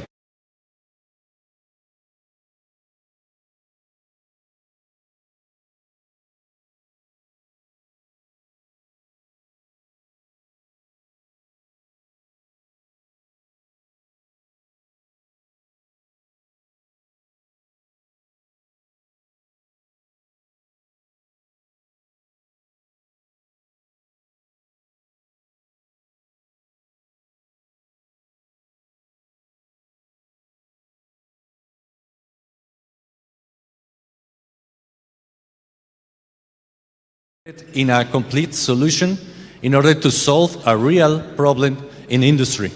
So this is the very magic in Industry 4.0. There is no technology in the middle. The middle is the problem-solving thinking, the critical thinking, all the soft skills that we need to develop.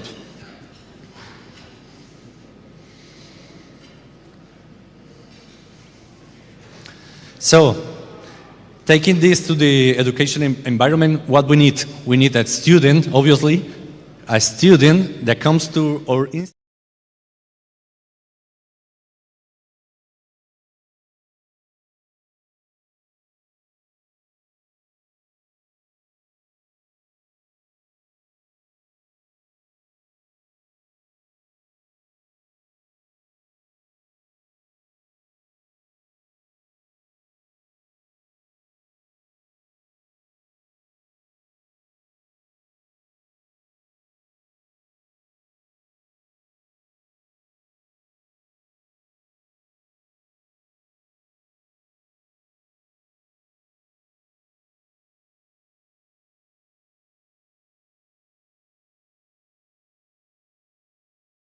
Behind, yeah? And we took this guy to a laboratory, to rooms, and teach everything he needs. But do you think that this guy, going to get the job at the end? Only with this? No? There are several factors that could impact that, really. But you, as a teacher and instructors, you do the best in order to make this guy get all the knowledge as modules in their head, in their mind. And these modules were apart through the soft skills could be fixed and get a real solution. By this side is a laboratory environment, but besides, there are real solutions for industry. For example, this is a system that packs boxes in a pallet, for example. But he needs to know what is a servo motor, what is a control, how to connect sensors, etc., etc., etc. There are questions until this point? Is understandable my English? Yeah? Okay. Thank you. Okay. So this is the landscape. And look, what are the most important soft skills that we need to teach? Problem-solving skills, critical thinking, creativity, and communications. But we are ready to teach these kind of skills. We are completely ready. We know how. Yes? That is the problem, because you can teach a guy how to program a PLC or how to program Python, because there are a lot of instructions, step 1, step 2, step 3. But regarding problem-solving skills, how do you do that? Or communication. So this is a very interesting part of the education, of the learning path, teaching and learning. So what we want in a student come to our institutions using laboratory and teaching methods. They get the information as falling pieces apart, yeah? And when he gets to the Industry 4.0, he needs to think how to connect this concept with this concept in order to get condition monitoring or in order to get real-time data. That is the process that he resolves normally when he's working, not while studying. How much time I have? Like 5 minutes, I think. So from Festo, this is our learning path for Industry 4.0. We have a strong belief that the basic, the foundation has to be strong enough to know what is pneumatics, hydraulics, solder, technical documentation, etc., electrical engineering, sensor technology. This is our foundation. And then we need to move to the deep in the knowledge and the solutions. We can know about PLC, yeah, but maybe we don't know how to make this PLC connected to the internet. So we need to study again and learning again until I get the response and the solution. So, from two perspectives, this is our didactic process. We start with basic topics, basic equipment, and we develop guides, working guides, to let the people think the most important questions. And the equipment is just an instrument to develop what he is going to need. So, how I can measure the important variables from the process? There is a guide. The guide, what is the variable? What is the process? What are more important for a process or other? What parameters are valuable for process? Yeah?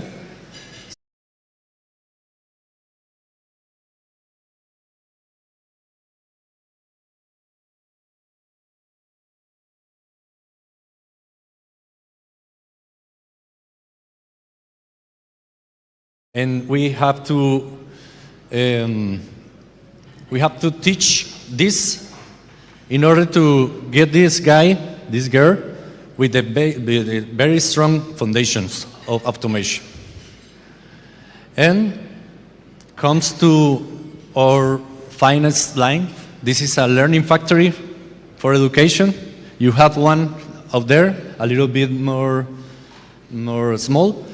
But everything he needs to know is applicable to this level. We need to program production, to connect machines, process of I forgot. How do you say this machine? CNC machines, mill and turn machines, and how everything is going to be integrated. The success in the future is not the technology or the knowledge from one technology or another. It's how you integrate all these things in order to solve a problem, a real problem. Right? So, from the production perspective was the last slide, and from the energy measuring production, you can see this diagram. In the future, we are going to have several energy sources. How do you manage? How do you measure? We can get energy from the sun, from the air. Yeah, we need to look ways to store that energy, batteries, and we need to use efficiently. For example, if any device gets hot, that hot is energy. How to storage. Or how do you use a compressed air efficiently? That is a very risk to lose energy in compressed air with leaks, bad connection, etc. So, as a resume, we need skills, hard skills, soft skills, but we need to get into the new perspective about integration. And integration needs that the people get strong on critical thinking and team working, because we can resolve bigger problems when we are working in team. Yeah? And this is the most important part of all of this. So, next steps. Talking about jobs, future jobs. This is a resume. What will be the next jobs that we need to get ready? Horizontal integration and communication. How many of you have heard about OPC UA? One? No? Okay. This is the new standard for communication between machines and process. And if we are going to talk in Industry 4.0, we need to talk in OPC UA. This is a language. This is the language. Networking, I think, is more common for this. And there's several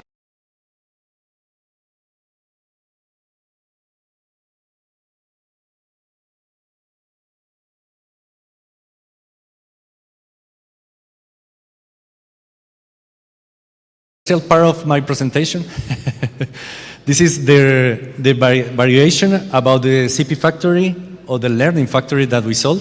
So we can start from the small one to the more complex, yeah? And every one of them has a guide that develops skills on the students.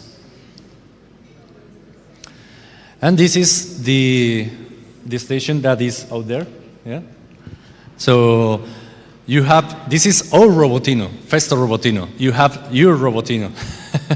Yeah? Okay. And that was my presentation. I hope you enjoy it, and thank you.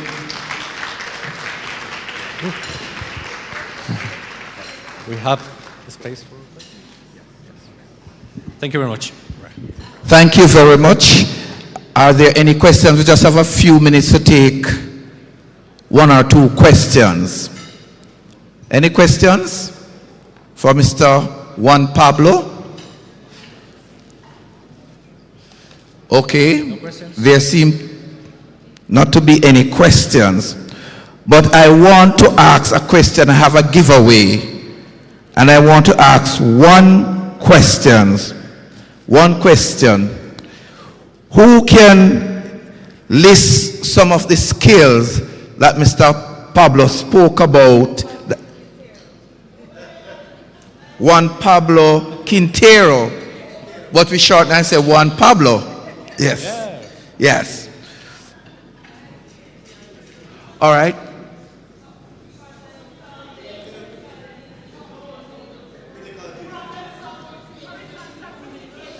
Put your hands together for her and come for your gift for me. Very good.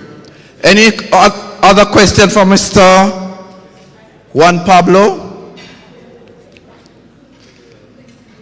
Okay, since there are no questions for Mr. Juan Pablo, it's just for me to thank you, sir, for such an enlightening presentation, highly technical. I know a lot of persons were quiet because they were trying to absorb the information.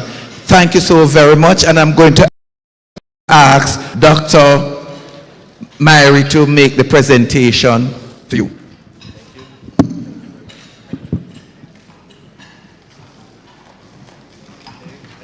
Thank you.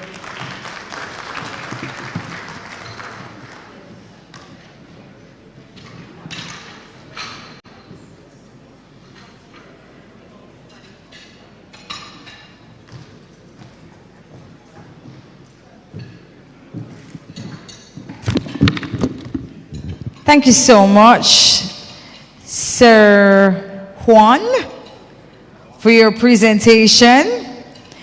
And we say big thanks to Dr. Aston Spencer for ably moderating that session.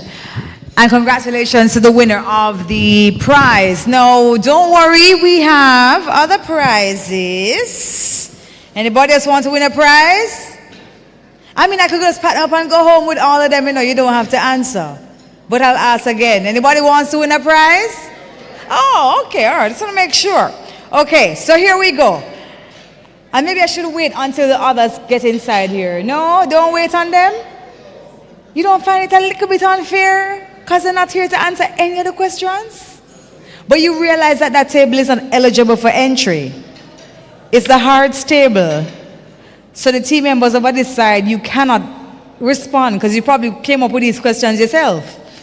So we're not going to look in this direction at all for any of the answers, all right? My attention is right here. Okay, here we go. I'm going to reserve at least, I think I have 6 questions. So I'll reserve 3 questions for when the others come back inside this space. Also, can we check on the other rooms, please? Because I do believe they're to join us back for the next round of presentations, and I believe that we have 2 other presentations coming up. So can we have a team member just check on those rooms for me, please? Thank you. Okay, here we go. Question 1. When was the Heart NSTA Trust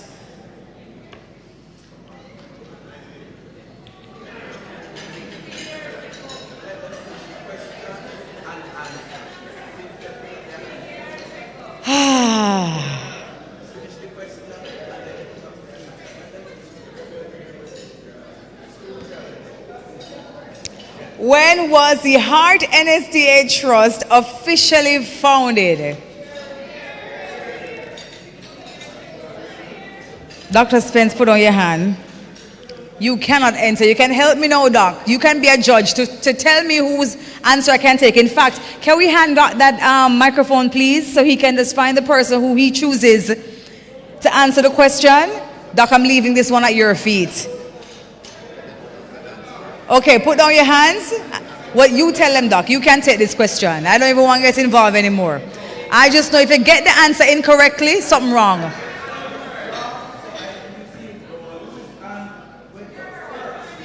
Okay, she's right there. She's right there, Doc. She's right there. She's not qualified? She works at Heart? If you work at Heart, you're not eligible for entry. She does not. Okay, can we give her the microphone so she can answer for me, please? Thank you so much. We just want to make sure, my darling, please don't get weary. We have to make our checks and balances. And I know you have the right answer. You see how fast you get up? November 4, 1982. She was so precise. She even gave me the date, you know.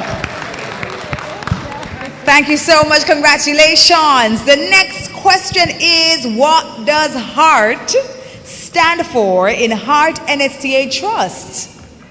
Turner. All right, Dr. Spence has found somebody. Where's the microphone? Can we have the microphone to her, please? There she is, right there. Can you stand for me?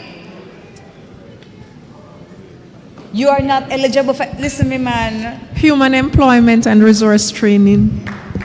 You look at my paper before you, it's all right. Congratulations, congratulations, it is correct. Okie dokes, let's see. All right, this is a good one.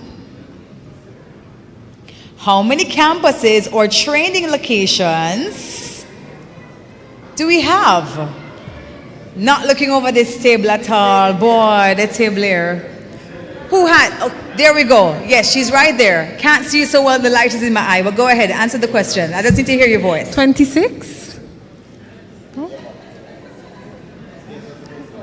That's the question. The question is, how many campuses or training locations? 26. Do we have? I don't have the number on here, but Doc, is she correct? She is correct. There we go. Congratulations. I have 3 more questions to go, but I want to reserve them for the other rooms. Are they coming in? They're coming in? They have questions over there too? You know, we need to get you guys investigated. We need to investigate you. Seriously. You know what? I'm going to ask one more question because this room is so faithful and pure. Which sector does Heart NSTA Trust primarily focus on developing skills for? Which sector does Heart NSTA Trust primarily focus on developing skills for? Where? She's standing? The gentleman? Oh, in the back in the white. Okay, I see you. The light coming from behind you. I thought you were an angel. Sorry.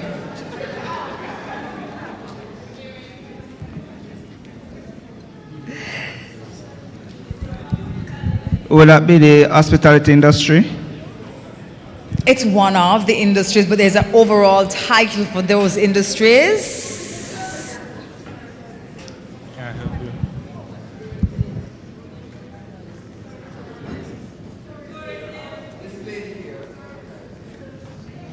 I see you. We're waiting on the microphone to come to you. And then Doc is playing Betting, Gaming and Lotteries Commission this afternoon, so he gets to tell me if the answer is correct. The service industry. Is he correct, Doc? Doc says you're correct. There you go. Okay. Here we go. What is TVET and why is it important? After all the information we've been getting all morning, I know you have a good answer for this one. What is TVET and tell me why is it important? Don't all rush to answer it at once.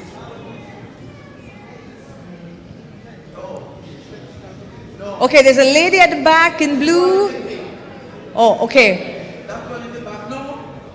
Doc? Okay, the one in the back is a staff member. Ah, sure, okay. So the lady here in pink? Okay, good. Yes. Can sit, man. Okay, I thank you. Technical, vocational, and education training. Huh? Can you repeat it for us, please? Technical, vocational, educational, and training. That's correct. And why is it important? Skills training. Yes, there is. So you ticked all those boxes and you have to tell us why is it important? For skills training, for upgrading skills training to developing the skills for the workforce. She's correct, Doc? Yes, we're going to give it to her. I feel like she needs to share the prize with the gentleman there in the blue who's just telling her exactly what to say. So you can open the package and give him 2 items from the package. You hear? There we go. Okay, I believe I have one more question. I'm really hoping if we can get the other members to get back inside this main room. Can we have them back inside the main room, please? I want to at least be able to give away one prize to somebody who's on the outside. But okay, I have this one. Name 3 types of programs offered by Heart NSTA Trust. Simple question. 3 types of programs. Where? Okay, go ahead, my darling. We have the construction, we have the beauty services, and we have the hospitality. Yeah. Is she correct, Doc? Okay, Doc said no. Wow. No, 3 types. I said 3 types of programs. Oh, she mentioned the sectors, but it's not the name of the programs. Okay. Okay, here, somebody here. You see? Okay, so we have housekeeping, living attendant level 2. We also have allied health, patient care. We also have early childhood development. That's the answer you're looking for? Doc, is she correct? No, she's not correct. Ooh, child. Thank you for trying, though. Good try, I believe. It sounded correct. That's what I would have put down on the paper. That's what I would have answered. Ma'am, I know you have your hand up, but you tried before. You want something. You want something already. If you want to give your colleague the answer and let her try, then that'd be nice. Oh, you know you deserve it. You deserve it. You deserve it. Go ahead. Thank you. I think they have work-based program, institutional-based program, and there is wall something program. Employability, something of the sort. Something employment, something of the sort. I remember seeing that on the website. Yeah. Yeah. Employability, something of the sort. Yeah. We should give him that. Employability skills. Yes. Somebody just corrected me. Employability skills. Well, if Doc says we should give it to you, Doc, can you take the microphone and give us the correct answer, because we're not going to see employability, something of the sort, on the website. Right. You are so correct. So take the microphone, Doc, and let's be clear. The microphone, Doc. We have the employment program, the institutional-based program, and the workforce programs. Workforce development programs. But did she lift her hand up? We didn't see. She should have called out to him. We didn't see. We're sorry. We're going to ensure she has a chance still. But thank you so much. I believe you are indeed correct, and we're going to give you a prize, right? Yeah, man, give him something. He did try. Okay, I have the final question. Now, if you can answer that final question, then you get the prize. I'm going to give you a preference because your hand was up and we didn't get to see you. Can you give her the microphone? I'll ask you the question, and if you answer it, the prize is yours. If not, we'll toss it out to the audience. Here we go. The question is, how can one apply for a Heart NSTA Trust program? How can you apply? We can go online or walk into the office and apply. That's right. Congratulations. She's like, of course. Matter of fact, hello, we know this. You can go online. I know this. That is correct, my darling. Congratulations to you. Okay, so we are inviting. We're moving on. Everybody's here already? Yes? Okay. So we're going to be moving on. We're going to be moving on to the next presentation. I'm inviting the moderator, Dr. Monica Porter-Lewis, to come forward. Dr. Lewis is going to be giving us the information about this next presentation. Come on up, Doc.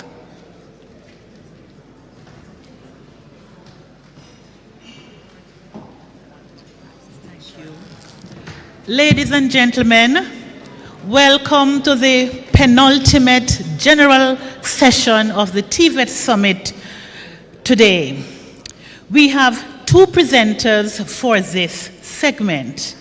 They are Dr. Courtney Thompson, who will be presenting on Cantor's vision for TVET in the Caribbean, and Dr. Pauline Whiteman, who will be presenting a situational analysis of TVET in the Caribbean. Dr. Whiteman is online. But before Dr. Thompson comes, I want to introduce him to you also, Dr. Whiteman. So Dr. Courtney Thompson is the Chief Executive Officer of the St. Kitts and Nevis TVET Council and Chair of Caribbean Association of National Training Authorities, CANTA. He brings over 20 years of educational leadership, including roles as campus president and divisional vice president in the United States. A committed advocate for occupational standards in TVET. He holds a BSc in Aviation Management, a Master of Information Technology, a Master's in Business Administration, and a PhD in International Business. Put your hands together for Dr. Thompson. Dr. Pauline Whiteman is a respected educator and TVET specialist, currently serving as full-time lecturer and facilitates several postgraduate courses at the University of the West Indies, St. Augustine. With a PhD in education and extensive qualifications in human ecology and agricultural extension, nutrition education, Dr. Whiteman brings a wealth of experience from her former role as Chief Executive Officer of Trinidad and Tobago's National Training Agency, where she led the implementation of the Caribbean Vocational Qualification. Her research and contributions to national and Caribbean vocational qualifications have been featured in numerous conferences and publications, underscoring her dedication to advancing TVET across the region. Please join me in welcoming Drs. Thompson and Whiteman to share with us. Please come, Dr. Thompson.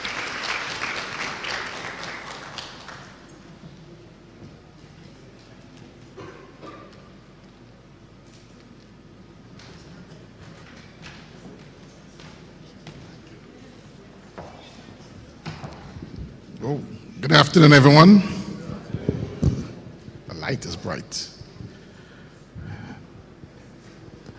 This afternoon, I'm going to give you a brief presentation on Cantor's view for TVET within the region. How many of you are familiar with Cantor? Except those who are actually a member of Cantor. Well, I didn't see much hands went up, so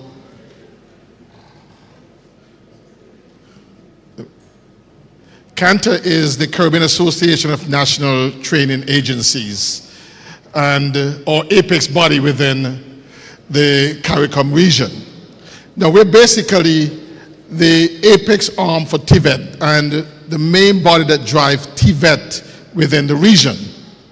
So Heart Trust NSTA is a member of Cantor.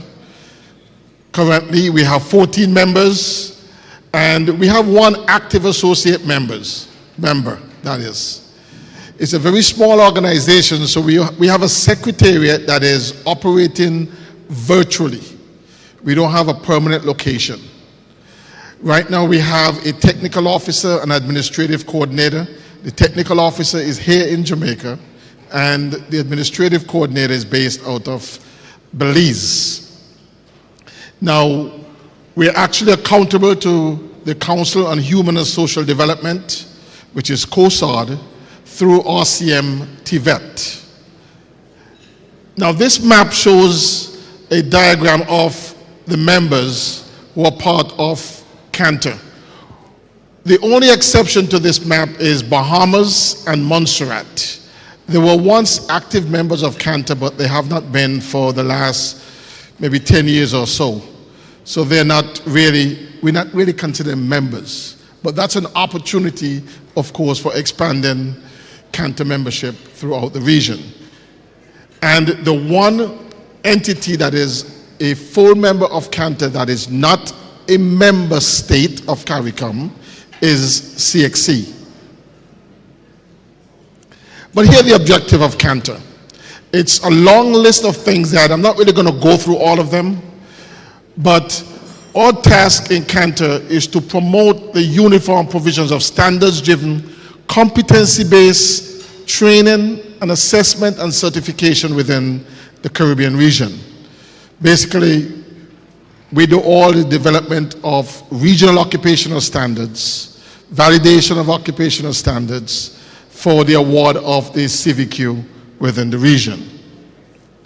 We're responsible, basically, we maintain strong advocacy for workforce development, employability, and mobility. So we were established really to drive the free movement regime on the CSME across the region. Goals of Cantor is basically to promote the development of a competitive regional workforce and to facilitate the free movement of skills personnel. And with the way the CSME regime is set up, as long as you have a CVQ, the Caribbean Vocational Qualification, then you can move freely across the region. Some member states allow you to move on the National Vocational Qualification and some do not. But according to the CSME regime, you can do so on the CVQ. Cantor's mission. Basically, our task is to promote a world-class Caribbean workforce, supporting and enabling competitive and responsive region. This is what we're supposed to do. But how are we able to do it? And there have been challenges in achieving both the mission and the vision for Cantor within the region. So we are embarking on a number of initiatives to do that. But Cantor, the fact that so many of you in here, hands didn't go up when I asked how many of you are familiar with Cantor, I guess it's because Cantor has not done a very good job of being what it's supposed to be. And we're supposed to be the one that is really framing the TVET agenda across the region. And as a TVET apex body that is accountable to COSAR, which is the CARICOM committee, we got to be able to promote policy-driven policy development and multilateral dialogue towards a regional TVET agenda involving all stakeholders. We've got to be the one who bring in stakeholders together, really formatting and doing everything when it comes to TVET within the region. We have to inform the development of a regional TVET agenda in the light of common priorities of policy. We've got to make sure that Cantor stays prominent. So what are we doing right now? The fact that you didn't know what Cantor was means that we have not done a very good job of branding Cantor or even branding the CVQ. But Cantor has had a challenge for years. As I said, we don't have a permanent location, so we don't have a permanent secretariat. And so now we're trying to change that by monetizing Cantor. Cantor has a lot of occupational standards. We have a lot of talent within Cantor. So we have to now start monetizing Cantor as well as monetizing the CVQ. But these are initiatives that we are currently working on, and you'll see how we do some of these things over the next 1 to 2 years time frame.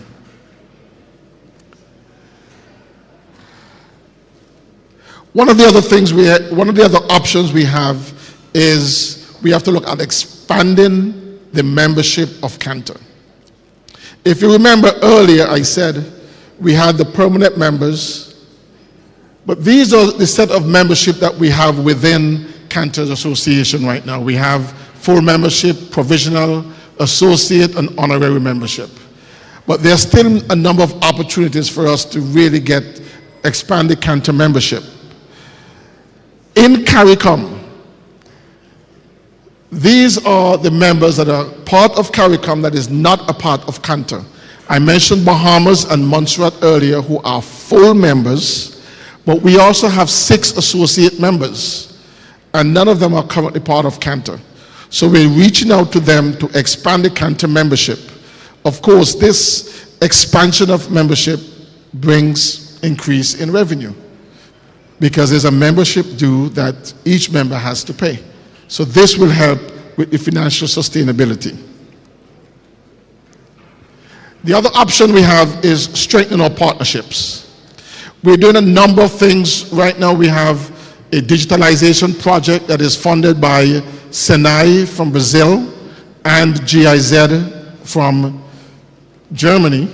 But we have to look at a number of other partnership opportunities so we could bring more revenue into Cantor. We can't fulfill our mission if we don't have the funding to be able to do it. We've been an all-volunteer force for years, and now it's time for us to bring on folks to be able to expand Cantor's reach across the region. So what do we need to do once we're able to be financially stable? Then we can expand our NTA services. Now, while this expansion of services may not necessarily affect Heart Trust, Heart Trust has been around for 42 years, and the Cantor is still trying to get barely beyond 20. But there are a number of smaller NTAs in the region who do not have the capacity that Heart Trust has. And so Cantor have got to be able to provide the type of services and support to those fledgling NTAs. There are currently only 7 member states who can offer CVQ in the region: Jamaica, Trinidad, Barbados, St. Lucia, St. Vincent and the Grenadines, Grenada, and Guyana. It means you will have other countries like my home country, St. Kitts and Nevis, Antigua, Barbuda, and the other members. So we do have to expand our NTA services. We have to be able to provide support and training for the technical officers, the standard officers, the quality assurance officers, and those involved in curriculum and all these other things. TVET leadership and those things are much needed within the other NTAs across the region. And Cantor have got to be the body who has the capacity to deliver those type of training. Standards, talking about regional occupational standards as well as facility standards. We don't have a technical officer or anyone in Cantor who's responsible for TVET occupational standards development. So we have to rely on a few workhorses. Janelle here from Heart Trust, someone, Janesta down in Grenada, in Barbados, as well as Laura out in Trinidad. So a few folks in the region are helping us, but we do need Cantor to have the capacity to do that. And so we're working hard to get us there. Curriculum resources is another area that Cantor has been woefully deficient in. Again, only Heart Trust has that ability within the region. Not even Trinidad has the ability to develop the training resources, curriculum and learning resources. So Heart Trust is leading, but Cantor has to be able to provide this to the other NTAs across the region. I would assume sometime down the road, we're going to say occupational standards brings curriculum as well as learner guides and instructor guides and those things. Because really and truly, we shouldn't be developing something to train or something to certify folks on, but don't have the training resources. While you can do it at Heart Trust, and we applaud you for that, we in the other territories have got to get there, and Cantor has got to be the body to help us get there. The other area is, I label it as knowledge events. Cantor is the apex body for TVET in the region, yet the TVET conference in the region is really pushed by our leading theoretical university, not even UTech, it's pushed by UWI. To me, that is something that either need to change or really need a stronger partner, and Cantor have got to be part of this. Whether it be symposiums, summits, all of these things we have got to do really to support the rest territories in the region. And for Heart Trust to be able to do this type of summit is really a reflection of the maturity and the level that Heart is at. So this is a roadmap of where Canton needs to go for the next 2 to 3 years in order to support the region. Here in 2024, we are focusing on strengthening Cantor's operations. How are we doing this? We're looking at, we've done a fee increase that was proposed a few weeks ago at COSAD. So we're raising the fee on the membership of Cantor. And that's really to support Cantor's operations. Now this fee was voted on by the members of Cantor. So therefore, they know that they agree that Cantor needs that type of funding to be able to provide the services. We've also revised the regional QA criteria and guidelines for the award of the CVQs. We had one established in 2015. We did some work on revisions over the last few years and also presented that to Cantor. That allowed us to be able to quality assure the delivery of CVQ within the region. The occupational standard guidelines, which we never had and was in development for over 10 years, we were finally able to present to COSAD 2 weeks ago and get approval. So now we have an understanding within the region, a mechanism to guide the development of occupational standards, the review of occupational standards, and it tells us at what point we start to retire some of those occupational standards that will be necessary as the demands of the workforce changes, technology changes, and those things. We'll have to make sure that we can make those changes. Down here in the corner, as we go around the bend, we have in 2025 a strategic plan.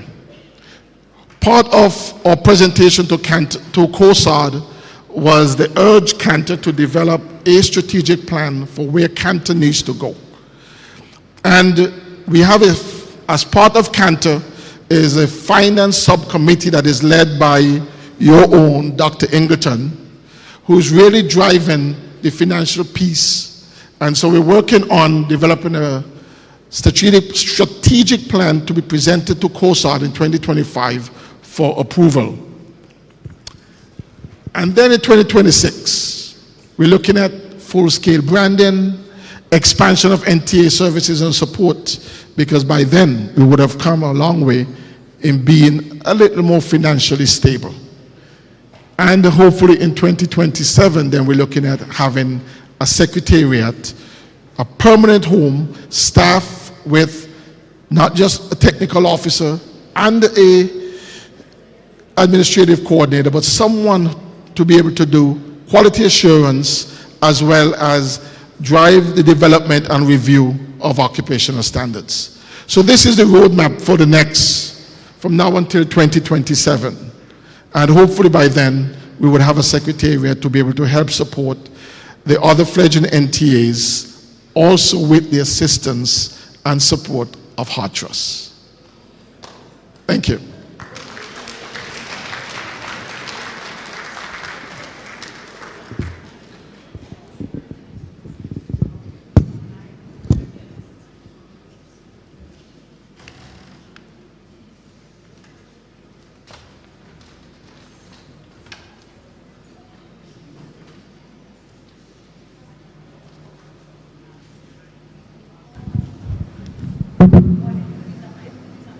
Mr. Saunders, can you ask Dr. Whiteman to speak now, as she will present on a situation analysis of TVET in the Caribbean?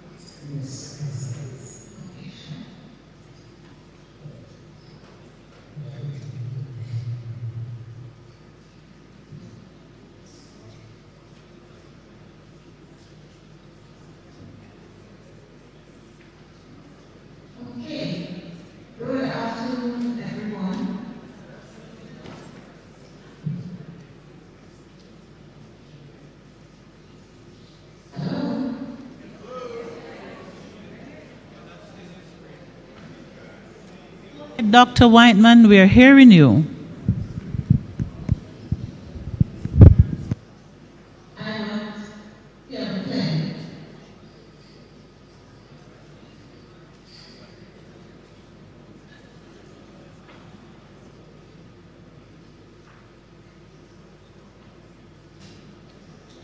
Okay, I'm seeing that demonstration.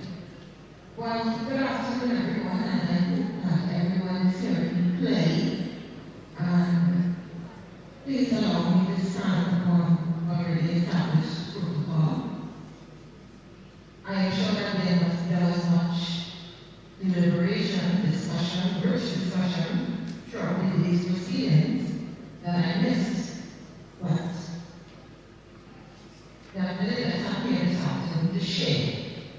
Now, I am sharing the results of a regional situational report on TVET in the Caribbean.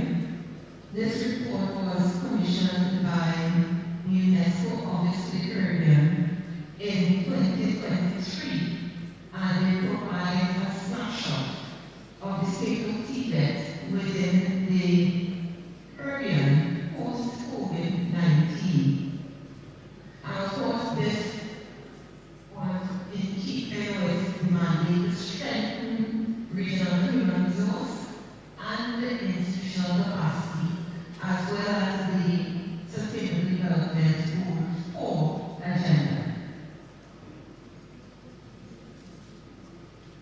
Now, just to give a brief outline of the presentation that provides some context, outline the limitations, of course, providing a status of TVET within the Caribbean, the effects of COVID-19, our response, and of course, some good practices gleaned from some of those territories. With respect to the context, the study was really intended to capture information from 20 territories or countries. However, primary data contributions were received from 12 territories, and secondary data sources were used to support the compiled profiles for 70 of those countries. The data gathering process included interviews with key stakeholders, focus group discussions, online surveys, and of course, documentary review. Now, there were limitations to the study. I won't dwell on them, especially since we are running out of time as well. But of course, just to inform that there were limitations. And of course, based on what I have gleaned on research conducted in the Caribbean, this is consistent with what I observed when we attempt to collect data to do research in the Caribbean. I will now provide a synopsis of the state of TVET within the Caribbean region under the headings that have been used to guide the study, and these are curriculum, program design and delivery, TVET, teacher education, training and development, and equipment and resources. Curriculum. There was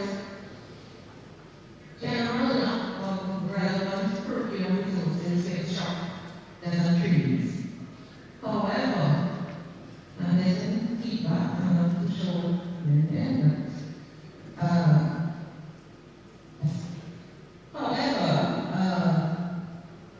the study revealed that there were proposed ongoing initiatives, such as an attempt to rationalize TVET programs in some countries. There would attempts to align the curriculum with industry needs, of course, using market data. Some countries would, in the process of developing and revising curricula. In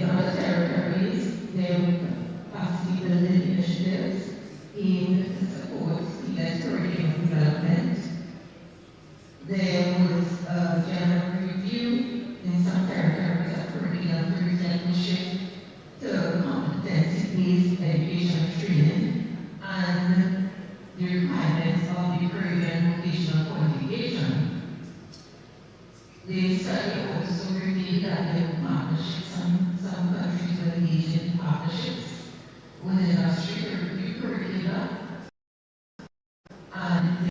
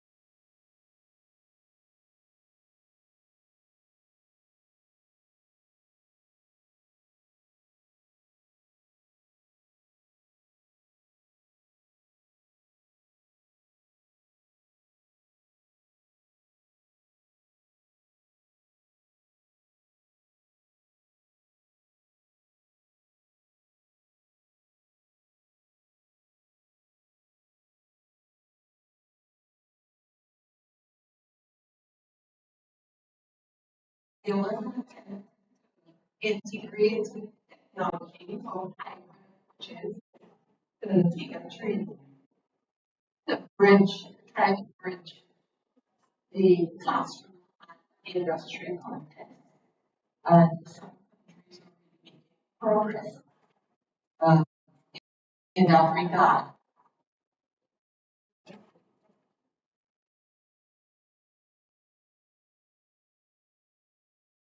And the use of digital technology to support the TVET training and assessment. Countries with digital technologies. And of course, the online e-learning platform and the assessment tool. And that should be encouraged to ensure continuity of training and assessment during any future disruption.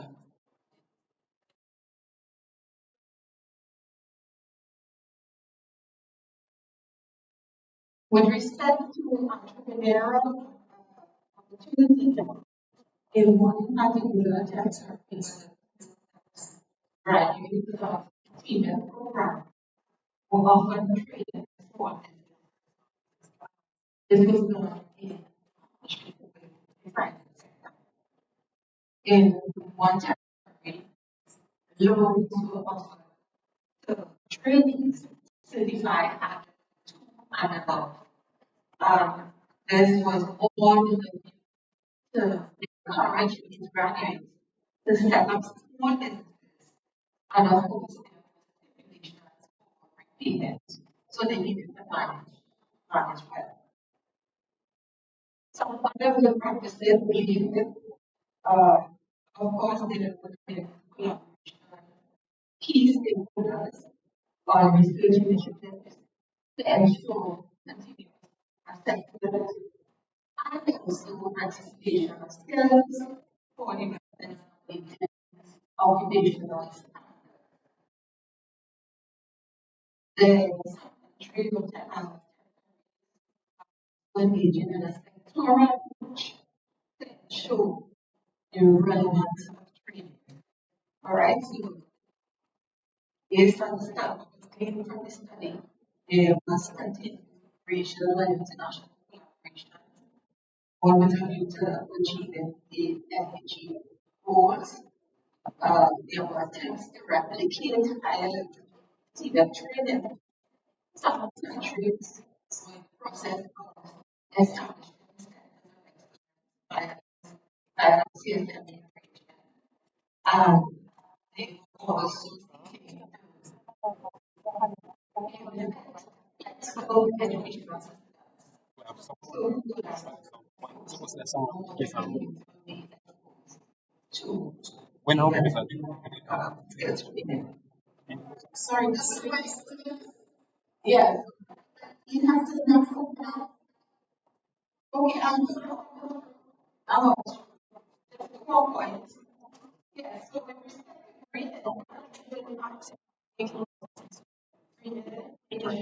for example,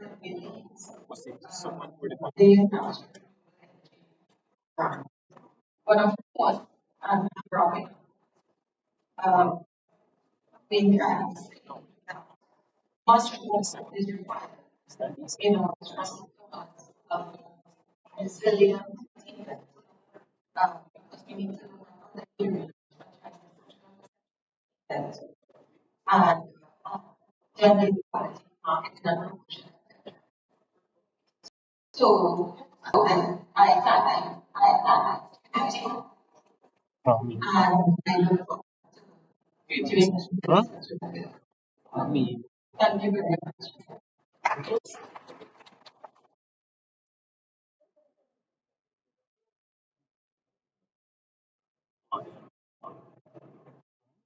Yeah, you're. Huh? Me. Yeah, here.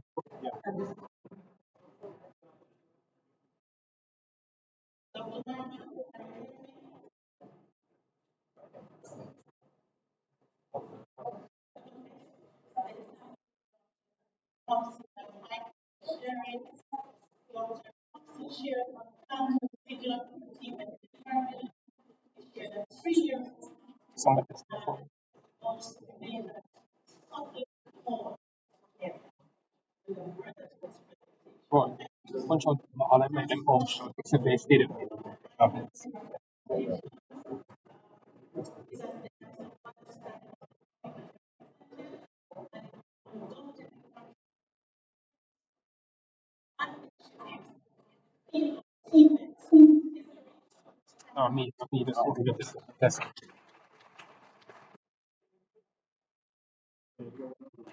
yeah.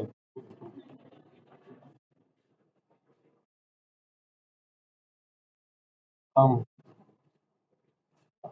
include well, no, that's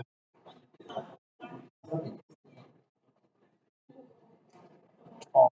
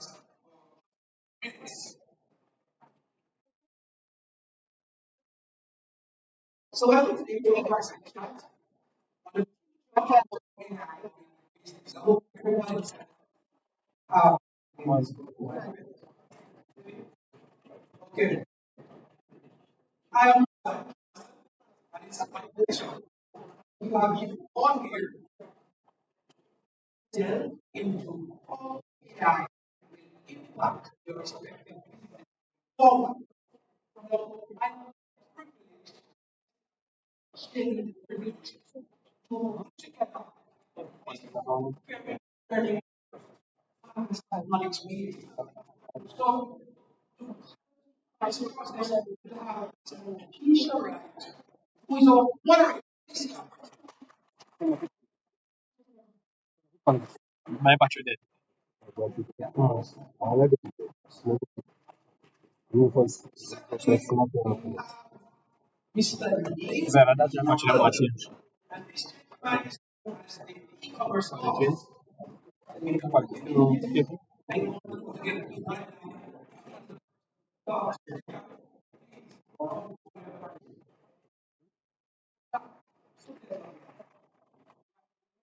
yeah, you're on it. Battery dead.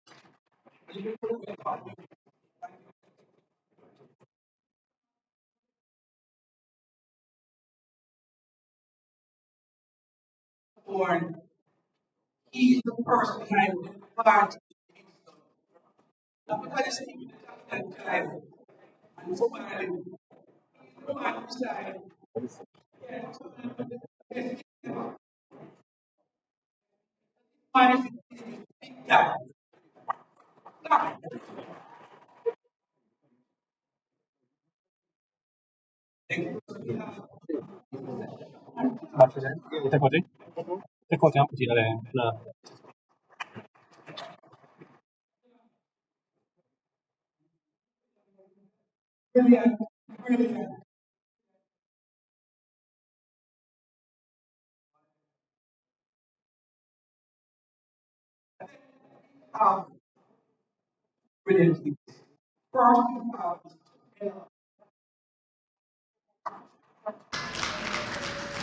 No, man, me don't want him to thank you the clap for Jamila. Please. Proper clap for Jamila. And then we have, last but definitely not least, Miss Moffat. Please come to the podium, Madam Moffat. Yeah, she is. So please sit, relax. Don't worry about anything external this afternoon. Just focus on here. Oh, boy, that beat me bad. The last person, I need one more chair. The last person, and Khalil, every time I speak to Khalil, I'm afraid because he gives me some new ideas that just make me cringe. Please welcome Mr. Khalil Dorban, manager for Hart College of Innovation in Montego Bay.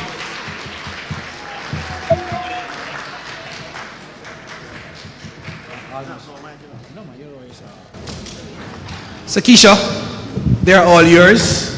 Please, gentle folks, just sit back and relax. I promise you, you will learn tangible, and for those who are in business, tangible things to do to enhance and grow your business. Thank you very much. Thank you so very much, Marlon. Good afternoon, everyone. As you heard, my name is Keisha Wright, and I'll be just asking the questions and helping the conversation along. Now, all protocols observed. Laptops down, phones down. I know that we have reports and assessments, and we have all this paperwork that needs to be handed in, but today is our 42nd birthday, so happy birthday, Hearters. Clap yourselves. So guess what? We're gonna be just liming just a little bit. We're just gonna be chatting, and the time is now 10 minutes past 4 o'clock. Time brought to you courtesy of Heart and Estate Trust. And so we're going to get this chat going. Good afternoon, ladies and gentlemen, and thank you very much for being here. You were already introduced, and so we don't waste no more time where this is concerned. And I know that it's 4 o'clock and we're done, but give us a little bit more time. All right? So we're going to be talking about AI-driven innovation, shaping the future of businesses. Not just Jamaica, but across the world. Because, of course, Heart is not just Jamaica, Heart is worldwide. Here's the first question for you, and we can start with anyone who wants to have a go at this. What are some of the things AI can do in and for businesses in Jamaica? It's not school challenge quiz, you know? So okay. Like, the answer to this question is... Okay, so good afternoon, everyone. Thanks for staying with us. Some of the things that AI can do is actually give business owners a peace of mind. It basically enhances maybe your thought process, your tools, your products that you have in regards to operation. Like if you need to present your product, and I spoke on this a couple of days ago, there's an AI that can make a PowerPoint presentation for you in less than 30 seconds or so, and it depends on the amount of slides and your product, but the information is yours, and then you can put it in, and so you'll have enough time to spend on other things apart from the physical presentation, and that's Gamma AI. I think most persons would have learned about that. One of the things I dislike about meeting the individuals prior to a chat like this is because we have the discussion already outside. So we just kind of pushing the rest of the discussion right here. So yes, go ahead, Ian. Good afternoon, everyone. In the field of event management, AI plays a big role. It's a far way to go in terms of adapting. But from where I sit, AI helps with marketing plans, proposals, coming up with ideas. I can say quickly the disadvantage with that is it takes away the creativity. So with the good comes the bad. So we have to know to mitigate with that. But don't you have to be creative enough and be a critical thinker in order to put in whatever instruction it is that you want the AI to generate? Well, where AI is, believe me, they can just show up and you would wonder if it's real or not. So while you may be telling it what to do, believe me, before you know it, you take up your phone 2 minutes from now, 100 different things start coming up. Yeah. So it has its place, the good and the bad. Sound like God. Before you call, I will answer. Go ahead. All right. Good afternoon, everyone. So, in insurance specifically, what I've seen AI been doing so far and seems to be trending in that direction is where you see the chatbots and the virtual assistants. So you go on a social media page or a website now, and you're messaging, why do I need insurance, or if I need critical illness, how much coverage do I need to get? You're getting an automated, immediate response, but you're not getting that response from a Shama or a Ian. You're getting a response from a bot that has been created to respond to you in that specific space. So when it comes down to AI and how it helps with insurance industry is that we have a little bit of improvement when it comes down to customer service, because that's one major thing. When it comes to Jamaicans, we want excellent customer service, but we hardly find it. So AI can help to improve upon that. Okay. Yeah. Hi, good afternoon, everybody. One of the things that I wanted to note was that, you know, many different companies all over the world have access to AI. So over 70% of companies and small businesses of the world have access to AI and technology, right? But what we don't have access to sometimes is the people, right? So, I mean, sorry, remind me. Ian had mentioned that there's the lack of creativity, and that is true. But what I do think that we need in terms of that is to create programs within the schools. So for example, when it comes to critical reading, I mean, I went to UE and I did humanities and education. And when it comes to critical reading and writing, I said, Lord God, I don't know them something meaning in terms of like, sometimes my ability, or not mine, but our ability sometimes to analyze and to critique things aren't as at the highest level. And as we go by and as time passes by, right, AI will always increase and get better and better by the year, by the day, right? And it gets better by the day because we use it every day. So it collects all that information, right? Collects all that information. I don't know the term, but it retains it, and it just, you know, just do what it does in terms of to make itself better, right? So that's why it's going to get better. But no, as a people, what we need to do is to definitely tap into critical thinking or analytical skills, as well as some personal development classes. Because, for example, I'm in entertainment, I do marketing, right? And when it comes to marketing, you have to be very on point. You have to be very specific because it's a form of communication, right? And something that if you don't have an idea of whatever you want to communicate, if you don't have an idea, for example, of self, of personal development, how can I be creative? If you don't know yourself as a person, how will I be able to communicate or even present my talents, right? Using or improve my talents using AI. So in a nutshell, AI is extremely important. It makes our lives, it's very time efficient as well, so, and we're thankful for that because, am I speaking too long? Right, it's very time efficient. So as a people, AI is always improving, but we just need to improve ourselves as a people. You know, we're humans, we need to be able to keep up with it. Okay, but Jamila and Ian and Stancy and Darbon, with AI innovations coming on board, or I mean, we are behind where all of these innovations are concerned as a country, as a people, as an organization. But I think one of the questions individuals have in the back of their heads and also in the forefront of their minds is, am I gonna lose my job?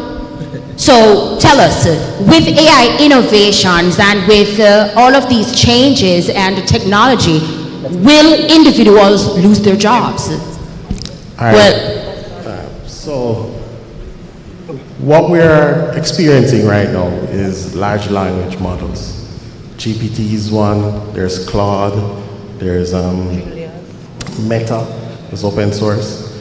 And you're looking at these models from, they are basically assistants in the true sense of where they are now. And this would probably be the first of 4 iterations of where AI would want to go.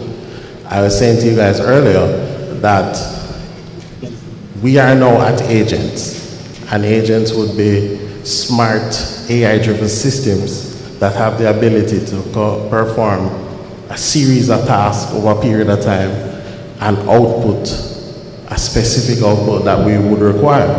And it wouldn't be replacing jobs, but say for instance, you have a team of developers, like I was telling you, you might have 5 human beings on the team and have 5 agents on the team.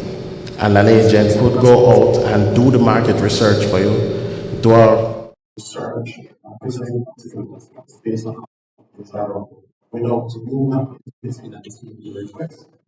But would it mean that it's going to replace us? No. What it means is that the jobs are added. So we spend less time based on things that are taking us 5 minutes. I spend more time with the presentation, with the refinement process. So what kind of changes or what kind of training we need to get within, and I'm speaking specifically right now. So if it was at the department, within the department stage, what kind of training We need to get in order to be on board with these AI-driven innovations. All right, so we're going to have to change our mindset. So we're looking at, we're going to have to change how we look at learning. Up to this point, we have been required as humans to store knowledge, remember knowledge, and come back and reuse it. But for a student 20 years from now, he'll probably not be required to remember anything. Then we not go dance. What do you mean? Let's. No critical thinking skills right there. Where am I take off my glasses? And okay, me, I like to be the devil's advocate. Me. I like to throw in that monkey wrench right there. So I'll ask the questions that a lot of persons are thinking. So if it is that our students 5 years, 20 years from now will not be required to do a lot of thinking, and we don't even use 3% of our brains right now, what will happen to it? So why not thinking about wearables?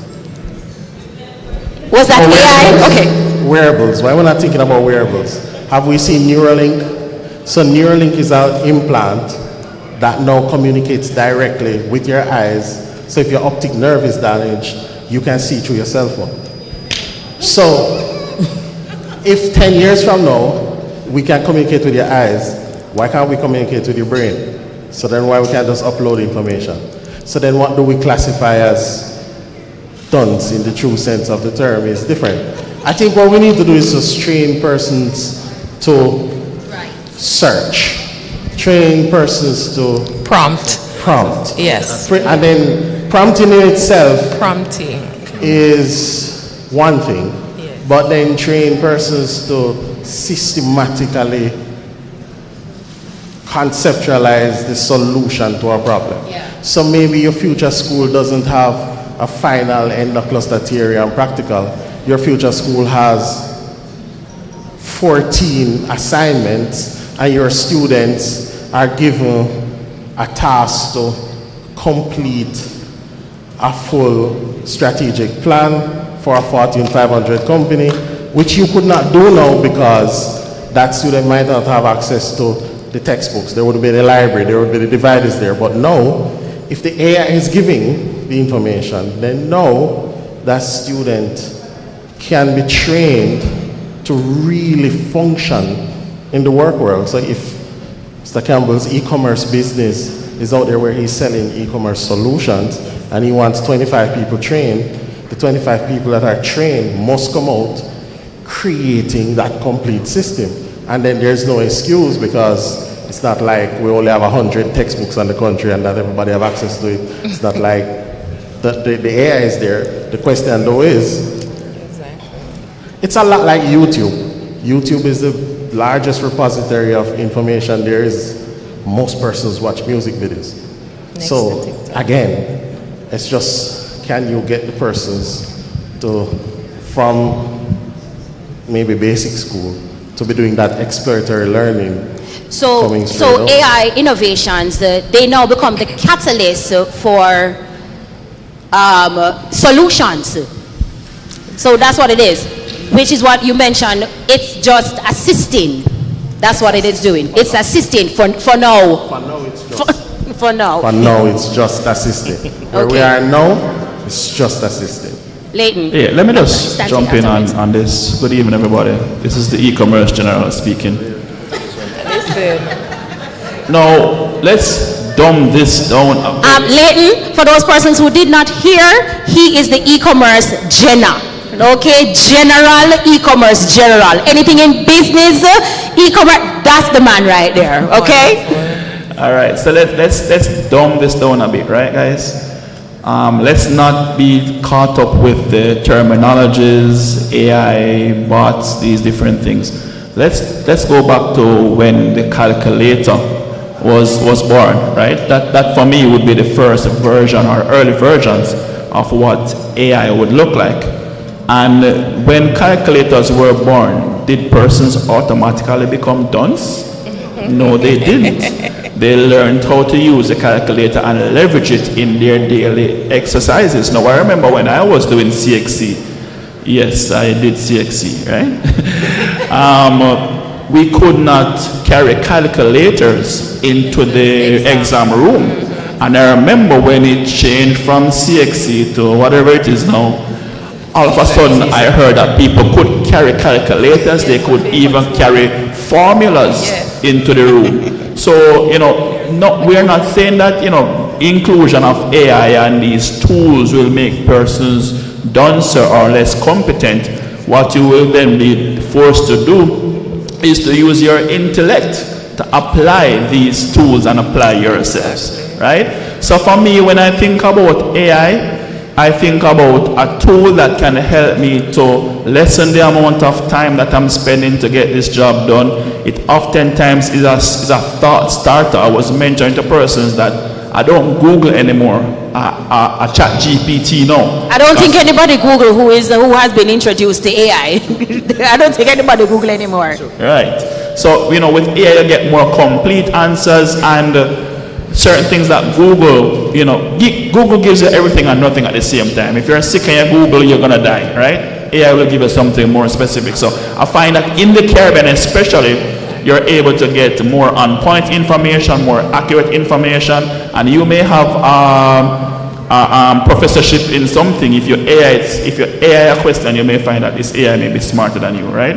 So that's how I look at AI. And I try to integrate it to cover a lot of the busy work, get a lot of the busy stuff out the way easily, and then focus on the things that you actually need to think about. Okay, Stante. Definitely. And I just wanted to piggyback on what my gentleman to the left said. The Jenna and the other Jenna. AI is not this big bad wolf that has come to blow us down. It's not. It's really like having paid assistants that you don't really have to pay. And there is even a website that says, what can AI do today? Now, and it gives you a plethora of AIs, paid and unpaid, and it's basically asking, how can I help you today? So I am not giving this technology or this new fad of AI, everybody's saying AI. We've been using AI a long time ago.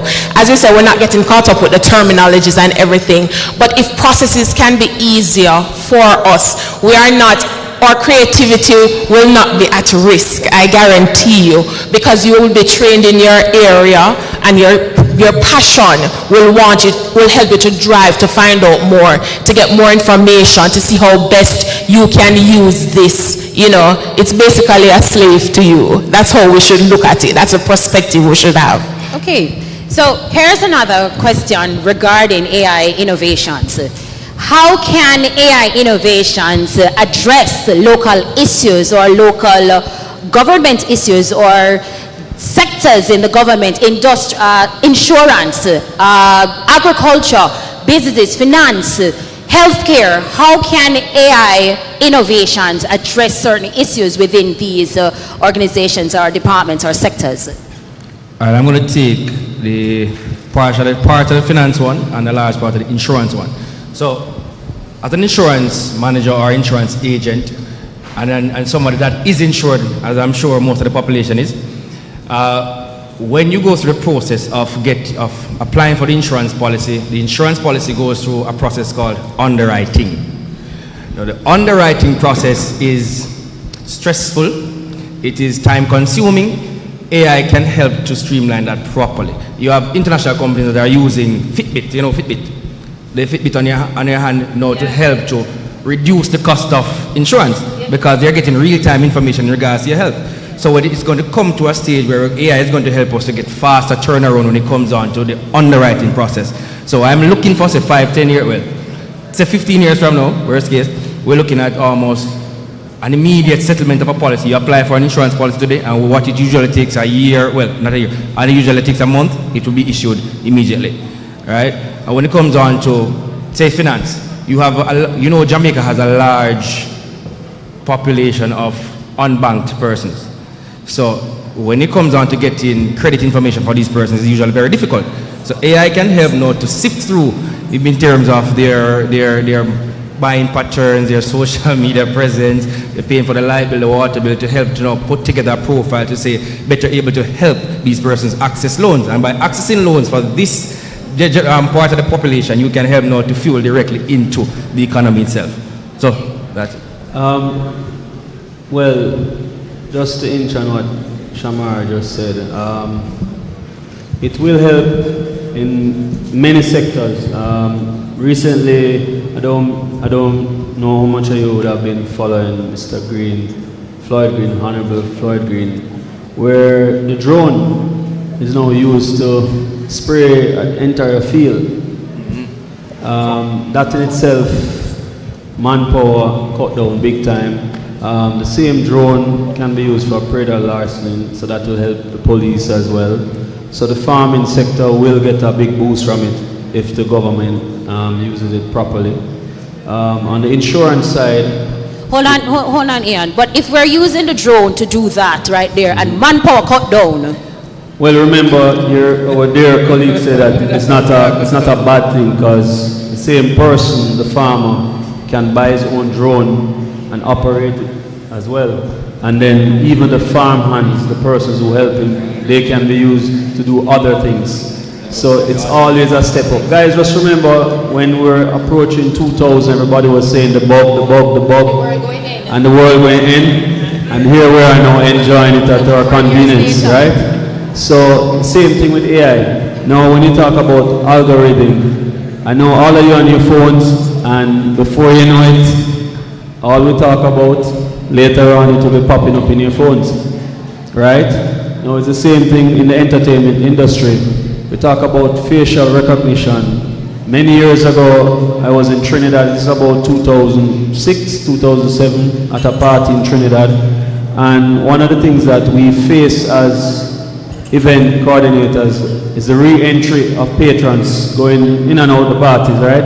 And in Trinidad, we're leaving and we're like, can we come back? They say, sure. And we say, wow, this is cool, re-entry. They had a facial recognition program right there. When you're leaving and when you're coming back, simple. But at that time, the software would have been what? Expensive. But now, I'm sure it's a little cheaper. But then again, we have to think about the adaptability when it comes on to AI. So it's a process. It's a stepping stone, process. So with all of this information that is being put out there as it relates to artificial intelligence, what are some of the ethical regulations or the ethics that we need to consider when applying this type of technology? Okay, you have to speak about ethics because it's a big deal, because a lot of this artificial intelligence, it's free and it's not, but at what expense? The expense of our data. And so what can happen, you can compromise the integrity of your company if you input valuable information from your company in these AIs. So there has to be official training in organizations about these AIs. Persons have to be trained to know what to share and how to share it. You can't leave it up to the fact that, okay, they signed a non-disclosure, because persons are using AI to help them with their day-to-day activities, with work and everything like that. Also, we have to keep into consideration all the other statutes, the Data Protection Act, all of these things that are happening now, and you can be held liable if you inadvertently put information out there for somebody else. So once you are taking these AIs on and you're doing it, I think you need to really read the policy and privacy, listen, we don't read it because we love convenience. Because first of all, reading it is one thing, but understanding the legal jargons and all the jargons with technology, you're going to get lost by the end of the policy. And I think it was set up specifically for data analytics and all of that other stuff to, you know, for them to pull data or scrape data based on what we're doing and how we are buying and what we're interested in.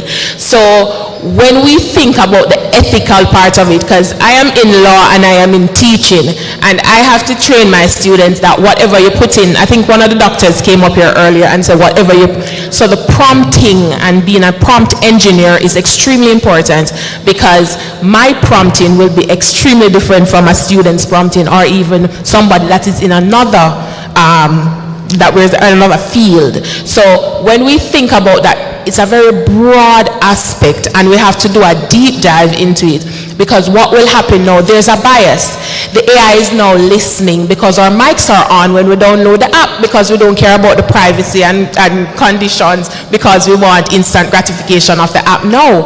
And so what happens, it is now biased towards us. So when we go on the internet, we're seeing everyone agreeing with us, what we're thinking, what we're saying. So there's no critical analysis of your whole decision making now. Everybody's just nodding. Can you go imagine going into a room and everyone just nodding like this? No one saying, oh no.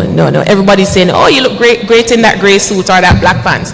So this is what it plays psychologically on our brains when we prompt, when we research, when we input data.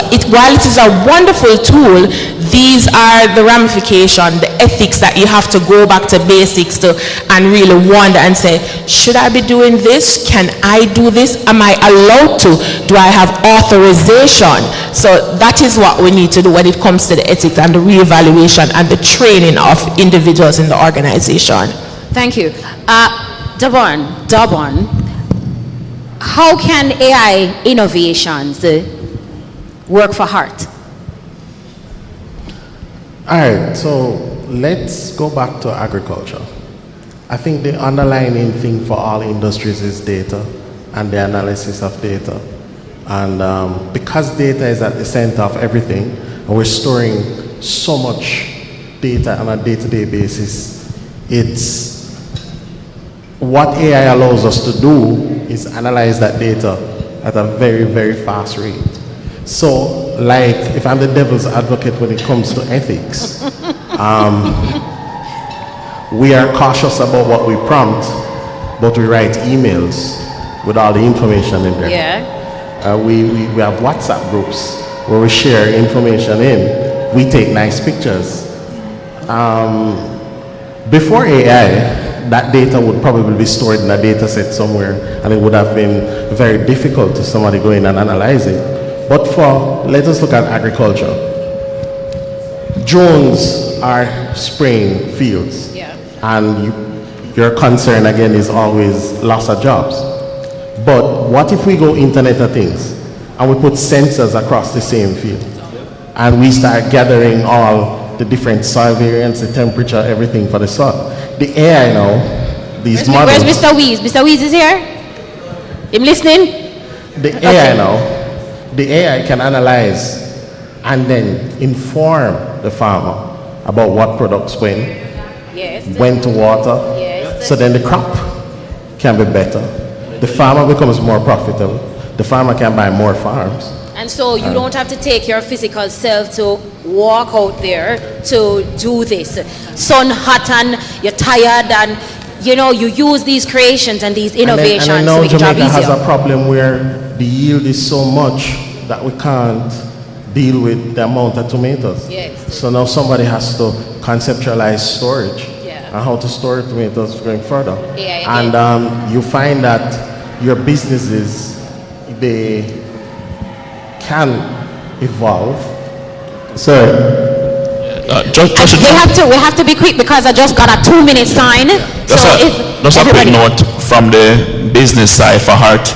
I believe that AI can be very critical, as you say, in processing data. So for example, you're talking about the application process, using the ATI to sieve out who qualifies, who doesn't. You're talking about process improvement, so our curriculum rather improvement, using AI to review, what your grades are, what percentage of persons are performing in this particular area, what courses may be becoming redundant, these types of things. Hard could really be looking at AI to really looking at just boosting your business's performance based on you leveraging that tool to process all the information that the institution is collecting, because once you are collecting data, then you can process it at a much faster rate, increase efficiency and effectiveness of how HEART executes its business overall. Okay, Ian, last word. Shamar, last word. Since we're speaking on HEART, when I was at HEART some long time ago, I remember this lovely truck used to drive in at Jagas, the Ebony Park truck. Now we're talking about crops, yeah, we're talking about food. Now looking at food security, I think HEART Trust has the perfect opportunity to start looking to container farming. Now with container farming, you'll be able to produce in a 40-foot container so much produce that, like a day like today where we're about to face a big storm tomorrow, we wouldn't want it to come, but the reality is that the farmers are going to be at a disadvantage. If HEART Trust would take it up now and do container farming, which would be monitored and governed by AI, believe me, you guys will be like, you don't have to worry about laying off staff. You're talking about rolling some real money, because when the country is down from the outdoor farming, you guys will now have container farming. Believe me, it's the way. And you have countries now, when they're building buildings, on top of the buildings, they have that space up there to do that type of container farming. So that is something that HEART Trust, cutting edge company like this is something that you guys can jump on. Okay, Jamila, quick last words. Does the sun, excuse my ignorance, but does the sun touch the crops, like in the container? No. So it's got different lights and it's... That's not for me. That's not for me. Just to piggyback on the agriculture really quickly. The drone just spraying the lands. I'm from country. I live in New Forest, right? And I noticed that the farmers, they go out from 4 in the morning and they come back at 9, come back at 10. From 10 straight back to 3 o'clock, there is absolutely no real work happening on the farm because the sun is extremely hot. So when we have the AI technology now for plant the seed them, for water the plant them, like during that time from 10 to 3, there's a lot of productivity that really happens during that time. That's the first thing. Second thing is in terms of having AI within HEART. HEART is a beautiful place, by the way. I love it. I love the courses. I want to go do some like engineer and them something there. All right, but 20 seconds. Okay, cool. What I'm saying is there is an AI unit, or there is an AI technology for each field. So engineering, for marketing, for agriculture. What I think would be good is if HEART selects or chooses, or what specific AI technology can be applied to the different courses, and persons can learn to use that, learn to critically analyze that, and learn how to use it in the future. So it preserves on time. You make more money because we need money these days. So in a nutshell, we need money every day. But thank you very much, ladies and gentlemen. Our time is up, and I do not think that this is sufficient to talk about AI innovations and how it can impact our organization and Jamaica and the world. But thank you so very much, and let's do this again, shall we? Yeah. Thank you very much, ladies and gentlemen. I now turn over to our MC. Thank you so much. We're telling them. But nobody leaves here unless they get a gift. It's our birthday. Oh, before the gift? Okay, stand. Keisha, go ahead.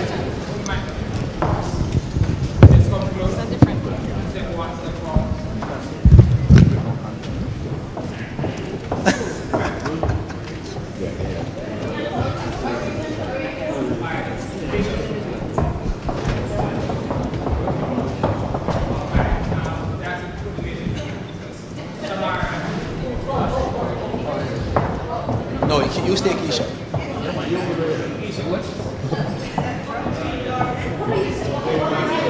Come here, sir. Oh, here.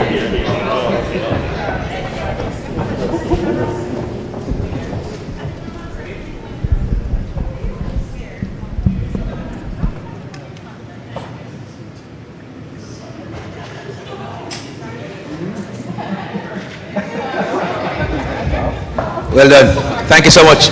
But nobody leaves unless you get a present. Sorry first. Huh? That's fine. Keisha understand. Don't worry yourself. So the first person, Miss Pinto, please allow us just to say thank you. Thank you so much. On our birthday. Just go ahead.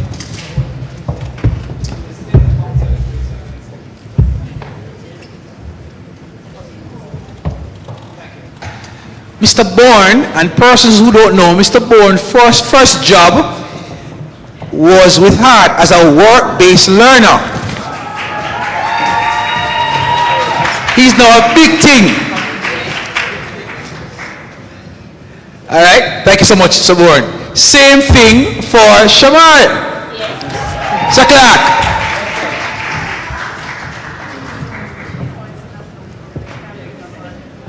Thank you so much. Ms. Moffat, thank you for your insights.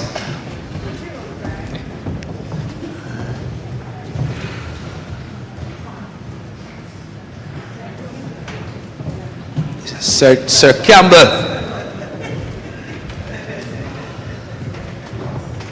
if you don't get paid, you're not in business.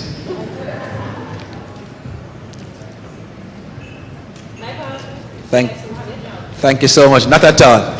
And of course, Khalil, Sir Darban, thank you so much. We appreciate you, Khalil.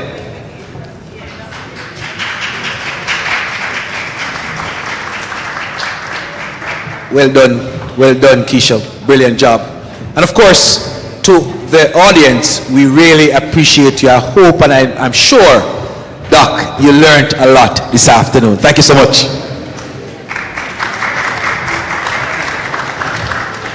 Thank you so much, Marlon. Ladies and gentlemen, wasn't that insightful and exciting?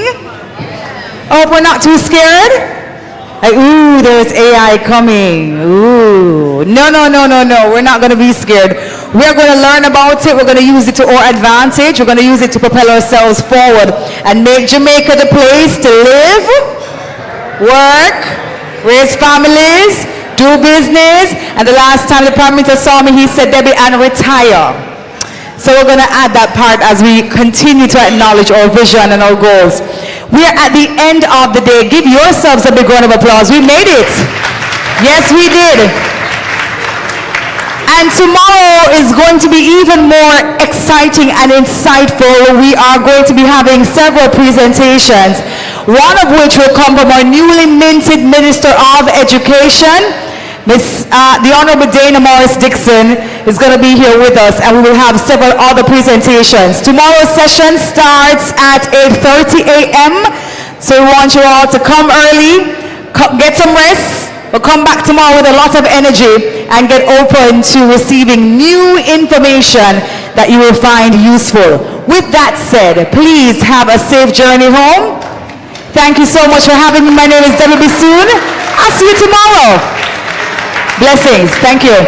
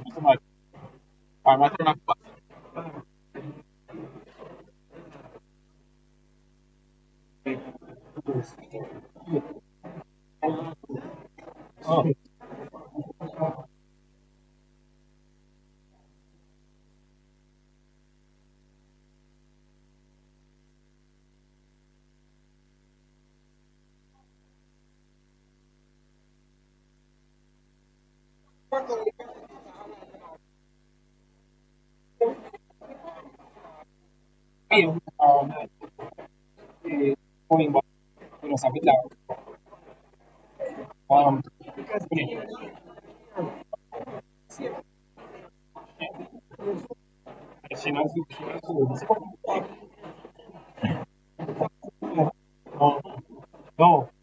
like, that is what we need to do.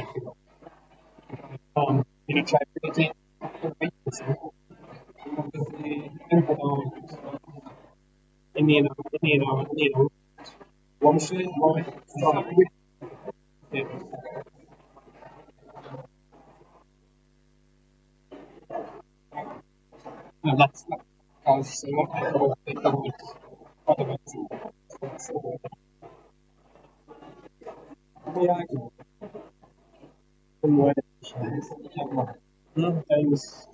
one thing, that's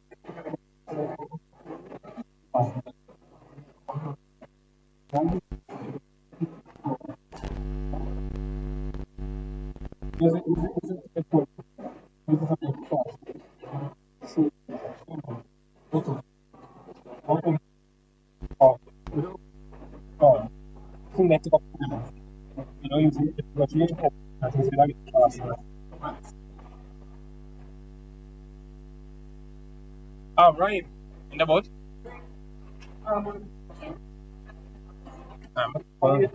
Take one line as get in the stream.